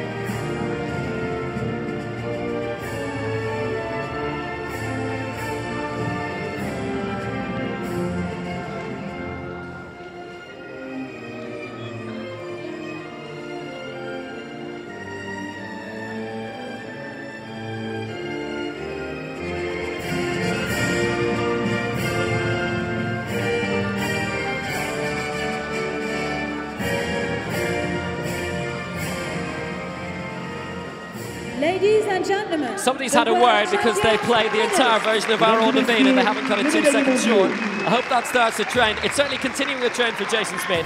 It's his 5th major championship medal. And I know there's some nations who are probably quite blasé about hearing their anthem playing the whole time at major championships. Doesn't happen for Ireland often enough. Now we're going to a little bit of drama on the field after the wonderful drama and the success of Jason Smith winning again, because we're near the end, the final round of the women's T11. Here goes Carlson. She's in 3rd place at the moment. This is her last jump. She's jumped 4.07 at the moment. She needs to get past Kantsa of Greece, who has got 4.28 at the moment. This is the T11 category for blind long jumpers. Now, did she go off too much to one side? She certainly, her takeoff looked all right. She's been clapped by the coach. I think that was legal. There's 2 ways that they can foul. One is if they miss the board, go too far over it, and one is if they land in the wrong area. But I think she got white flags for both of those. But will it be good enough? No, it's not. 3.92. So Victoria Karlsson of Sweden at the moment's in bronze medal position. But there's still some people still to go. We have another medal ceremony. T44 men's 200 metres. And this was a terrific race, utterly sensational, and one nation dominated ahead of the rest. Well, they've split the T44 and T43, and as a result, we had two sensational finals today. Jerome Singleton, silver medal in this in 2011, bronze in 2013, 22:34 and bits, which is why it's bronze and not silver. A couple of more thousandths of a second off that, it probably would have been silver. Definitely wouldn't have been gold. The result of what we've seen today. Well, going into the afternoon session yesterday, David Prince was the world record holder. He's seen that broken twice, and it's a silver medal for him. Probably one of those bittersweet feelings, which will probably just become sweet in time. Silver medal for him. First time we've seen all three from one country up on the podium, where all three of them will be able to sing along to the same anthem. I should also point out that Prince's time in second and Singleton in third did break the world record that Prince held going into this weekend, but that has been surpassed now. It was 22:32 yesterday, 22:08 today, and Jared Wallace is a new name in parasport. And how interesting that David Prince and Jerome Singleton with exactly the same time, and yet, you know, in 50 years' time they'll be chatting to their grandchildren saying, I got the bronze, but I got the same time as the man in silver. Did you, Grandad?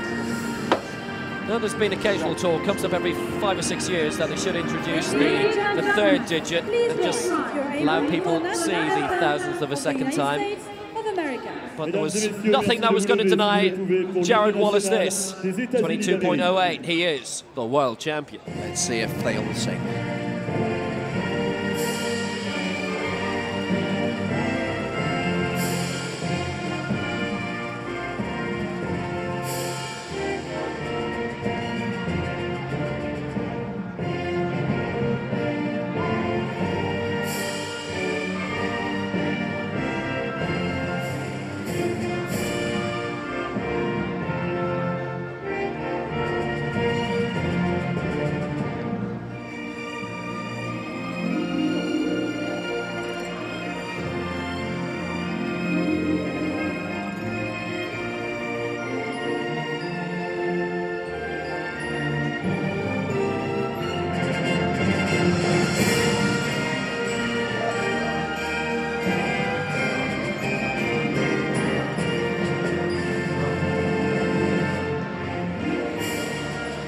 Ladies and They've gentlemen, faded the American anthem, though. We didn't get to Home of the Brave. They did it for the Irish. Didn't do it for the Americans. That's influence, my friend.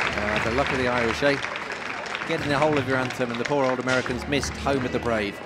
I should tell you that I monitored the singing. Jared Wallace sang very enthusiastically. David Prince kind of mumbled along.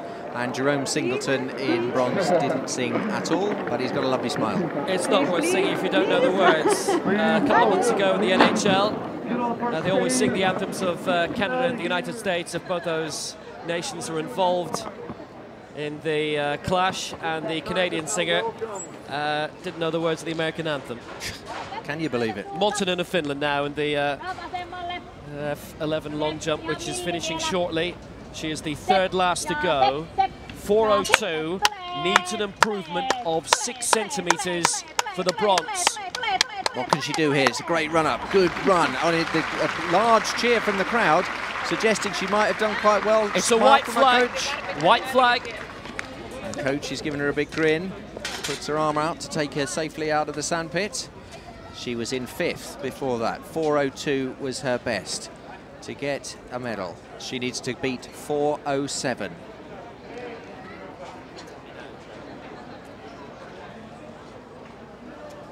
$800-meter semi-finals have been cancelled, by the way. One athlete has dropped out. There's 8 left, so they will have a straight final and they won't have semis. But that's not unusual. We've seen that at the World Youths and the European Under-23s in the past few weeks. No reason why these IPC Athletics Championships should be no different. And disappointing as that is for the competitors, actually, they are all in the final, at least they can say. And as it's the last event of the day, it means we get to go home on the shuttle bus slightly earlier. Montonen jumped 4:07, which was the same as Carlsen. But on countback, Carlsen is still 3rd and Montonen 4th. So the next race on the track will be the last run of the day. It's going to be the men's 400 metres, the T43. And we will keep an eye on the long jump for you. And if anything interesting happens, because they can't do the long jump while the race is on because of the noise, so they will actually wait for us, thinking about it. Well, this is going to be great. Men's 400 metres T53, we have a lot of medalists here. 5 in total. That includes Jesus Aguilar of Venezuela. We've got the gold medalist from Christchurch 2 years ago in this. Silver medalist from London. Gold medalist from London also. Jesus Aguilar has a lot to do for Venezuela. In the inside lane, Roger Pigbo Vidalga of Spain is in 2. Richard Coleman, champion in London in the 800, defending world champion in the 400, this discipline, bronze medalist in London in this. He's won 5 major championship medals in history, Paralympic Games and World Championships. He represents Australia. The new European record holder for France, Pierre Fairbank. And there's a great crowd here. There's been a good few thousand here for every session, which has been brilliant. It's been the best attended IPC Athletics World Championship so far. And a lot supporting the new French record and European record holder, Fairbank. Really have a fair crack at this. It's 42 next week, by the way. Silver medalist in London in 3 disciplines, 200, 400, 800, Brent Lakatos.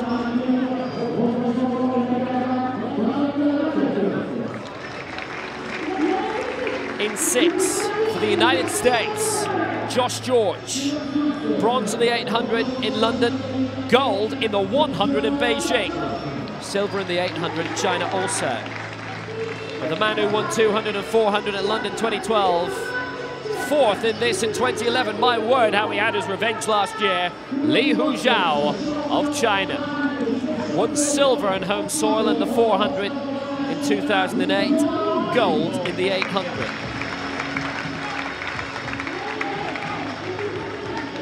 Brian Seaman of the United States is on the outside. All he can do is go for it. World record set 3 years ago by Hong Suk Man. Li Huzhao has the championship record. Aguilar, Puigbo, Coleman, Fairbank, Lakatos, George, Lee, Seaman. 1-8. Well, they're away first time. Need a good start from Lakatos, but 3, 4, 5, 6 and 7 are the lanes to watch, and maybe it's lane 5. The Canadian Lakatos has got off to a brilliant start. Lee also going well in 7, the London 2012 double champion. And at the moment it's Lee who's absolutely flying. George trying to respond from the United States in 6, and Lakatos in 5. They're absolutely flying right now, particularly Lee and Lakatos. This is going to be very interesting when they come through in the final bend. Lee started brilliantly, Lakatos also, but can Lakatos keep it up? They're heading towards the final bend. Lee in lane 7, Lakatos in lane 5. It's between these two. It's Lakatos of Canada in front. Now here comes Coleman of Australia. It's Lakatos who leads. Lee is in 2nd, Coleman 3rd, and that's how it'll end. It's won by Lakatos. That's a great finish, and it's a new championship record, 49.01. Great finish by Lakatos. Silver in London in 3 events, but it's French gold in Lyon for Brent Lakatos, and he started so brilliantly, and he just kept that going all the way. It is a championship record, and the real battle in the end was for 2nd place. Lakatos, well, there was a chance of a charge from Coleman alongside in lane 3, and from Lee, the Paralympic champion in 7, but he held on and Lakatos took it, and Lee pipped Coleman for 2nd place. Did a good job for that, but Lakatos really so impressive.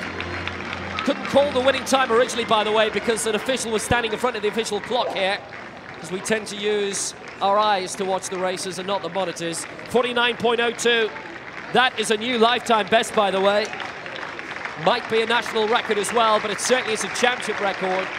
And Lee edged out Coleman by 0.06 of a second, but what a great victory for Brent Lakatos. And we're going to hear "Oh Canada" probably tomorrow. That's a great victory.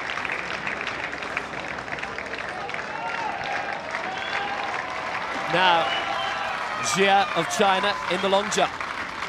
So the last two jumpers to go. She's in 5th place at the moment. After this, we will show some highlights of the day, and Will run through those with you. We've had some fantastic events here today, so it'd be worth stopping with us just to see the highlights of the day. But Xi of China in 5th place at the moment with 4:05. She's jumped. To get into the medals, she needs to beat Victoria Carlsson's jump of 4:07, which was also jumped by Liisa Montanen of Finland. So, just 2 jumpers to go. And then Kansa of Greece will have the last jump. But Larina Spolador of Brazil in gold at the moment. Kansa of Greece in the silver position, and Carlsson, the Swede, in the bronze medal position. Here goes Zia, lying 5th at the moment, 4:05, her best jump so far today. That looked like a good one. Big roar from the crowd. That looked better than 4:05. She needs to get better than 4:07 to get the bronze. If she gets better than 4:28, she'll get a silver. It would need to be better than 4:37 for the gold. She has a real spring in her step on this last jump. Very, very confident running. Remember, she's completely blind, wearing a blindfold, and that is considerably over 4 meters. It needs to be over 4:07 for her to get a bronze medal and deprive Sweden's Victoria Carlsson. Lovely bouncy running stride here in this long jump. Both arms out, gets good momentum going forwards. It's a legal jump, nothing wrong with the takeoff or the landing. Her guide takes her away. The guide's such an important part in drawing them in with the sound. And we wait to see what this is.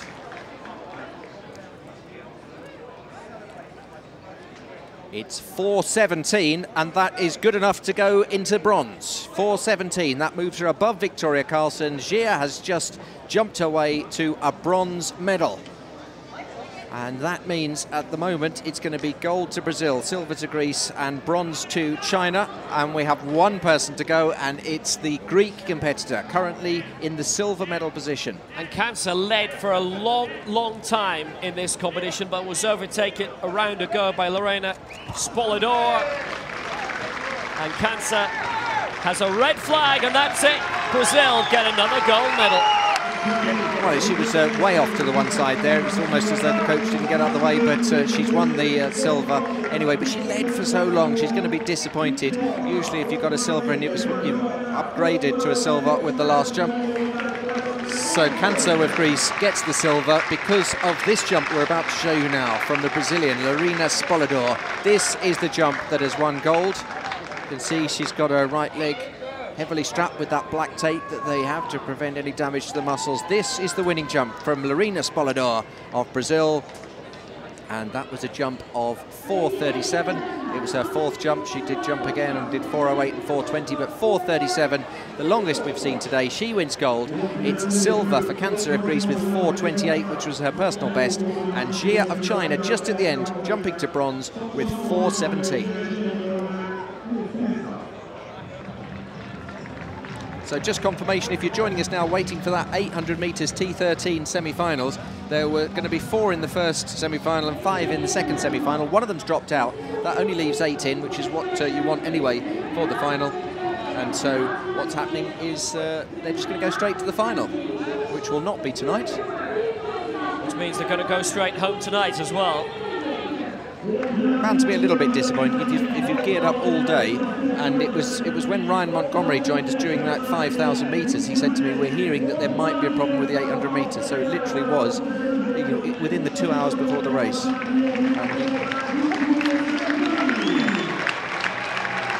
We're not going home yet though, because we're only halfway through the men's T42 long jump. We're not going anywhere for hours. We are beholden to show you as much of this as we possibly can. It's currently being led by Heinrich Popov of Germany, reigning champion, ahead of Atsushi Yatamoto of Japan in 2nd place. It's only by a centimetre, by the way, 596 to 595. Yamamoto with a continental title.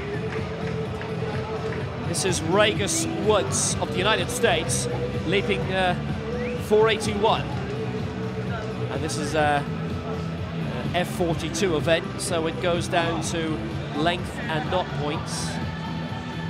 And as we're on the last event, and there's only this event happening in the stadium now, this would be a great time to tweet us, because your message would almost definitely get read out. We do have a bit of time to fill here. I presume it's Regis. I've never come across that Christian name before. Yeah, I think it's Regis Woods. It's not a name I've ever seen before, and that's 481. So this is the standings at the moment. Popov of Germany in the lead, from Yamamoto of Japan and Jorgensen of Denmark. Now, Rudi Garcia-Tolson in 4th place is a fascinating figure, because he's won a shed load of Paralympic medals in swimming. He's absolutely talented multi-sport athlete, and I think we'll see him very shortly. This is Yaileth Yoda of Sri Lanka. 5:08 is best so far. That's not bad either. So the track action is over for the night, but the field action will continue, and this is all that's left for the night. So we're going to concentrate exclusively, pretty much, on the men's F42 long jump final. Athletics Canada have tweeted, gold! Brent Lakatos wins the gold in 49.02, a new Canadian and championship record in the T43 400 metres. Very proud of Brent back in Canada. And Torrey Hughes says, great finish for Richard Coleman, 84, at Lyon 2013. I heard the stadium announcer when I was having my lunch break, and then coming back here for the start, saying, welcoming everyone to Lyon 213. I thought, my goodness, I've gone back in time. This is dreadful. But no, it is 2013. I think it was just a translation problem between 1,000 and 100. Diaz is Bazarov of Russia. This is 4th attempt. He's currently in 5th place, 5:28. Don't worry, there's lots of medal ceremonies still to go as well. Might just be able to get a shot away before the medal ceremony. I'll keep an eye on it for you, because we've someone rather significant to receive the gold medal. The medals will be presented by the IPC governing board member. There's a man who is probably right now, And by the representative arguably of the Clever the Center. biggest name worldwide in Paralympic sport right now. Bronze medal representing Germany. Médaille de bronze représentant l'Allemagne, David So it's Behr. going to be the bronze for Germany, David Behr. 23:45 was his time. Gets his medal, and then he'll get his Lyon the Lion.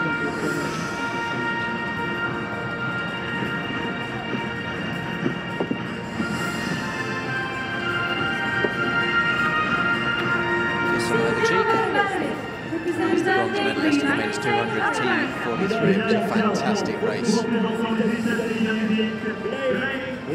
Blake Leaper looked so good, so promising coming into this race, and I think any other year he'd have won it. 21:78 for the silver, and he just came up against a phenomenal competitor in the gold medalist. Pretty smiley and happy. Gets his line, shake of the hands. He didn't get kiss on both cheeks. This chap deserves a kiss. Phenomenal competitor. A real star at London 2012, but he's blown everyone away here. Alan Oliveira with a new world record, the first man ever to go under 21 seconds, 20.66. And that was, for me, the moment not only of the day, but of the game so far. Alan Oliveira of Brazil, 20.66, a gold medal, a world record, and he proposed to his girlfriend straight after, live on Brazilian television. And I assume she said yes, otherwise it would be a downer on the best day of his whole life ever. An emotional moment for Alan Oliveira as we hear the Brazilian anthem.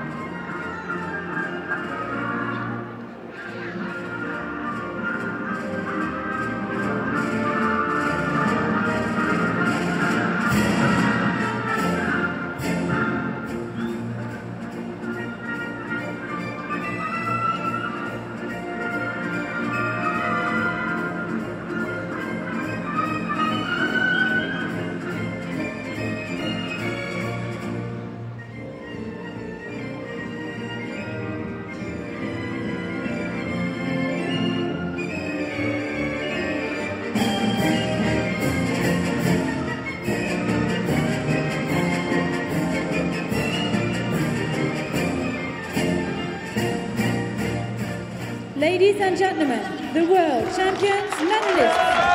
Mesdames et messieurs, les médaillés mondiaux. What a fantastic performance from Alan Oliveira in a time of 20.66, and I can't stress this enough, how much he destroyed Oscar Pistorius' record, which was 21.30.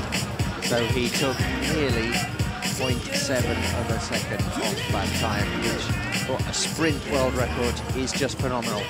Blake Leaper, he's a great competitor, as is David Baer, but Alan Oliveira is an absolute phenomenon.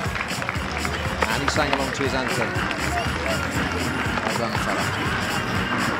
I don't think he got the praise he deserved in London, but it's the king of the ring.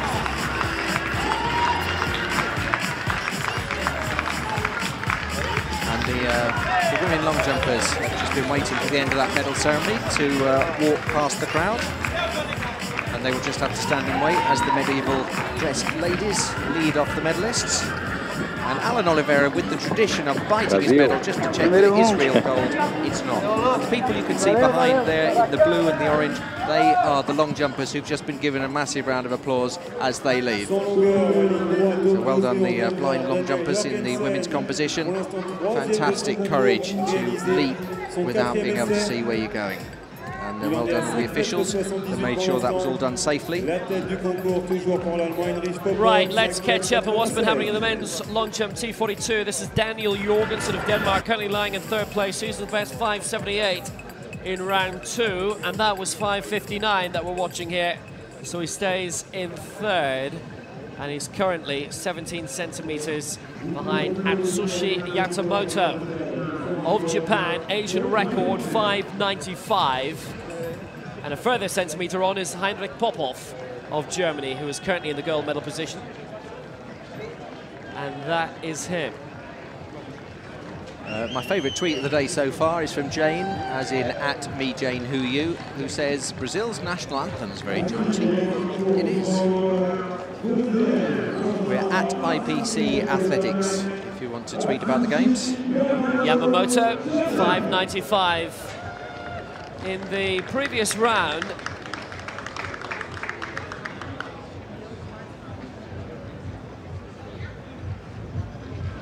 So he's a centimetre away from the gold. Can he find that here? It is a major run-up. It's a major lead. It's a white flag. He has potential.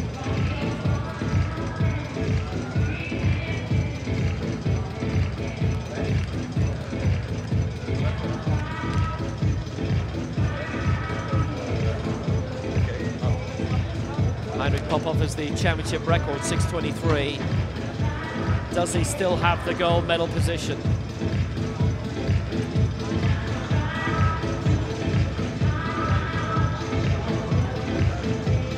.574. So Popov remains in pole position.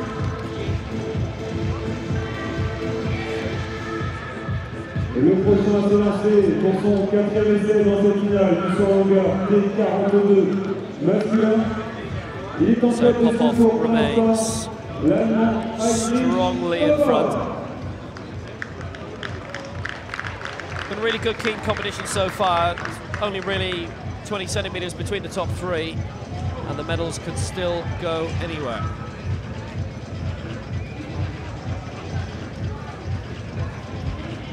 So 8 competitors in this competition. They have 6 jumps each. Most of them have had 4, apart from the man who's about to go now. It's Heinrich Popov, the leader. He's jumped 5.96 so far. That was his first jump. 5.16, then 5.59. Can he stretch his lead over Yamamoto, which at the moment is just 1 centimetre, so he could do with putting a little bit more water between him and his next competitor. Sand. Red flag. So it won't be this time for the reigning world champion from Christchurch 2011. Recently ran, by the way, the 100 metres world record in his category in Leverkusen. World champion, Paralympic champion in that also.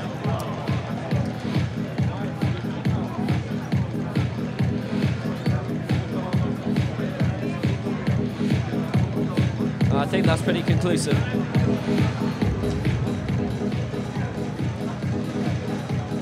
Must be quite hard to judge with the blades. Make sure you don't go over the line, because you obviously haven't got the feel that you would have with a foot. Men just walking across the field with the canopy that the discus throwers have been sheltering under. It's very strange. It's like a some little king underneath this canopy as they carry it across the middle of the field here. So 2 jumps left for all the competitors in the competition. And first to go will be Singh of India. His personal best 5:15, which was his 4th jump in this competition. Here's his 5th for Singh of India. Fairly slow run up, but then he accelerates at the end. Is that faster than further than 5:15? He's jumped 4:72, 4:72, 4:87. His best jump 5:15, and this was his 5th jump. It's the only event left in the stadium because the 800-metre semis have been postponed. They're going to go straight to the final. One competitor has pulled out, so if you're joining us for that, hope you'll just enjoy the long jump. I'll show you some highlights of the day as well. And they've put some fairly loud music on in the stadium now, just to keep everyone entertained. If you like this sort of music, I'm not sure that I do. I don't recognise it.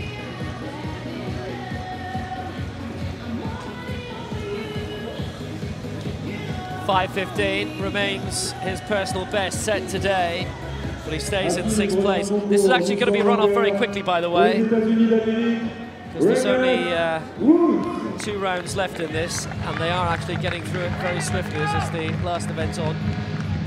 There's no medal ceremonies to delay this anymore. There's no track action. This is Rigas Woods in the United States, 5:03 in the first round. Not been able to match that yet.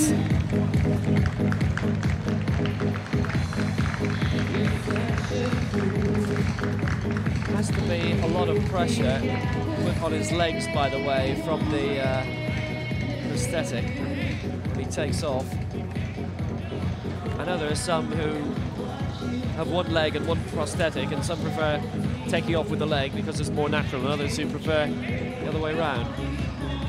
And he's an above-the-knee amputee, which makes it even trickier, but he jumps very well indeed. It's a lot of sand in his pants, so you just see him pull him all out of the back there. Sand in your pants. Bounces his way back to the start. Looks fairly happy. Well, he won't be, it's only 4:34. Maybe he's just a naturally happy chappie. He's shaking some sand out of his hair now. Sand gets everywhere.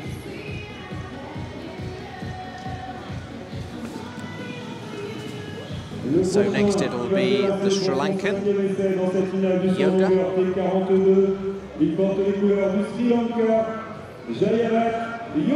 And Yoda's best was 5:08, his personal best.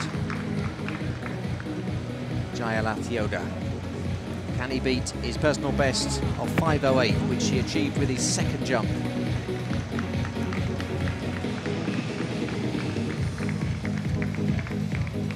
Walks away, currently lying 7th.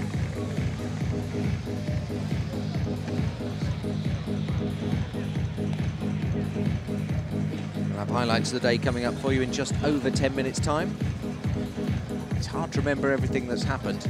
Unfortunately, I don't have to, because Will's got a great memory and he's always writing stuff down while I'm busy just talking nonsense. He's making little notes, and I know that he'll talk you through those highlights so well. Am I right, Will? I'm leaving in 5 minutes. He's leaving in 5 minutes. I may have to do the highlights. That'll be dreadful. I'll be going, oh, now he was good. I can't remember what he did, but very good. I'll tell you who was good. Yoda, new personal best 5:28, and that is 20 centimetres better than his 2nd round attempt, and he goes 6th. Pleased he will be with that. Well done, Yoda. Diaz Isbarasov of Russia. 5:28. Asks for applause from the crowd, and you can hear the applause. There's still people that are hanging on. This is the only event left in the stadium, but there's still people here to watch it. What can the Russian do here?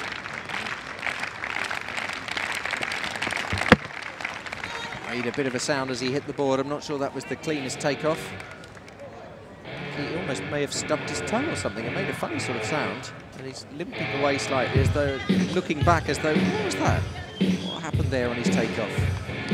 Wasn't happy with it, whatever happened. Let's just look again. Here's his run-up. No, it wasn't too bad. I think it just must have been a microphone quite close to the board. So at the moment, he's in 5th place. That was 5:30. And that is the best jump he's had. It won't move him up, but that's his best jump of the day, beating 5:28, his previous best. So the Russian in 5th place, he'll have 1 more jump. The top 4 will have 2 more jumps. That's a really impressive athlete coming along. He is clearly limping, so there was something other in takeoff and landing that's affected his Mazarov there. This is the current top 8, previously the top 4, with the top 4 preparing their penultimate jump. And the next athlete is hugely impressive because he's won 4 Paralympic Games medals in swimming, 2 of those gold, and all-time across all events, 9 Paralympic Games and World Championship swimming. And he's a good athlete as well, as we're seeing here. Well, that is a major lead. That is a brilliant lead. It's a white flag, and there's a great chance that he's got into the medals here. 5:50 was his lifetime best set earlier this year. And there's a really good chance that that's beyond that and further. And he comes down with a thud right on his backside. He really does. He pulls the blades up ahead of him so they don't take any of the impact. It's all on his backside, protects the blades, holds on to them actually. And I think that would hurt. Maybe it did by the look on his face there, but his coach says, well done, never mind, keep smiling. 5:98, and he's in the lead. He's got into the gold medal position with his penultimate jump. Personal best, American record, continental record. Saving the best to last. And his teammate going over and giving him a big hug. The Americans delighted with that. Look at them there. It's a bit of a dance they're doing there. The 2 blade jumpers bouncing with delight on those blades. A new American record. So that puts him in the lead. 5:98, a couple of centimetres ahead of Heinrich Popov of Germany with 5:96. And everyone slides down. Yamamoto goes down to 3rd. This is the man who is now in 4th place, Daniel Jorgensen of Denmark. Here he goes, the crowd getting behind him. Single-bladed jumper from Denmark. Jumps right off to one side. Looked a little bit iffy, that one. Gets a white flag. I don't think he'll trouble the lead.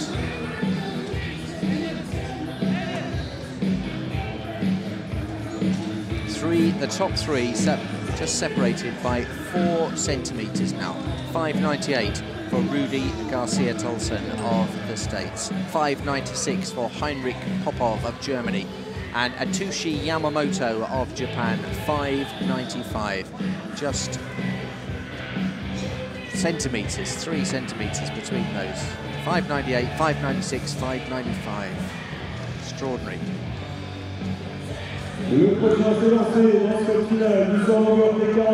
4 centimetres between the top 3.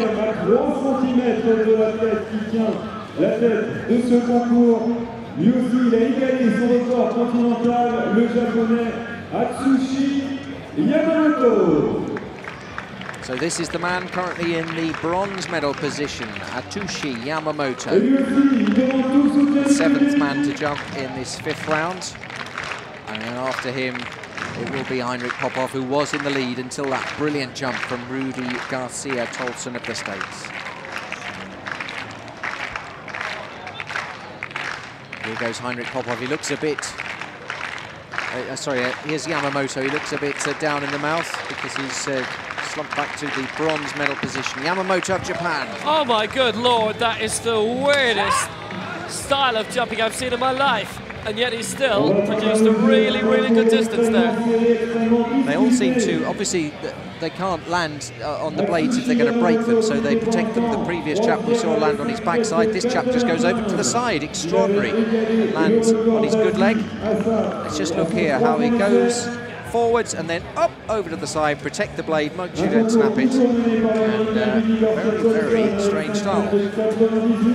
It's an effective style because he set a new Asian record. And he's a new leader, 6'11". So that unusual style has worked for him, and he has now gone into the gold medal position. Well, what an exciting long jump to end the day.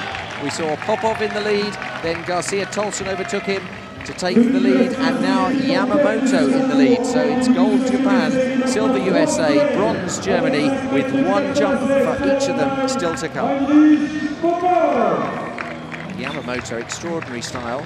So the last man to go in this round is Heinrich Popov. He was in the lead, but he's seen two people this round beat him. What can he do there? That looked pretty good as well, but he shakes his head, gets a white flag. I think he knows that that's not going to put him back into the lead. It looked quite good to me. Well, he's gone down to third place in quick succession. Rudy Garcia Tolson overtook him with that 5.98, then Yamamoto with that 6.11. Popov is the reigning championship record holder. 6.23 in Christchurch when he won gold 2 years ago, the previous World Championships. Christchurch and Lyon, the first two championships in which we have the new two-year rotation. So it's Doha in 2015, London 2017. 5.70 for Popov. He knew it wasn't quite good enough. So the final round awaits now.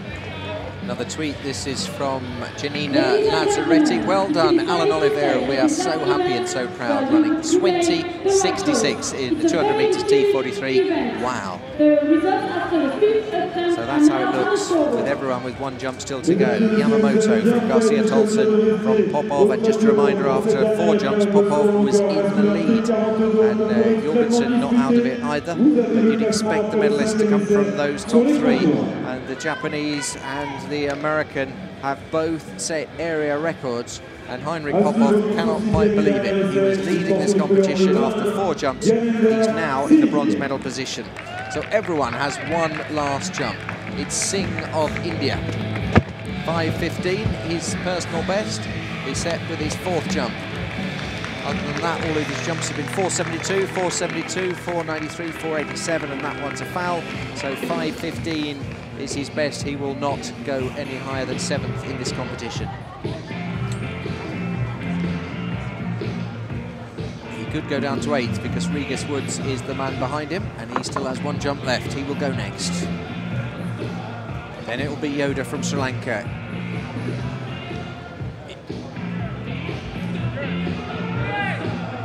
Well, this is Daniel Jorgensen, who's making sure that everything is properly in place.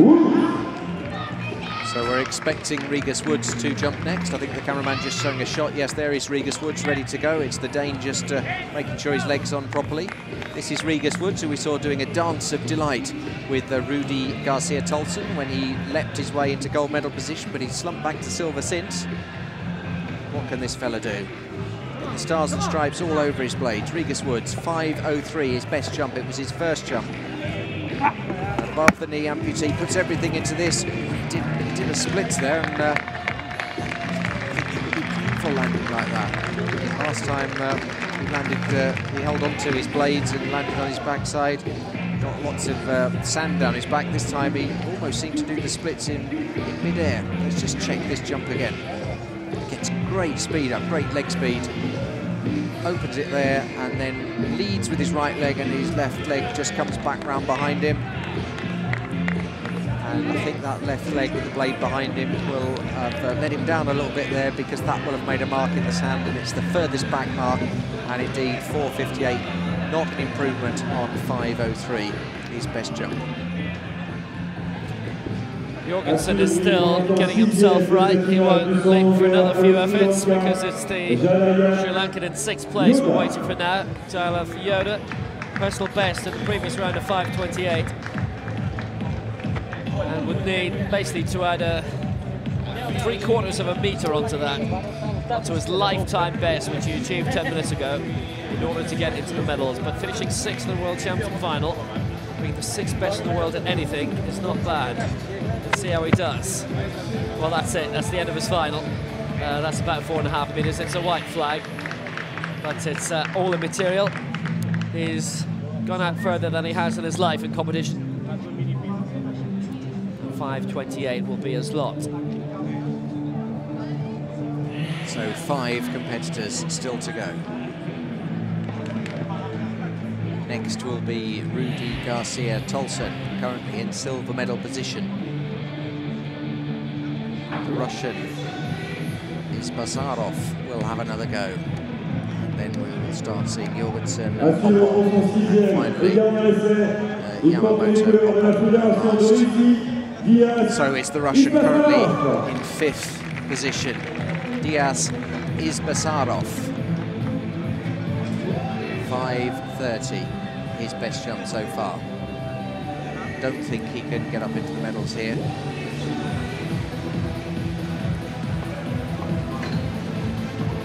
Just 5 jumps left in today's competition from the IPC Athletics World Championships.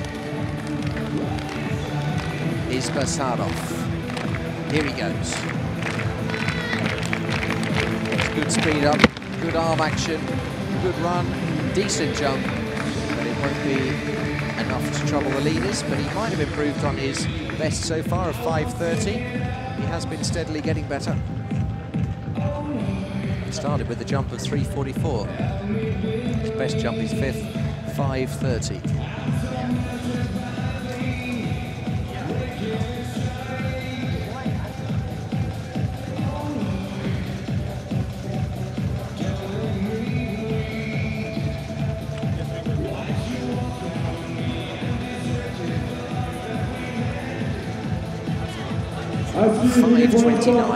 is his final jump.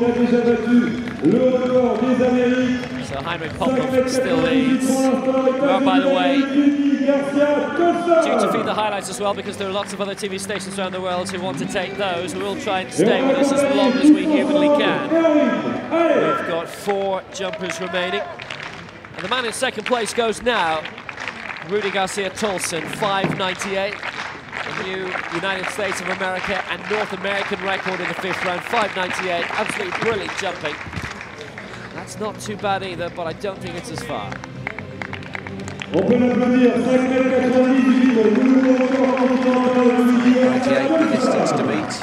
He jumped 5:48, 5:16, 5:43 and 5:98 along with a no jump on his first one. And I don't think this will have improved on it. So at the moment he's in silver, but there are still 4 people to jump, so he could even still be overtaken and leave with nothing.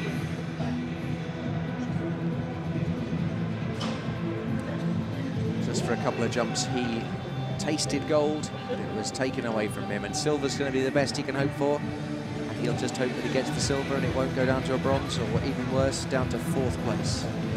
5:46. Next to jump will be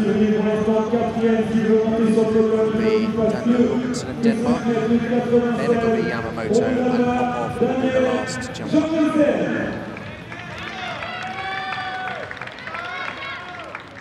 We saw Jorgensen adjusting his leg, and he's still just basing up and down.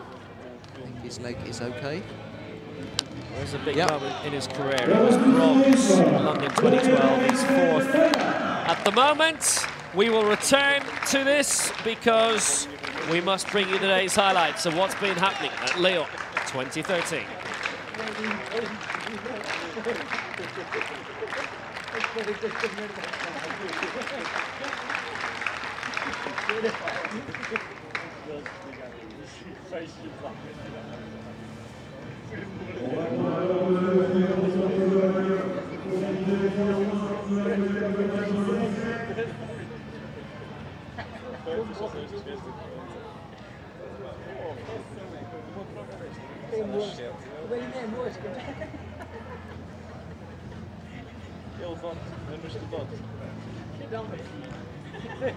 So it may seem a strange time to come away from the long jump, but there are people all across the world waiting for a feed of the highlights, so we're going to give them that, and we will record this long jump action. So stay with us, watch the highlights. At the end of the highlights, we'll show you what happened in the long jump.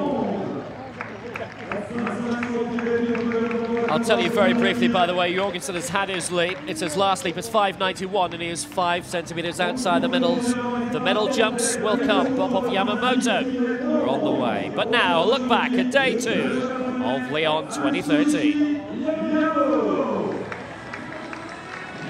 Well, some fantastic action throughout the day. Fantastically hot day in the 40s down below, and the men's javelin was certainly highly competitive today.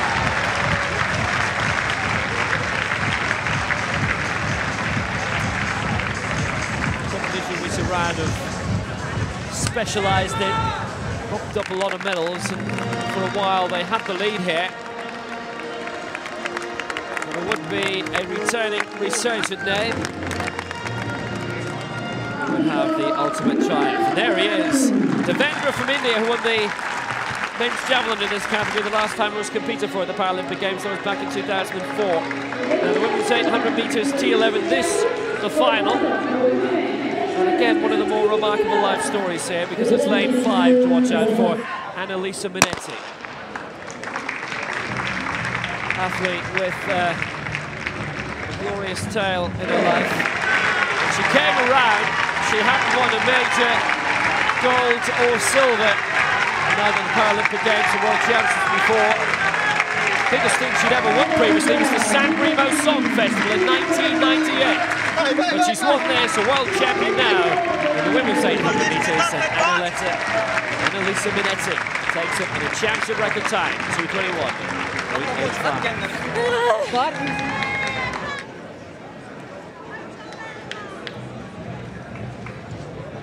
Sparkling victory for Minetti, who went out in front very early on and never died. Continental record for the Colombian just after that. Now the men's 800 metres T37 final, and the regular result we've seen in history over the last 5 years is McKillop 1, Scott 2 in the T37 800. Would the same happen here? Well, after 30 metres, McKillop 1, Scott 2, and after 800 metres, the same thing. Great display by Michael McKillop, truly a great athlete. Able-bodied competition for him as well as Jason Smith. And McKillop coming home. So he won the race. Will he beat the clock? 1:57.22 to beat. He did it by 0.05 of a second. 1:57.17 official. Brad Scott in second place. Again, Katoy third for South Africa. So a new world record for Michael McKillop. Scott with the silver. Men's 200 T44. This another sensational race. This was a combined category in London 2012, and there will be 3 athletes in this for the United States who would be looking to make this their own, and each with an equal opportunity to win. There's Prince in 3, Wallace in 4, Singleton in 6. Coming in towards the final straight, Jared Wallace ahead of the other 2. He set a new world record yesterday. Could he do it again? Oh yes, he could. 22.08 with Prince second, Singleton third, but both on the same time. Absolutely fantastic running, and Wallace takes the glory.